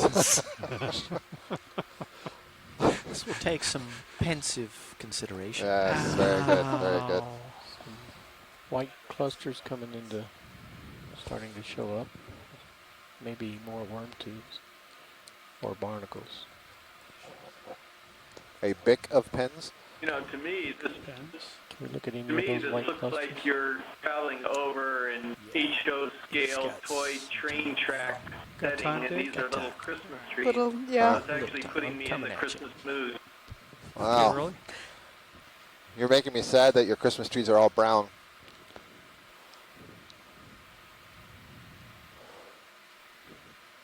Looks like a dead patch of coral.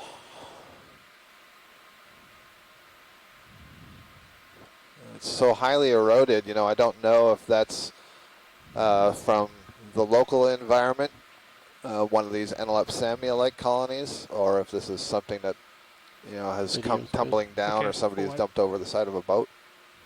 I mean, it has that general morphology of the purple morph that we saw.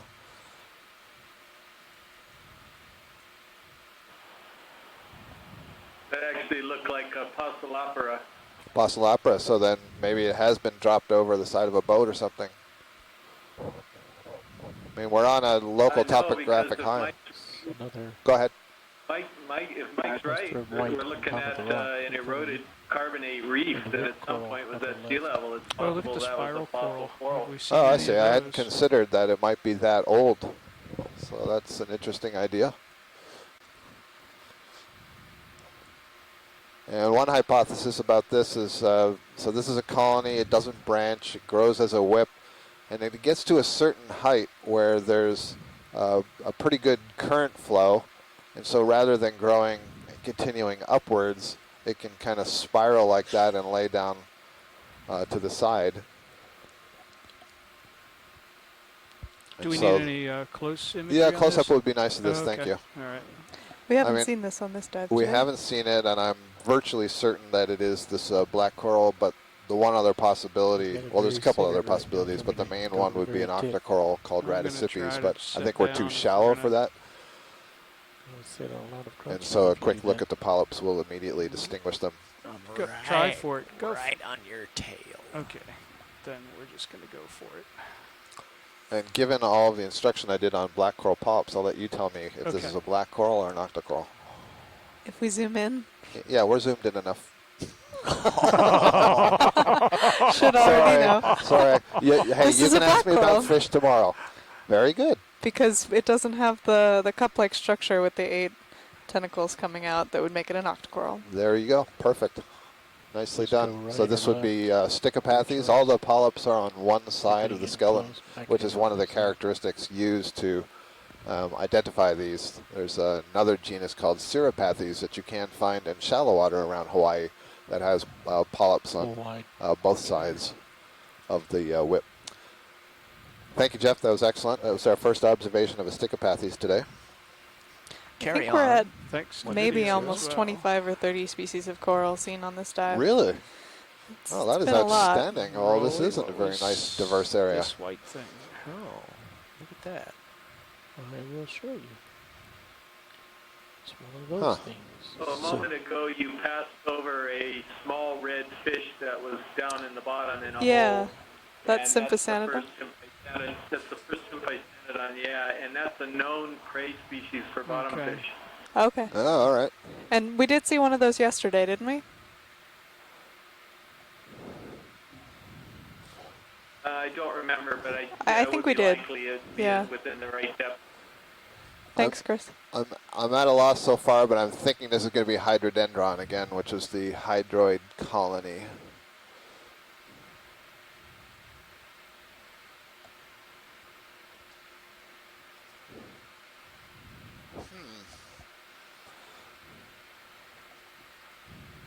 Is that a crinoid? We haven't seen any crinoids on this dive. We have. That's a good point. Yeah, we might be too shallow, or in an intermediate.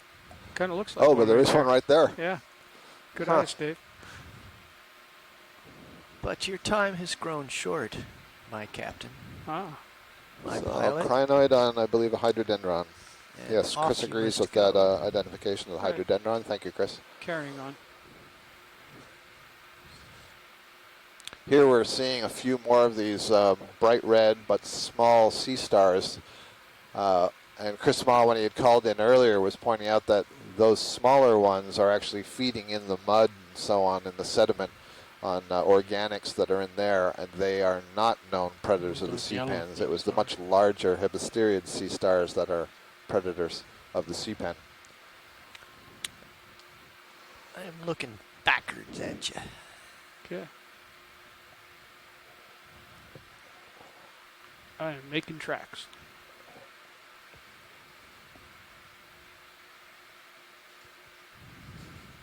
In the genus Iguchi-Samia, I think, but I'll check my notes. Okay, copy that. The RV is just getting back into position with respect to Sirius, and then when we're comfortable, we'll have a quick look.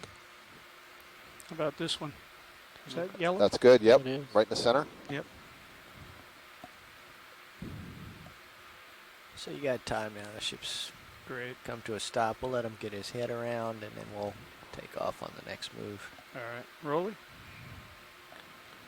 Hold there. Thanks.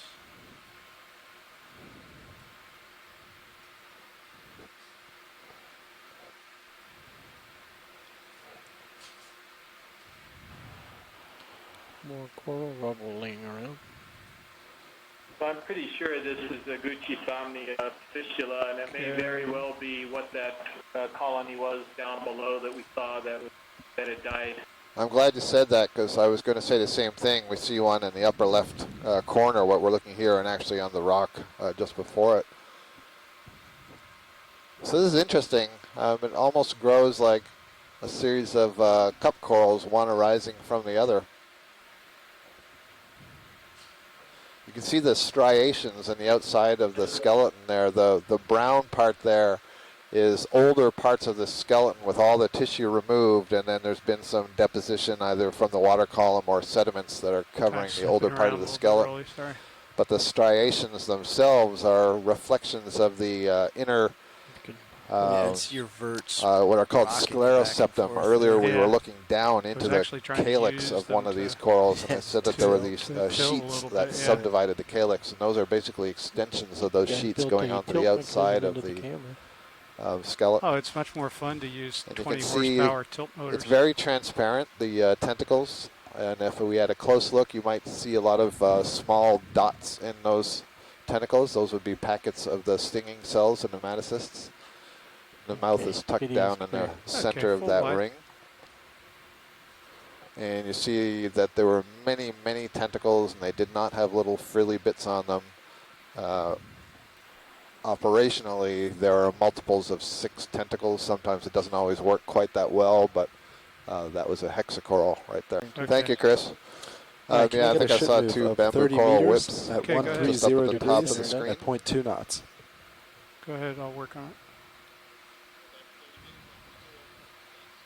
Yep, thank you. So here we have a slightly different angle on one of these colonies, and if the tentacles move out of the way, you should be able to see a darker dot in the center. That would be where the mouth is. There we go. Perfect. It's got little orange lips.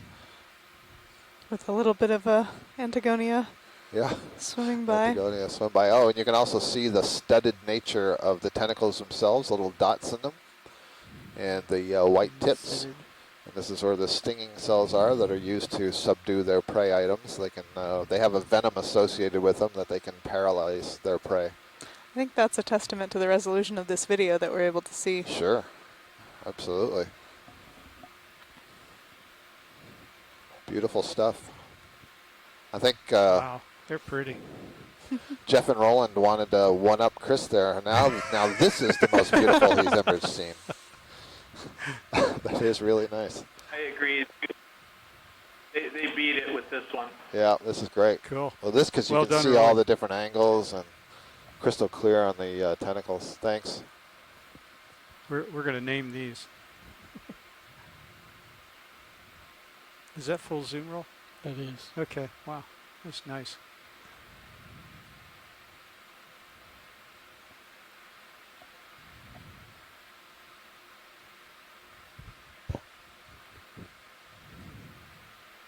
Can you just tilt down the camera? We'll get that very lower one with its mouth. Dave, could you tilt the camera for me? Sure. Seem to have my fingers full. Got to learn how to reach out, and that's the one. I'm going to bump you up just. It's interesting on this polyp that you see on the lower side. You see that what's called the hypostome, the mouth part, that slit is raised outwards, whereas the one behind it with the orange is pulled downwards. It may be possibly that one has ingested something recently. Not 100% certain on that. When they close the mouth like that at the two ends of the slit, there's a little groove that has cilia in it that channel water into and out of the inside of the animal. These guys have no specialized gills or anything, and so they have to continually funnel water throughout the body in order to obtain oxygen and to offload carbon dioxide.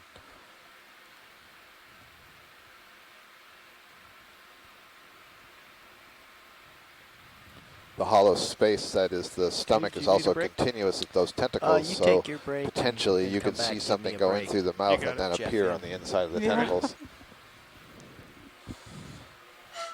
So here's a nice bamboo coral, and perhaps this is a good time to bring up some work that's being done by Abby Lapointe, who's a graduate student at the University of Hawaii. She's working in Les Watling's lab, and she's been describing a number of these bamboo corals from the area of Tasmania, down off Australia. Here.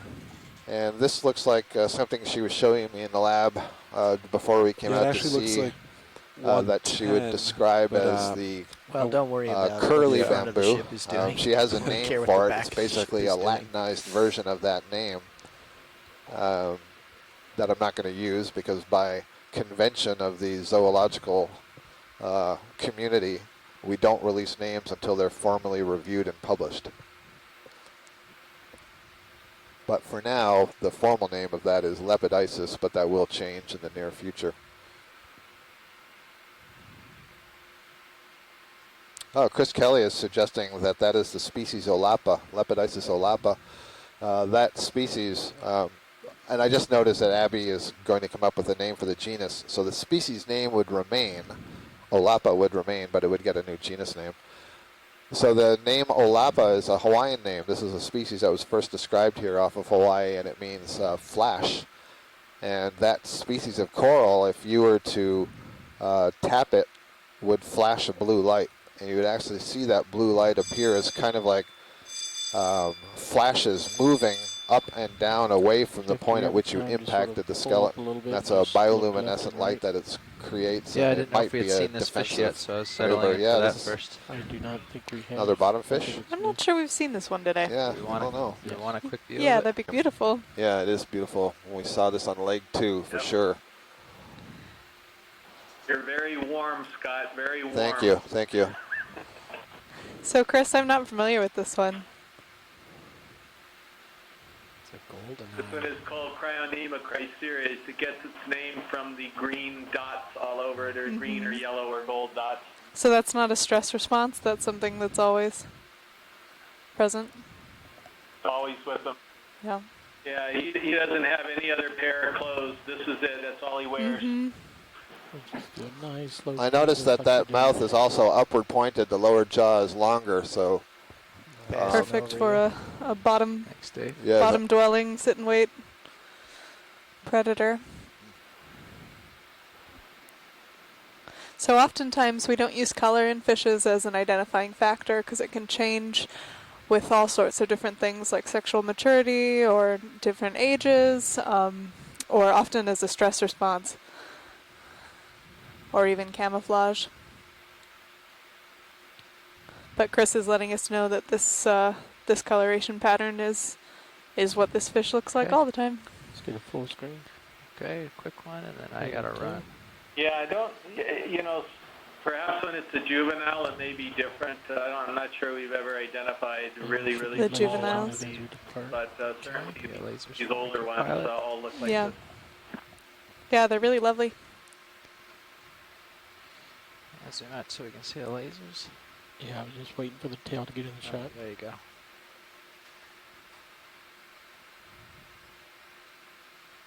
Okay, pulling out for lasers.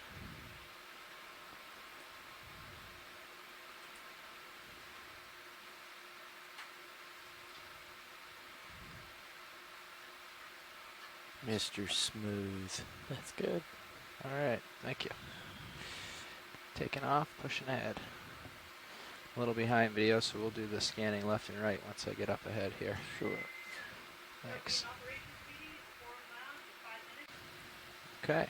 Need to tilt down. Tilting down. Go on in.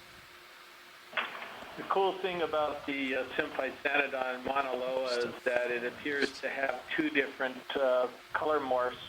Larger ones tend to be red. Really large ones are red with white filaments, and smaller ones are blue. Yeah, sorry, my toe And hold it's is not not very clear solid. whether or not there's a sexual barely dimorphism there, so that you have males in one color and females the other color, or whether it's juveniles to adults, and that's the difference in color. And on this headshot here, if we zoom out a little bit, you'll see these really amazing opercular spines that are at the back, just above the gill, and those are very effective predation deterrents in a number of different species. Predation deterrence. Rock right. Coming to the right. This A one, little by the bumpy way, is with this toe definitely hold. the Turkey's gunther with the big, huge pectoral fins. These can actually rise up off of the water and then spread their fins and kind of glide out. Okay. We can get you a fin ray count from this video, Chris. I'll hold there. I see 10 on the dorsal.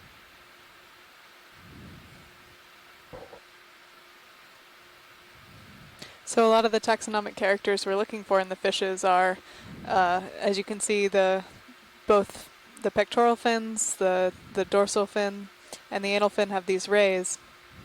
And so the taxonomist will go in and count each of them, and all of that becomes part of the description of the animal, as well as things like pores on the head, all of your measurements, position of the lateral line, which you can see on this animal, right down the middle.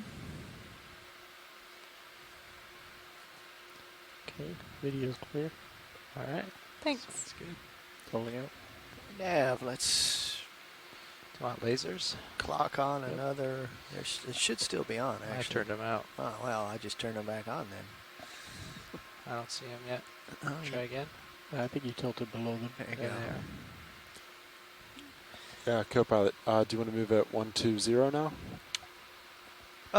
Yeah. 120, 30 meters, Lifting off. please. I'll put it in.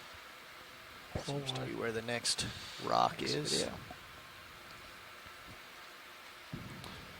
Bridge, this is Nav.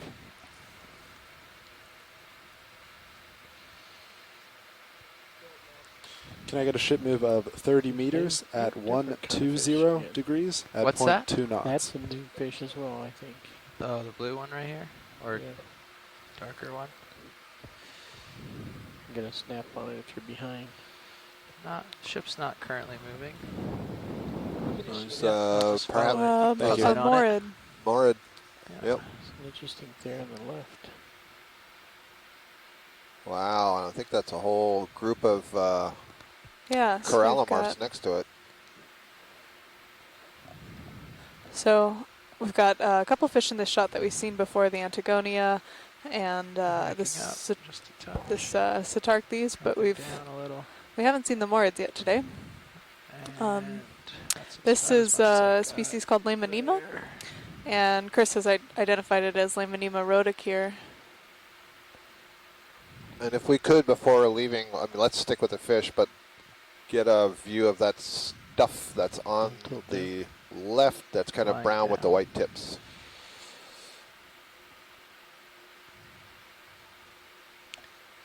Oh, there's some on the right as well. Huh. I'm pretty sure there are a bunch of corallimorphs. So the Lamanema gets its name from these throat filaments that you'll see from the Greek. Sorry, didn't mind the large broad view. Which are pretty valuable as feelers for food or substrate in this benthic area. It's playing with me. Too much. Pulling out. Alright, let's go for the brown stuff. Okay, doesn't like me very much. It's an absolutely gorgeous fish. Okay. Thanks, Chris. I'm Brown not sure stuff where will you stay, mean. I'll go get it. It It's was flying. yeah. Okay. Yeah, go for the fish. That's fine. Off to the right. With the long pectoral fins? I think, no, it's not that one. There he is, right there. Center, right now in the middle. Small one. Yeah, with the long fins? Yeah. Go ahead, video. The purple one. He's going off screen now. Oops, wrong one. To the left. He was going off screen below you. What direction? Off screen full wide. Chris? He's talking to the little ones. He's off screen. He went down below the video. Sorry. Okay, I think you see it's coming back. Yeah, unfortunately, a whole bunch of fish showed up at the same time. You got to back out. They're all pretty to look at. Looking backwards at you. I see a purple one in the center. Ship's underway? I thought we had stopped. There he is, the It's purple going one. now. Yeah, Okay. so the small purple one in the yeah, center. just started. Right Do you hand need me side. to In the stop center it? now, right Yep. hand. Yep, I see it. We have to get a quick video. No, we'll just grab it and run. We got to get a quick shot, Chris, and then we got to go. Oh, yeah, that's thanks. very, yeah, I see what you mean. That's intense.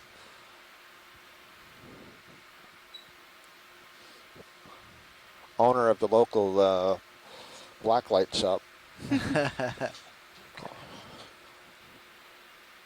Woohoo. He is very pretty. Very long filaments on the Next video. tail. Time for you to move Dash ahead. away, dash Yep. away all. Cool. Thank you, pilots. We're seeing several of Pull these the brown patches further up. I just Lepidopsis wanna see colonies more. now. Yep. Possible Lepidopsis olapa, This looks like the coral. bamboo rubber coral here. whips.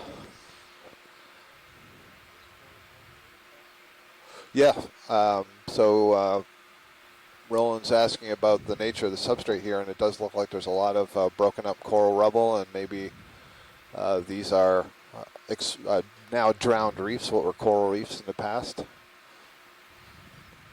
and are now dead. Now coming up on a depth of 335 meters.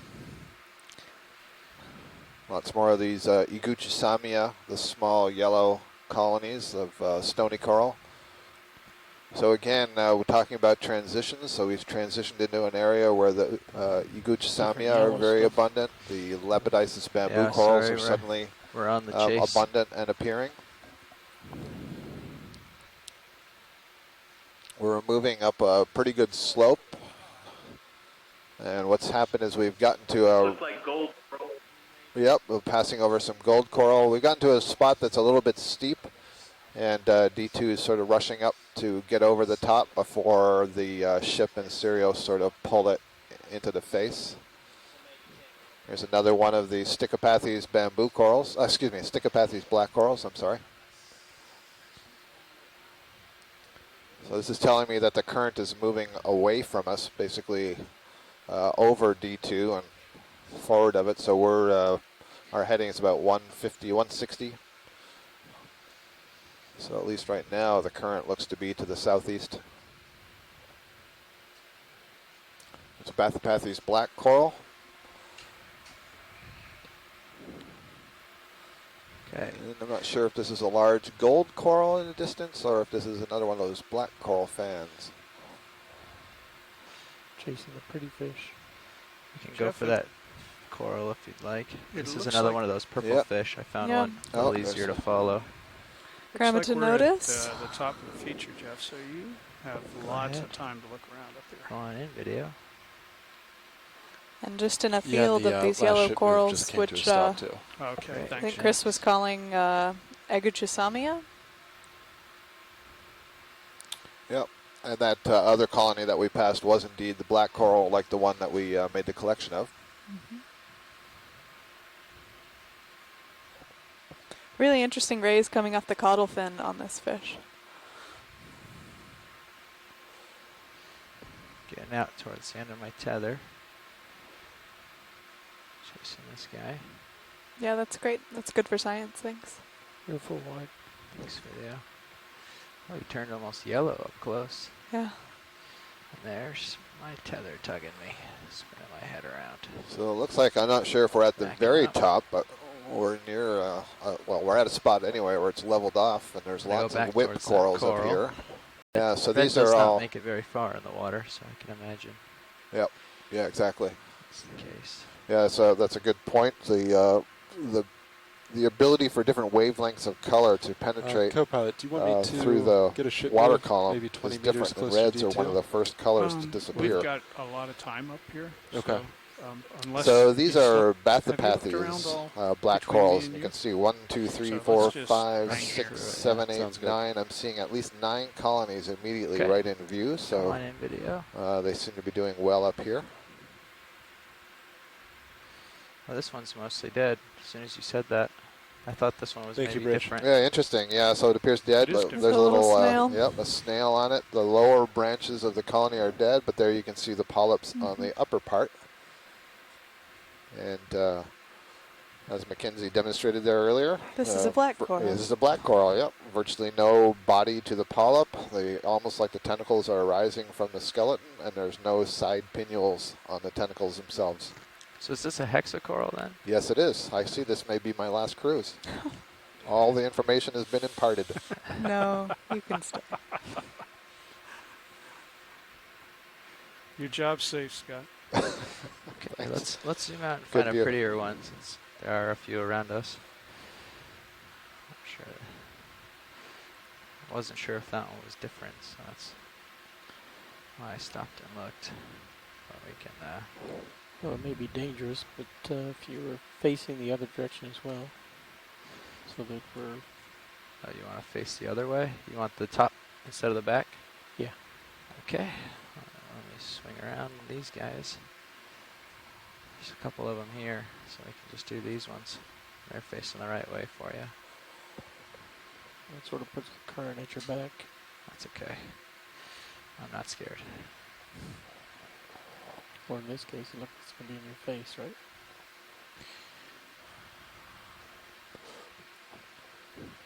So we're seeing several of. Can you Oh, go ahead, Chris. Can you tell what direction? Can you tell what direction the current's coming from? The current is coming from the north.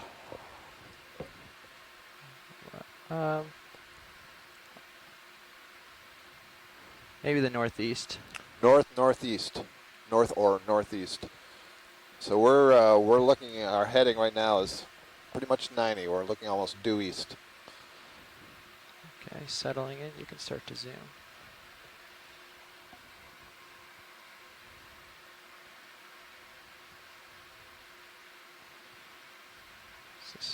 So now we're on sort of the business side of this colony. The last little zoom in we had, we could see better the back of the skeleton.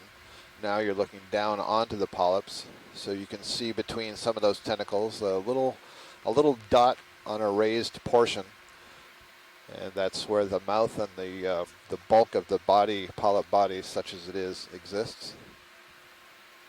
And again, you can see these polyps stretched out. That's the old ideal part to look at for you there, Roland. Right near the base. Near the base of the joint, I guess. Oh, so the middle stem? Yeah. It's really difficult with the bright background. Another thing you can see here, this is nicely lit. On that main axis in the center, I'm noticing between each of the branching points there were 2 polyps. That's better? It was a little lower. Okay. Sorry, the breeze is just pushing it around on us. There's a pretty good current whistling by up here. Maybe there's one with, here, this guy might have, I set up on this guy nice. Okay.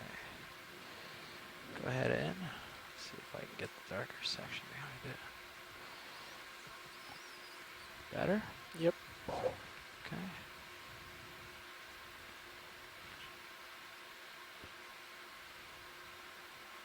I am not thrusting very hard. That is all current.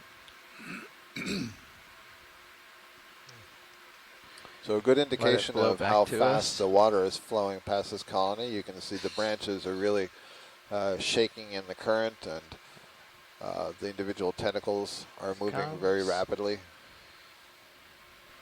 Oh, is that purple thing in the background there, Rolly? Fish. Okay. Or full focus from the fish. So these are black corals again. Another name for them is the thorny corals, and that is because the skeleton has a lot of spines associated with it, very small spines. The skeleton is made of a hard protein, and the shape, size, and if the spines branch at all of those characteristics are largely what are used in the taxonomy of this group. So in naming the different families, genera, and species. So in order to identify them accurately, you have to get a piece of that skeleton and look at the characters of the skeleton under a microscope. And in fact, the descriptions are done using a scanning electron microscope, that detailed. I think that's about the best we're going to get. All right. Although from this vantage point, I can get that purple fish if you want it. And it does look like our current has been increasing. Oh, I see what you're talking about. As we've come up this feature. Is that a different fish? I think. Or is that neon one? I think it's the neon one. It is, okay. We're shooting pretty far through the water. He's a tired version. Now, didn't we just have that conversation? Yeah, that's nice a strange job. behavior. Or scared. Scared of the light. Pull in focus to the coral here momentarily. Okay.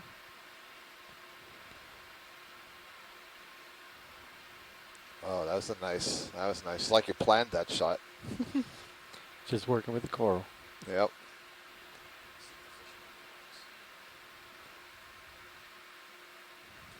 Mackenzie. Great. Yeah, these Antigonia or boarfish have been following us for the last couple hours. Thanks, video. What else do we have around here that's of interest?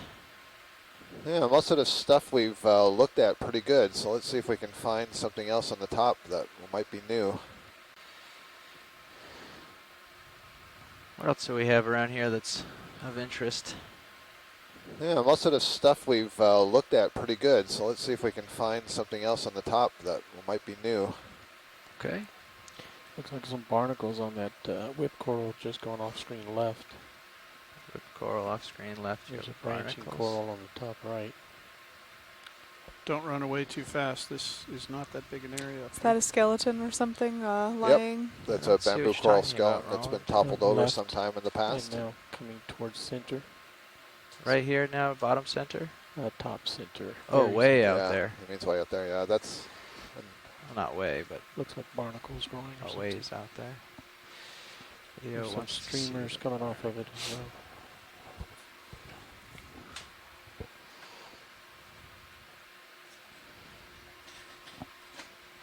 Yeah, as Jeff said, we've basically made it to the top, and we still have just under an hour left, so we can mosey our way around on top here and find stuff. Yeah, it's a nice luxury to have.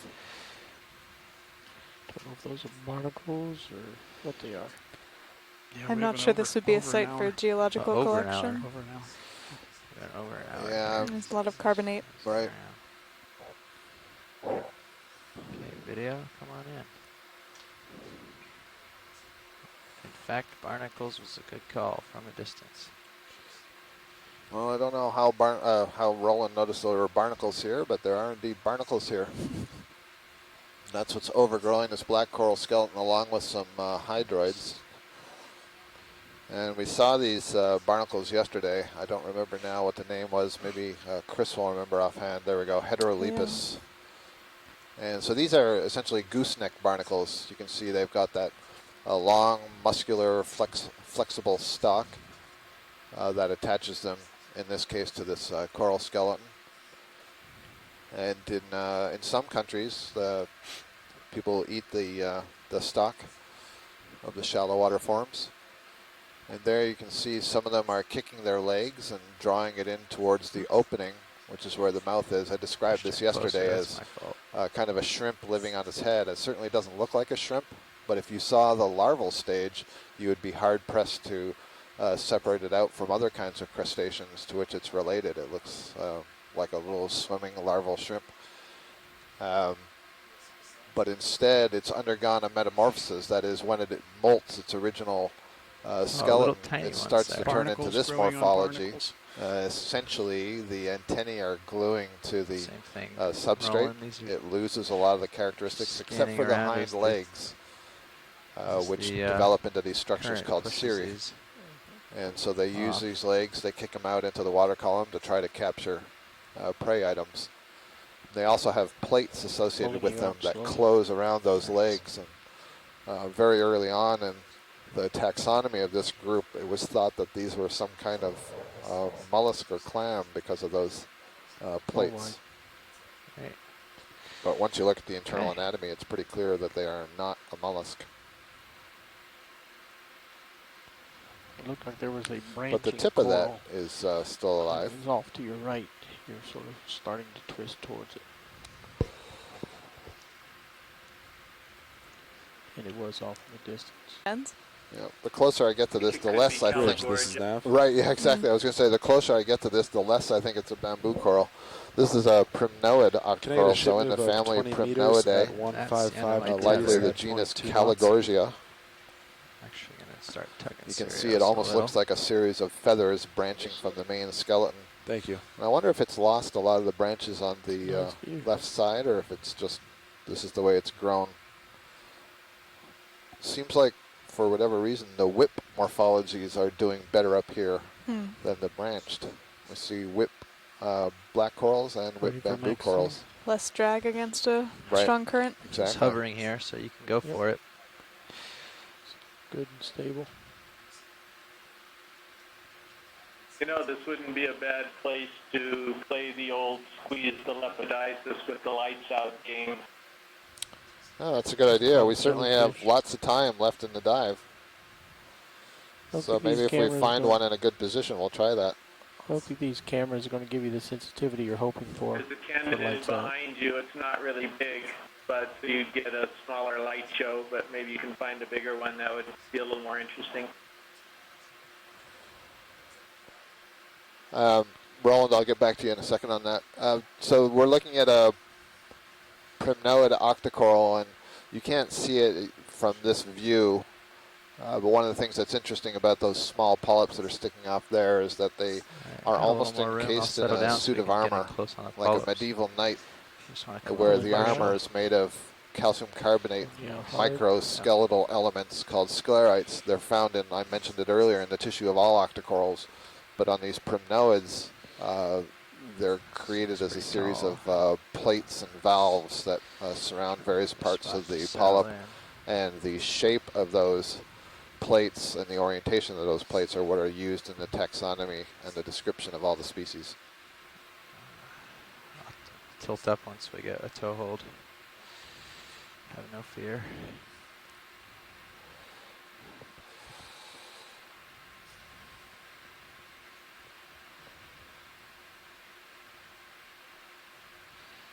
Okay, video, why don't you try these. I guess they're in the shadow. Maybe we should try some other ones. Yep, that's good. It has the dark in the back.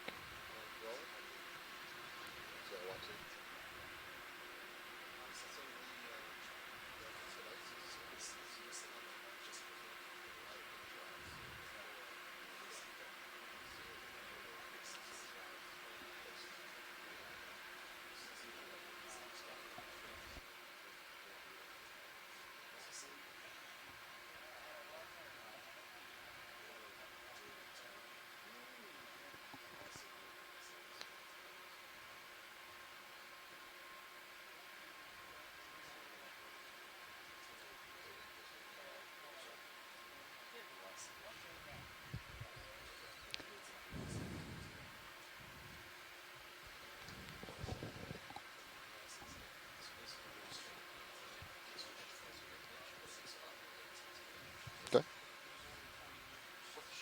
Yeah, I think it'll be interesting to see. So, which one is the lepidicid? That's the, it's one of the unbranched bamboo corals, so it's a whip, but it's not that one that's tightly corkscrewed. It does kind of spiral around, but not that nice tight corkscrew, and there's plenty of them up here, so I think you're full wide. Thanks. We should be able to find another one fairly easily. Let's see if we can find it. So I'd say if you could find one in a convenient position, let's go for it. But like that one that's on the lower right of the screen, that is not one. That's okay. They're both pretty easy to settle up on. I'd say go for the taller one. It'll be a better show. Okay. So Chris, do you think it's fine if we do it at the base, or you? I mean, I think that's going to be more stable, a more stable configuration. I would suggest you might not need to actually squeeze it, but you can bump it with the manipulator about halfway up, I think, and that might do it. Yeah, that's what we were saying. You know, either like a slap or just kind of rub along a few inches and see what happens. Not sure that settling in behind it is an option there. Okay. But I can get to here and do it. So Jeff, I'm not sure if you're hearing what Chris is suggesting. Yeah. He's saying, you know, He don't said do it at push the it tip. towards Do the it. middle. Yeah. So then you could have a chance of seeing the light go from both directions. I hear you. I gotta just make sure we get a really solid toe Maybe hold. somewhere right below that curl, because it's really cool to watch it go right around the curl. Okay. Did you hear that, Jeff? I did hear that. All right. Yeah, I'm just trying to. Oh, this is. What about just park it in auto XY? So while we're getting in turn all the lights position, out I'll so we just can't see you know, anymore? sort of explain to what we're doing for the audience. It's up to you. This coral that we're looking at is Lepidisis olapa. It's a bamboo coral, and it's capable of bioluminescence, which means that it is capable of creating a chemical reaction that causes light, and it causes kind of a blue light. Just want to make sure I And get it both almost toes in has the pretty effect solid. of a flash that moves along the skeleton. And essentially what's happening is you're getting propagation, you're getting signals almost from one polyp to the next. And so the reaction starts anew in both directions from where the stimulus was. And so we're not entirely sure we're going to get to see this, but we're going to give it a shot, see if we can turn down the lights and use a manipulator arm to give a stimulus and see if we can see this blue bioluminescent light created. There are a lot of different organisms that do this, but in this case, we have the opportunity to look at this species of bamboo coral. Yeah. And again, I'd said earlier that the name Olapa is Hawaiian for flash, and it refers to this characteristic. And bioluminescence, as you can imagine, is very hard to film because you have to have the lights off to see it. So there's different ways that people have gone about researching this. There are these things called splat cams that have a screen over a lens in the dark, so you can see the bioluminescent flashes. But the trick there is knowing what you were seeing that lit up. So people have come up with a lot of really clever ways to research this, both in the lab and in the field, because I think it is something pretty cool.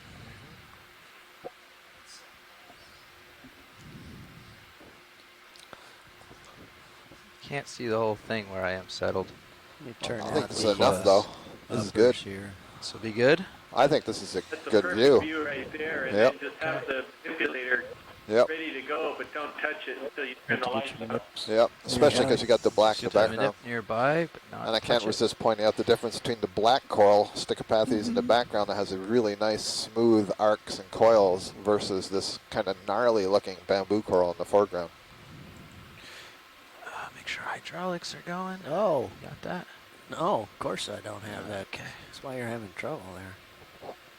I was. Oh, wait, speed out of regulation. I was distractified.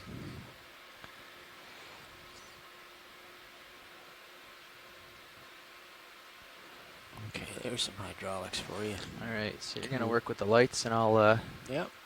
Okay, where's my mini? Dave, if you can adjust HD2's tilt up a little bit, maximize the image. Oh, that's okay. Just a second here.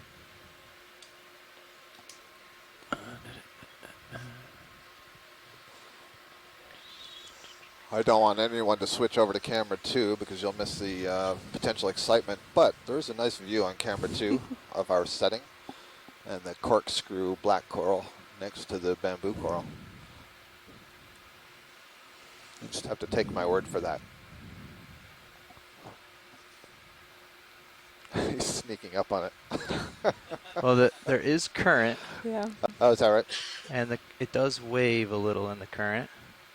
Right, yep. So I don't want that. Hang on a second. Let me give you that. Yeah, You can see that you're... I'm way out. I'm just sliding in for now. Okay. Just coming in on it slow. It's amazing the different perspectives. Oh, he was saying I should reach up towards the middle and do it. I think that was good. Below the coil is good. Not up here? No, below the coil. Okay. Where you were going, I think was great. Okay. Depending on how you look at it, your main HD just camera's get going ready to to give you touch the it. best gain. Yeah.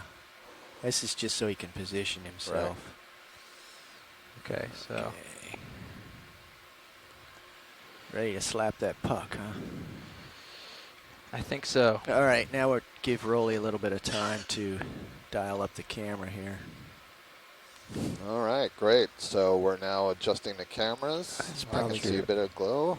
Aft vehicle camera on.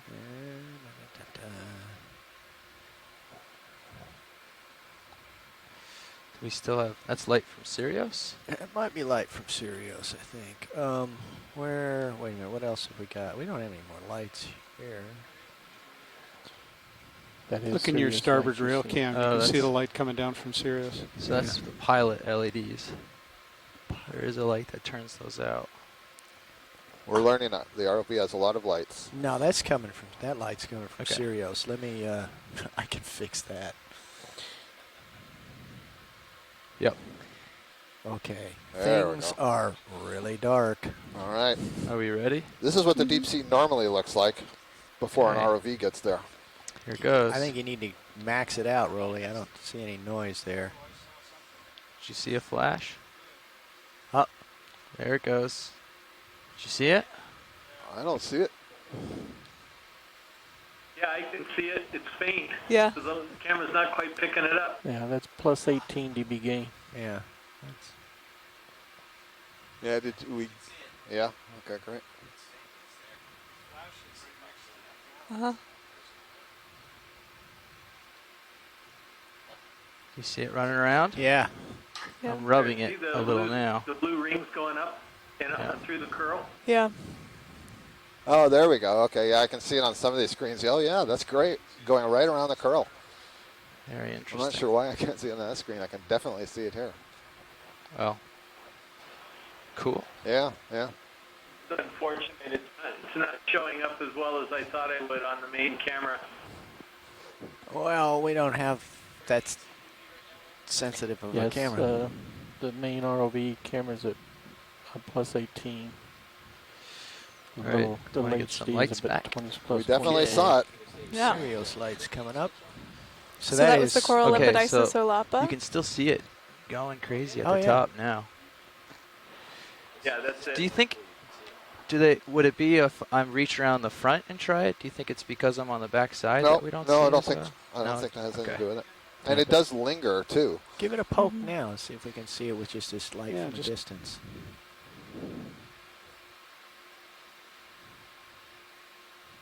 No.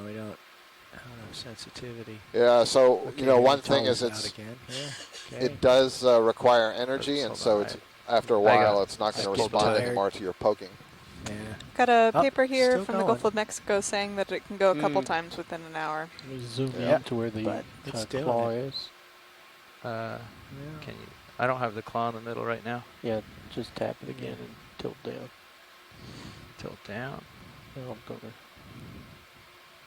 Right there, hold it. Now tap it. It's actually, I think we've tired it out. There it goes. Yeah, you can see it where it's impacting the claw. You can definitely see it firing up. Here, I'm going to come around in front here. Try that. You could try just pinching it with the claw. There you go. Look at that. Yeah. Yeah. Fantastic. Oh, that's great. Are you zoomed in, Roland? yes. Okay. I thought for some reason suddenly it jumped much closer. All right, beautiful. So that's bioluminescence. That is biologically produced light. Oh! We just collected that bamboo coral. Now we'll leave the gain on as you bring the cameras up. The lights on, you can see how bright So it that is one light from Sirius, which is some 15, 20 meters away.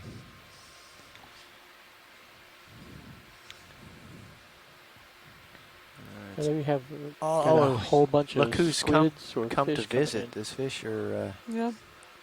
The fish are swarming.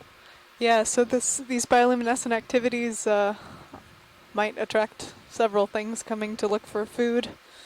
Or all the lights might. Or all the lights. Right. Okay. So when you turn the lights off, are they going to get scared? Surprise, Probably. yeah. Oh, Yeah, look at now all you can that. also see a The mucus mucus, reaction. yeah. So that's another reaction Oh, of wow. That's how much gain was in. in relation to the touch. So Right. they produce copious amounts of mucus as a defense. And you can see that being extended from the polyps around that part of the skeleton. And you'll see our little school of fish has scattered. Can you see the piece that was just cut? It went off to the right. Okay. And I'm looking. I don't want to chase it, but if it's sitting right there. Yeah, I see it. It's right there. Is it? Do you see it? Is that it, or is that another animal? I think that's a black coral. You mean that spiral thing on the left, Yeah, right I side was of the arm? thinking- Yeah. thinking that's a. Can you That's see a this? different one. Can you see that view on the right screen there? Oh, that's another coral. Yeah, Yeah. okay. Yeah, that's a different one. That's a whole nother. Yeah, I mean, these are heavy enough that they should sink pretty fast, but this is a rather quick current. Okay. Can Well, we zoom into the mucus? yeah, sure thing. This coral.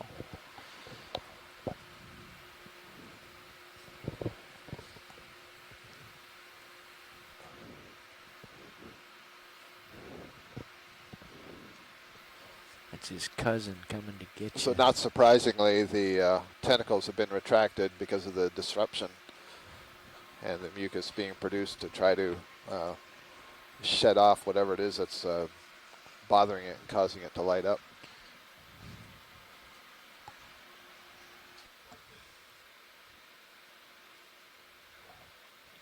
Okay.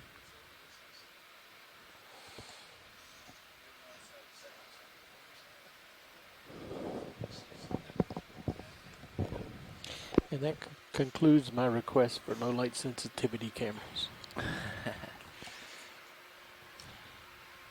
I'm pretty impressed, Rolly, Yep. that it picked it up. That's And there's the piece right there. See it on the manipulator? Yeah, I mean, Oh, if yeah. we can, if that's just sitting there and it's accessible, then I say why not? Because this is unlike some of those branching ones. I'm not convinced that this is going to continue to grow. Down a little.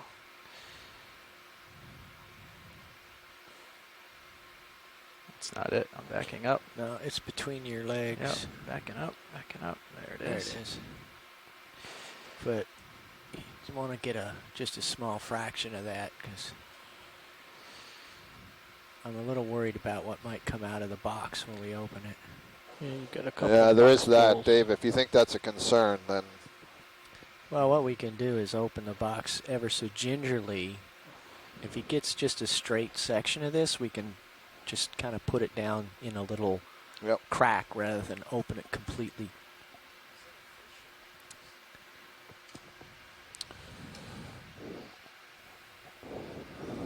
Yeah, I see what you is mean. that fuzzy brown you got there? Is that a starfish? Sea stuff? Yeah, let's get a zoom on that and see what that is.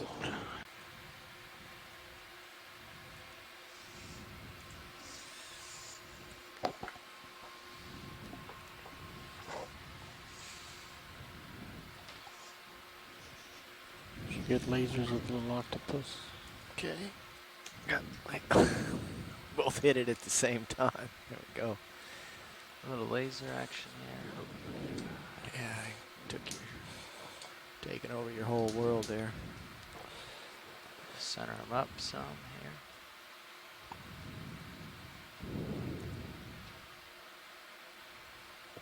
There's the lasers. Lasers are clear. Okay, come down.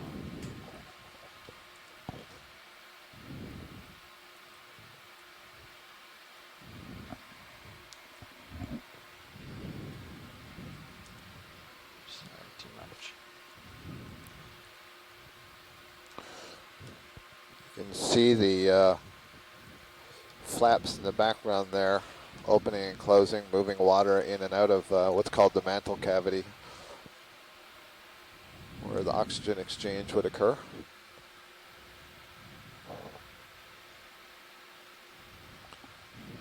I guess this is a pretty little octopus, right? I didn't see the lasers when we first zoomed in, but I'm thinking it's less than 10 centimeters across. He's about half the size of the...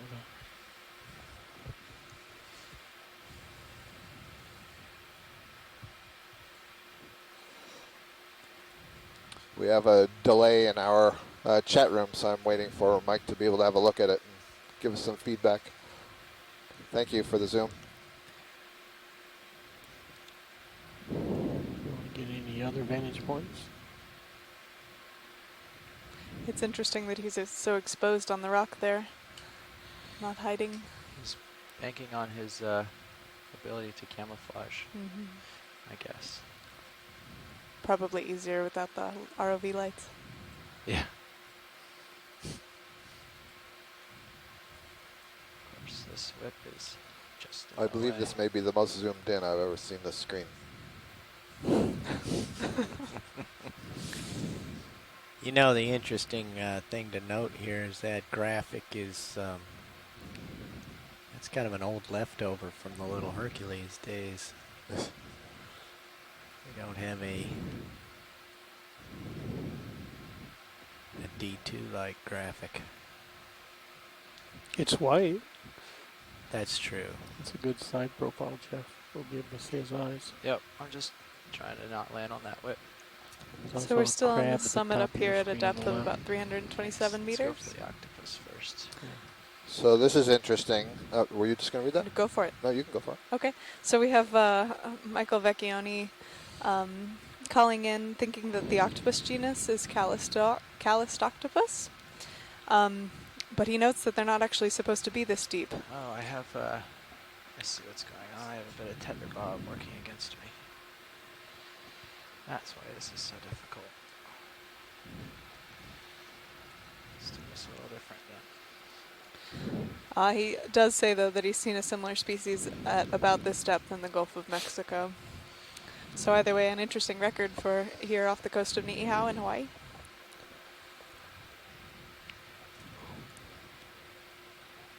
Can you just let your head come around a little? So he also noted that there really are helpful. more species of paralarva caught here than there are species known in Hawaii, meaning in the, I guess in the plankton toes, they're finding larvae of octopus, but they don't know yet what adults they're coming from, what adult species they're coming from, or at least they haven't been observed in this area. You got comparison but to the the presence of the paralarva might suggest that they should be here somewhere, so this could be an example of this. Yeah, you guys need a ship species. move? Yeah, let's bring us 30 meters due south. And so the 30 deep sea is meters kind of an due south. interesting... Potentially, Copy that. Go ahead.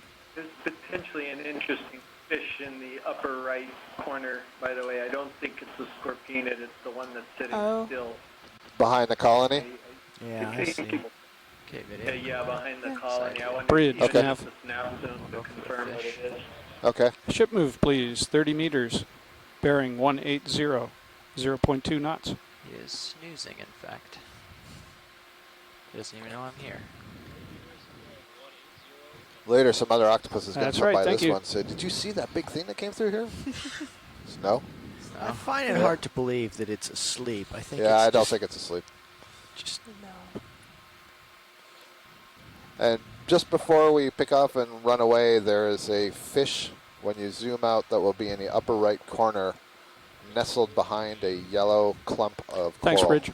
The little red one. Okay, pilot, co-pilot, the ship's moving. Thanks. What's that behind the octopus? Translucent. Holothurian with a little tracking sight, maybe. Yeah, I wonder if it is. Like a centimeter.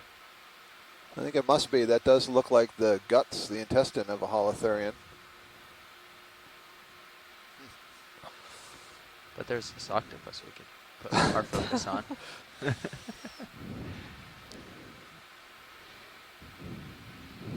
Come on, don't you think that's going... Okay. When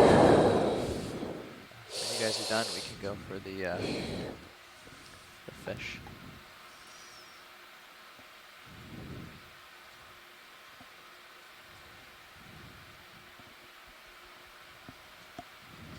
Behind There's the fish, calling. just came into view in the upper right. Upper right. Oh, yes. Okay. Fucking the red one or the little purple one? The red one. And again, it's starting. Yeah, then again, it's starting to Oh, look not 13 finished. like, but It wasn't asleep. this will- Oh, there goes the octopus. Yeah. I was going for the fish. Gotta love how they move. Now he's... Oh, look, he's crawling up on that rock. Ready for zoom? Yeah. Yeah, you know, I think it is just the scorpion. It was my mistake. Oh, yeah. Yeah, this looks like the ones we imaged earlier. Okay, we're good on the fish. Thank you. Worth a look, though. All right. Great. Thanks. Yeah, I'm ever hopeful of getting a close-up of that one fish I mentioned because, again, it's so He's not uncommon. moving now. Okay. How close am I? Can you Oh, get yeah, back, he's get me pulsing. back in view? I can. Got the octopus changing color.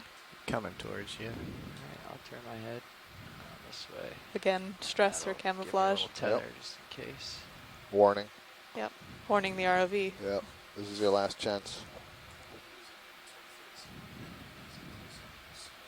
Yep. Okay.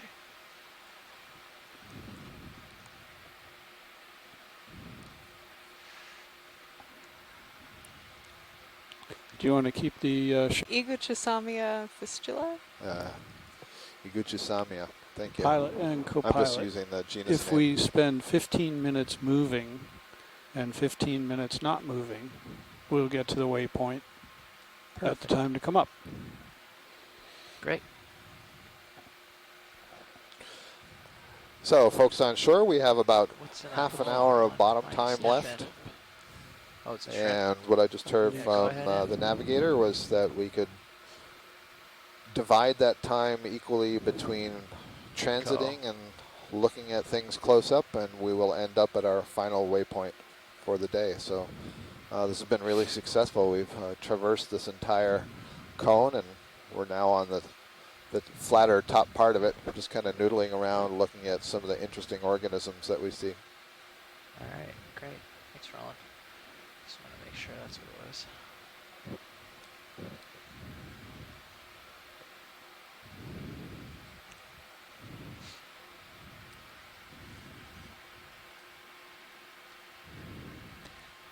You'll see more of our friends, the Antigonia, one of here, our these beautiful boarfishes. fish.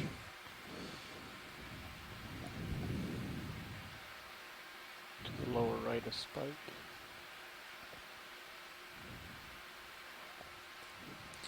So can we get super tight on the And I beauty think fish that since other he's little laying one is a still? Hilardia. Possibly. Just coming in for it now. Hold that. I'd love to snap some before Spike gets away. Epigon just Go swam ahead. out of the left corner. Yeah. Yeah, so these are two that we've imaged before.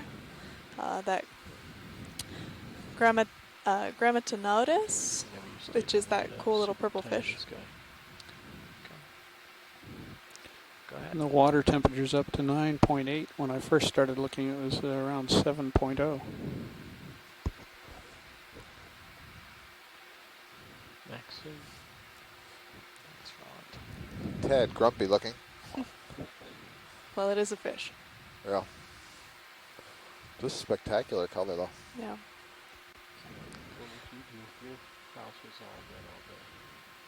So that begs the question, what is the most cheerful creature down here? Thanks for rolling. I can settle in a little more. I just want to get you a close-up in case he swam off when I sat down. Copy. Good thinking. Pull you full wide. Another one right below your skids. Another of the same? Yep. Okay. But not as good a view.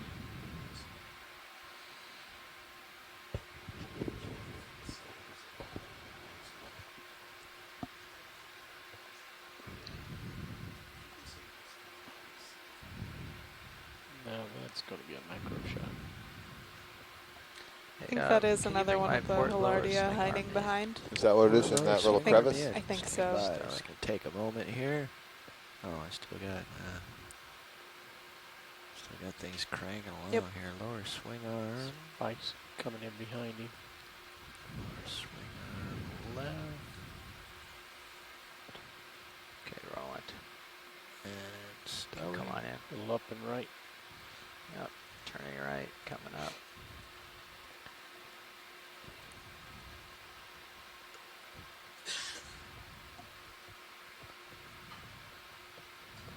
So yeah, that's the caudal fin of the. Oh. Another one behind it. Really? Isn't it just all one? Yeah, I saw there's it. 2 fish in there. Yeah. Okay. Yeah, that's what Jared was just pointing out. And we've got another one of these Lemonema. Is this like a codling or something? Mm-hmm. It's not quite a ling cod. No. Okay. Okay, video, come on in again. I don't have a common name for those. Okay. Thank you, Bridge. They're one of the morids. I always call them deepwater cods, but Bruce Mundy called it a codling the other day. Okay. Oh, there you go. My apologies, Surprise Scott. myself sometimes. That is exquisite. Excellent.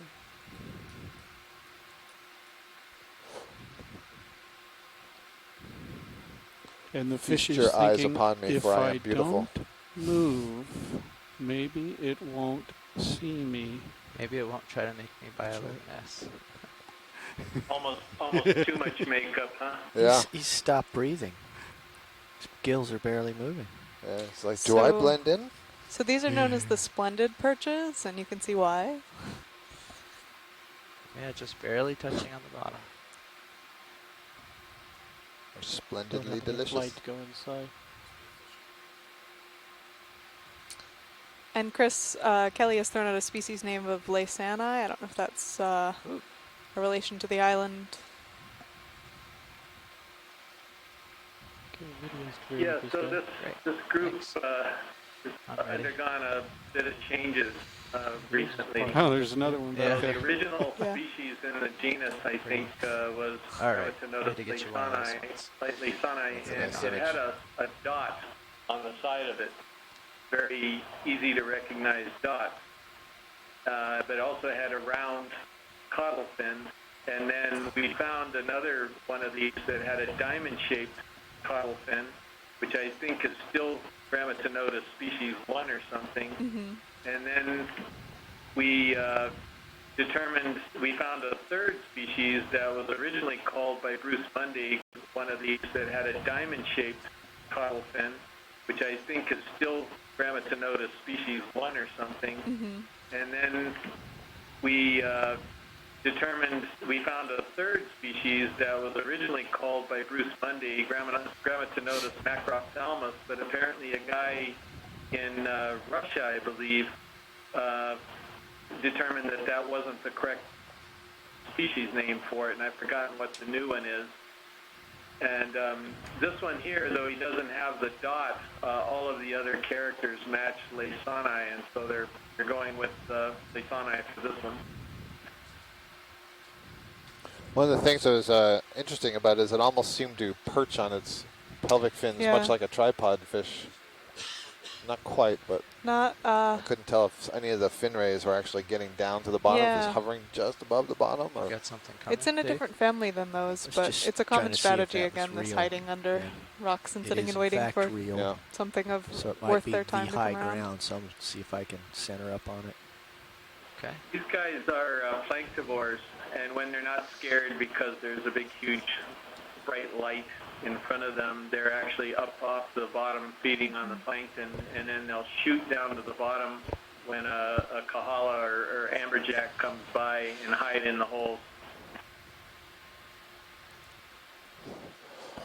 Well, I'll point out that we've completely, apparently, left behind the rock pen zone, because I'm not seeing any of those up here. Again, repeating myself a little bit, but the whips are more common up on the top of this feature. 150 Both is the black the coral, highest stuff I these can tight see. coiled ones, and the bamboo whips. So, and 30 seeing these meters, bamboo whips up 150? on I top think so. here reminds me of, Alright. you know, many 30 or seamounts 40 that we go meters, to. I You think. get to these areas Okay. where 30 or suddenly you 40. enter these fields or meadows of these tall bamboo Bridge, coral Nav. whips. It's very interesting.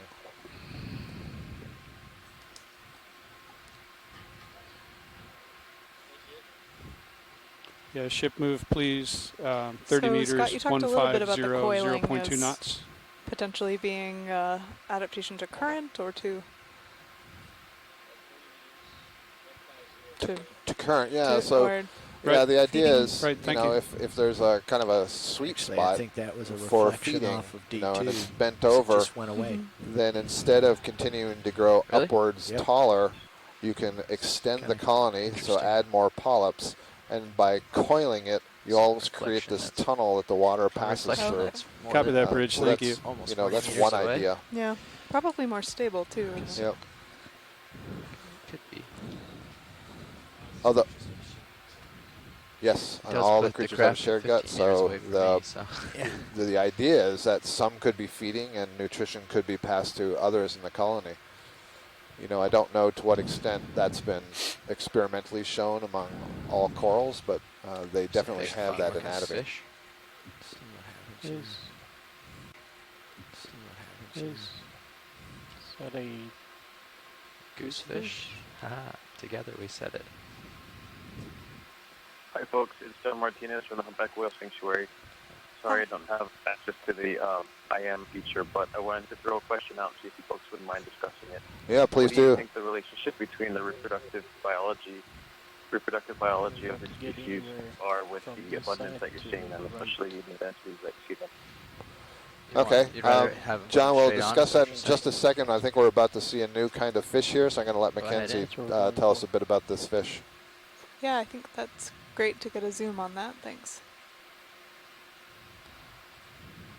So this is a Lophiiform, I would say, fish. These fish that have these really pronounced pectoral fins that sit on the bottom and kind of wait for a different prey to come along. So this would be a relative of your anglerfish that that we know from all those famous deep sea biology stories. And Chris has given us a species name of Chownox, and Amy agrees. Chownox umbrinus. Get it full screen and then move to the front. So sometimes they're called goosefish or frogfish. And they have, again, these very, very pronounced pectoral fins that they're standing on.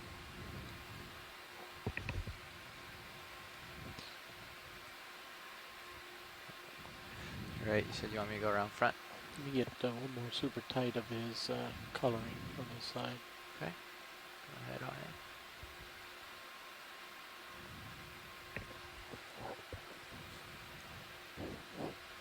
Okay, now we can move to this front. This one has the mouth closed almost like a garage door. It's so vertical. Yeah, I think most of the Lophiiforms have that sort of frowning Yep. mouth shape.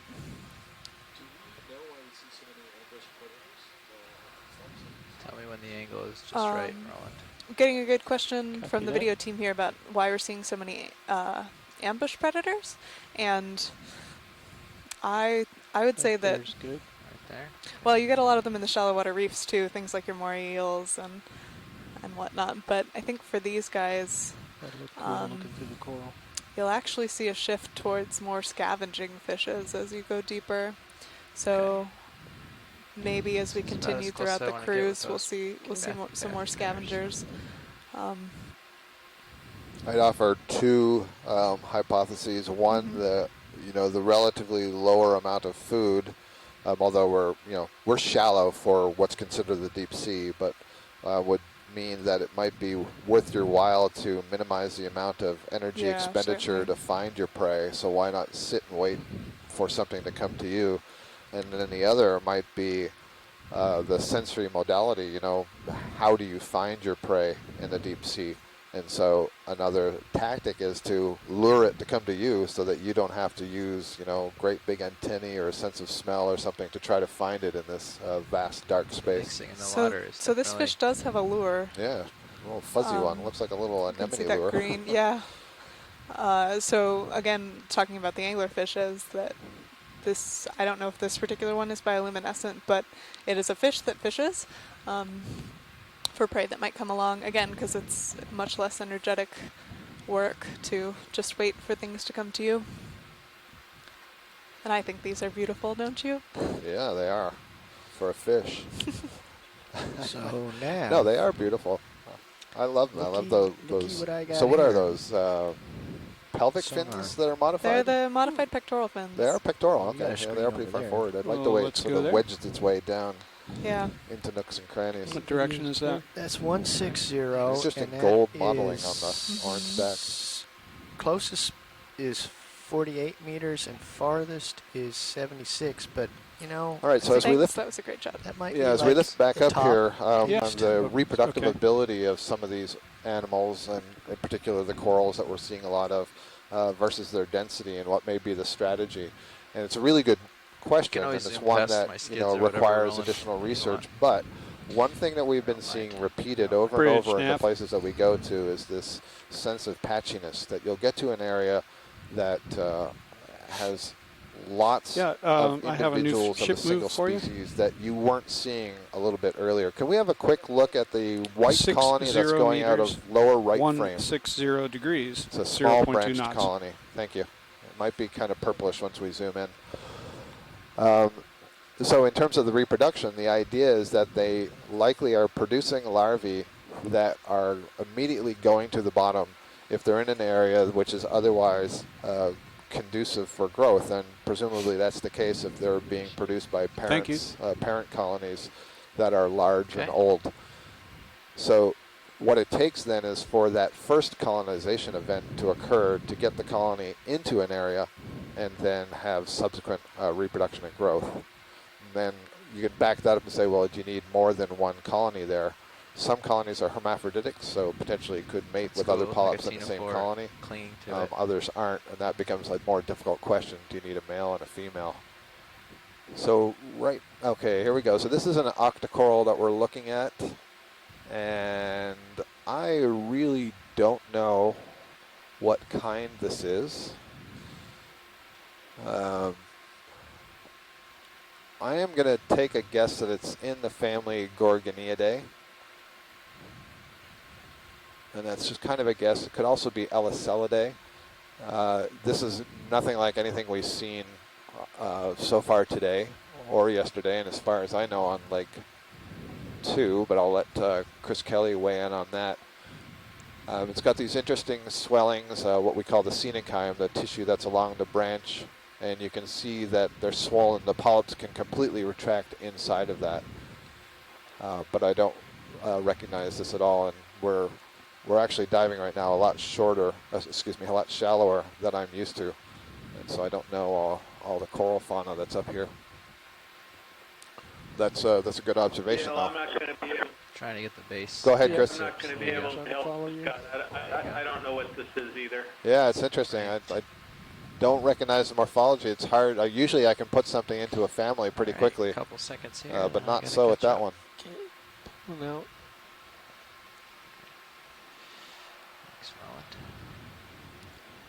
Amy was wondering whether it's a collectible. I'm not sure on our time and position. We had the ship do a move, and let's see. We've only got 14 minutes left of bottom time. So I think we'll pass on that.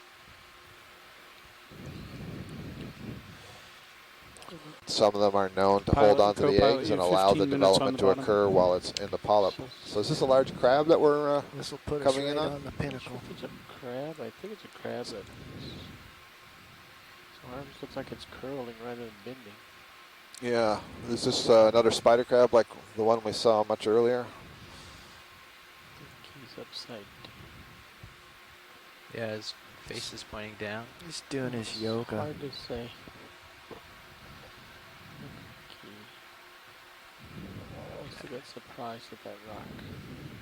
Come on in. Amy Bacco-Taylor is suggesting decorator crab.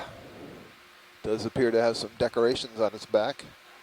We have another Lamanima rhodocare joining the frame. Yeah, so is that colony actually growing off of that crab? Oh, he's Or is it holding it there? He's looking up. So is this paramola? I'll see what Chris Kelly has to say. I'm looking at the Hurl ID guide. Chris is chiming in with paramola. Oh, good. Okay. Tilt down. So paramola is indeed a decorator crab. So decorator crabs can pick things up like sponges, and in this case a hydroid, and kind of position them onto the carapace and use it as a means of camouflage as they move through the environment. That fish is going to appear in the lower left of the crab. Yeah, sorry. I was going to say that Amy is, has written in, doesn't look like it's holding its decorations though, and I would agree, Amy. I think that if this is either a natural settlement by the hydroid or this is sort of decorated itself in the past and it's continued to grow on the carapace. Is that one that ran away from you? Nice view with a couple of fish coming into frame.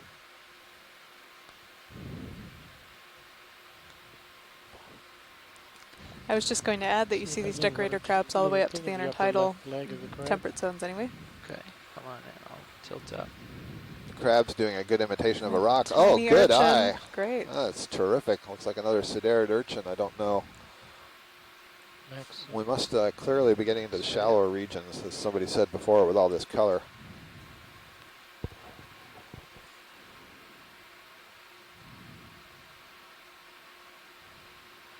And our ROV team has had a really good eye on the small Sirius is organisms. just about on top of me, so I should think about going soon. Yeah, we're still not. And there's a hermit crab, I think, just above it and behind.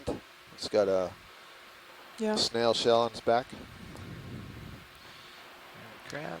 So that urchin is Chenopodina pachella, but I've got to look up the spelling of pachella before I can put it in the chat log. Thanks, Chris. It's a good thing this isn't the script spelling bee. Scripts has a spelling bee?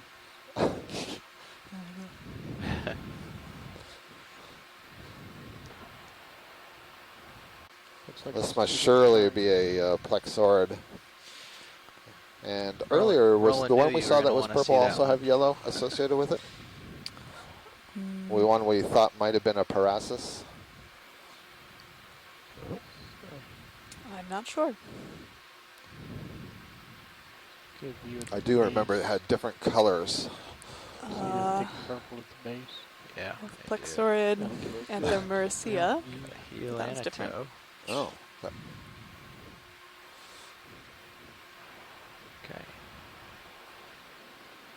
Come on in. Left.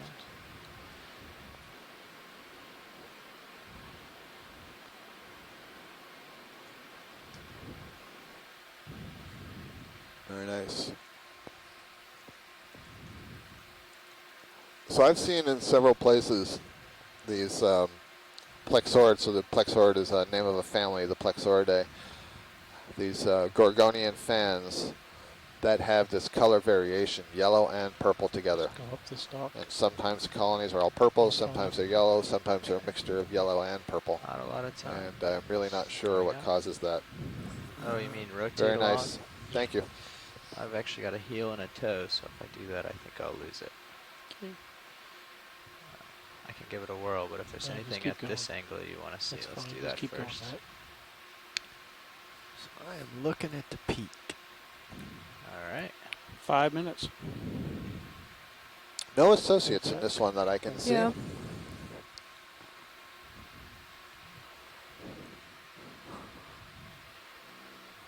No, that's good. Good pulling out. Nice. Thank you. Thank you very much, Bridge.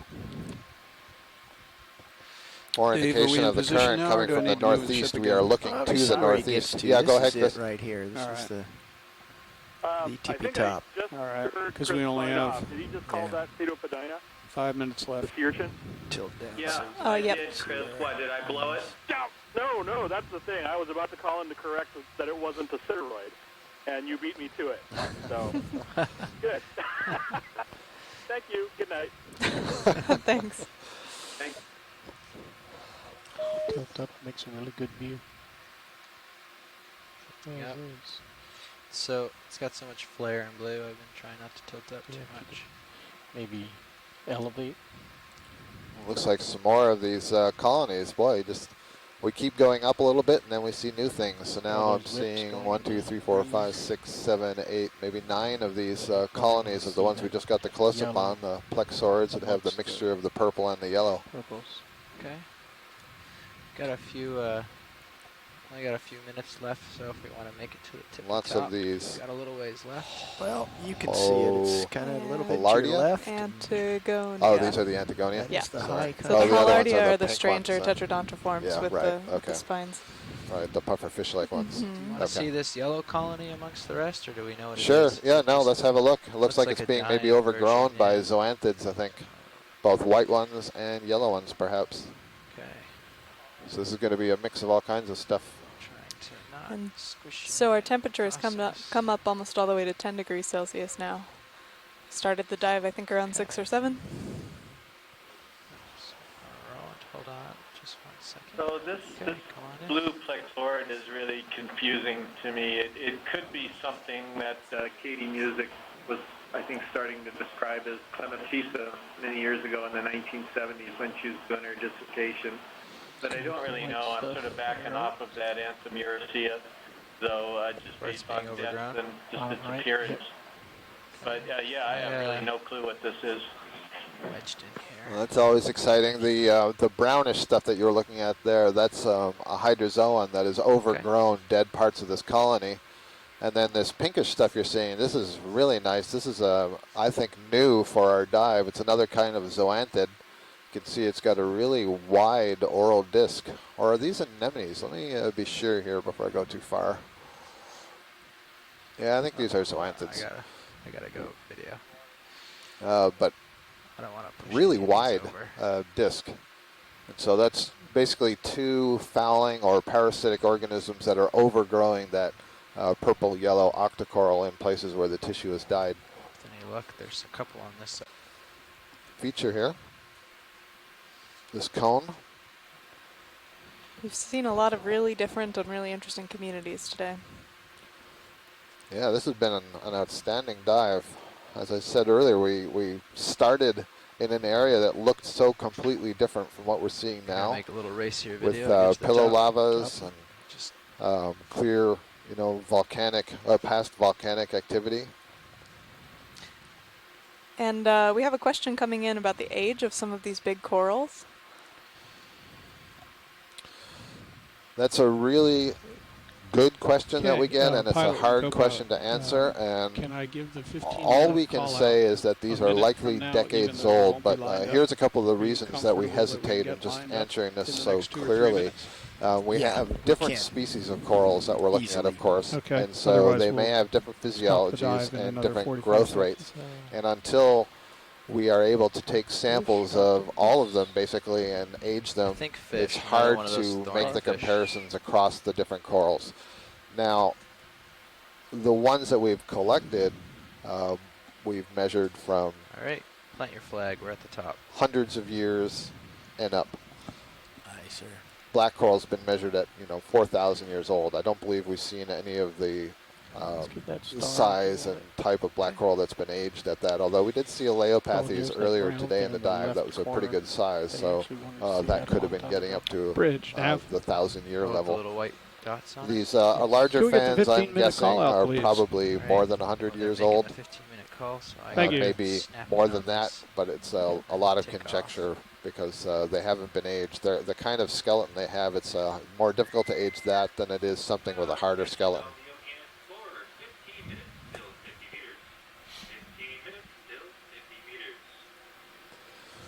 I was also going to say we saw that different geology at the bottom, and we also saw at that depth lots of the yellow stony coral fans, Antelopsamia, and then that gradually transitioned. Oh, here's another corallimorph. That's good. We never got to do the close-up on the corallimorph, and then here's one doing us a favor. Actually, it's a cluster of them doing us a favor at the end. So this term corallimorpharian, this is a name. This is refers to an order of guys, you have 3 minutes until you have to start off the bottom. And these are closely related to stony corals. There's a stony coral just to its super left. Loud and clear. And essentially they have very similar polyp structures, except that corallimorphs don't have skeletons. Now, interesting enough, some folks have done some experiments kind of thinking about climate change and the amount of carbon dioxide building up in the water, which changes the acid. And they've shown that there are at least some species of Scleractinian that will lose their skeleton. Essentially, under the pH conditions, they can't grow a skeleton. They have polyps that look very much like these corallimorphs. And so there's some hypotheses about whether they're so closely related or one has evolved from another, or they have a very close common ancestor. But essentially, that's a relative of the Scleractinian and the sea anemones you're looking at. For Rowan of all the guys, but quite a different group. And on some of the future dives, I'll be more prepared to talk about the difference in levels when we say that there are different genera or different families or different orders. I'm going to be prepared with some comparative material to help put that in better context. But I want to thank everybody who tuned in today to join us on this dive. It was a really spectacular dive. That was not exactly the sun at the surface that you're looking at. That is the eye in the sky. That's the light from Sirius looking down upon the D2 ROV. And if you switch over quickly to camera 2, you're going to see the D2 looking up at the Sirius. Thanks to all the scientists who are helping us out in the chat room. Really appreciate your guidance and your identification and so on. And thanks to all of you that tuned in on your home internet connections or at any of the aquarium centers broadcasting. And of course, thanks to all the pilots, videographers, ship's crew who made today's dive happen and made it look so easy. We're really excited about what we saw. We're able to basically go up this entire conical feature. Loud and clear, we managed to make three biological collections today of black coral, a rock pen, and a bamboo coral. And we were able to collect a rock for the geologists so they can get some aging. And you were keeping a running list of species. Do you have any? Yeah, I'm not sure I have a number yet, but at least 30 species of coral. I think around 12 species of fish, several species of arthropods, many echinoderms that Chris Ma helped us ID, and I think about 3 species of gastropod. So I'm driving. All in all, I'd say this is mollusk. Of mollusk. Yeah. This is a good way to spend our Sunday. So excellent, yeah. Thank you, everybody. Well, we'll get the ship going and then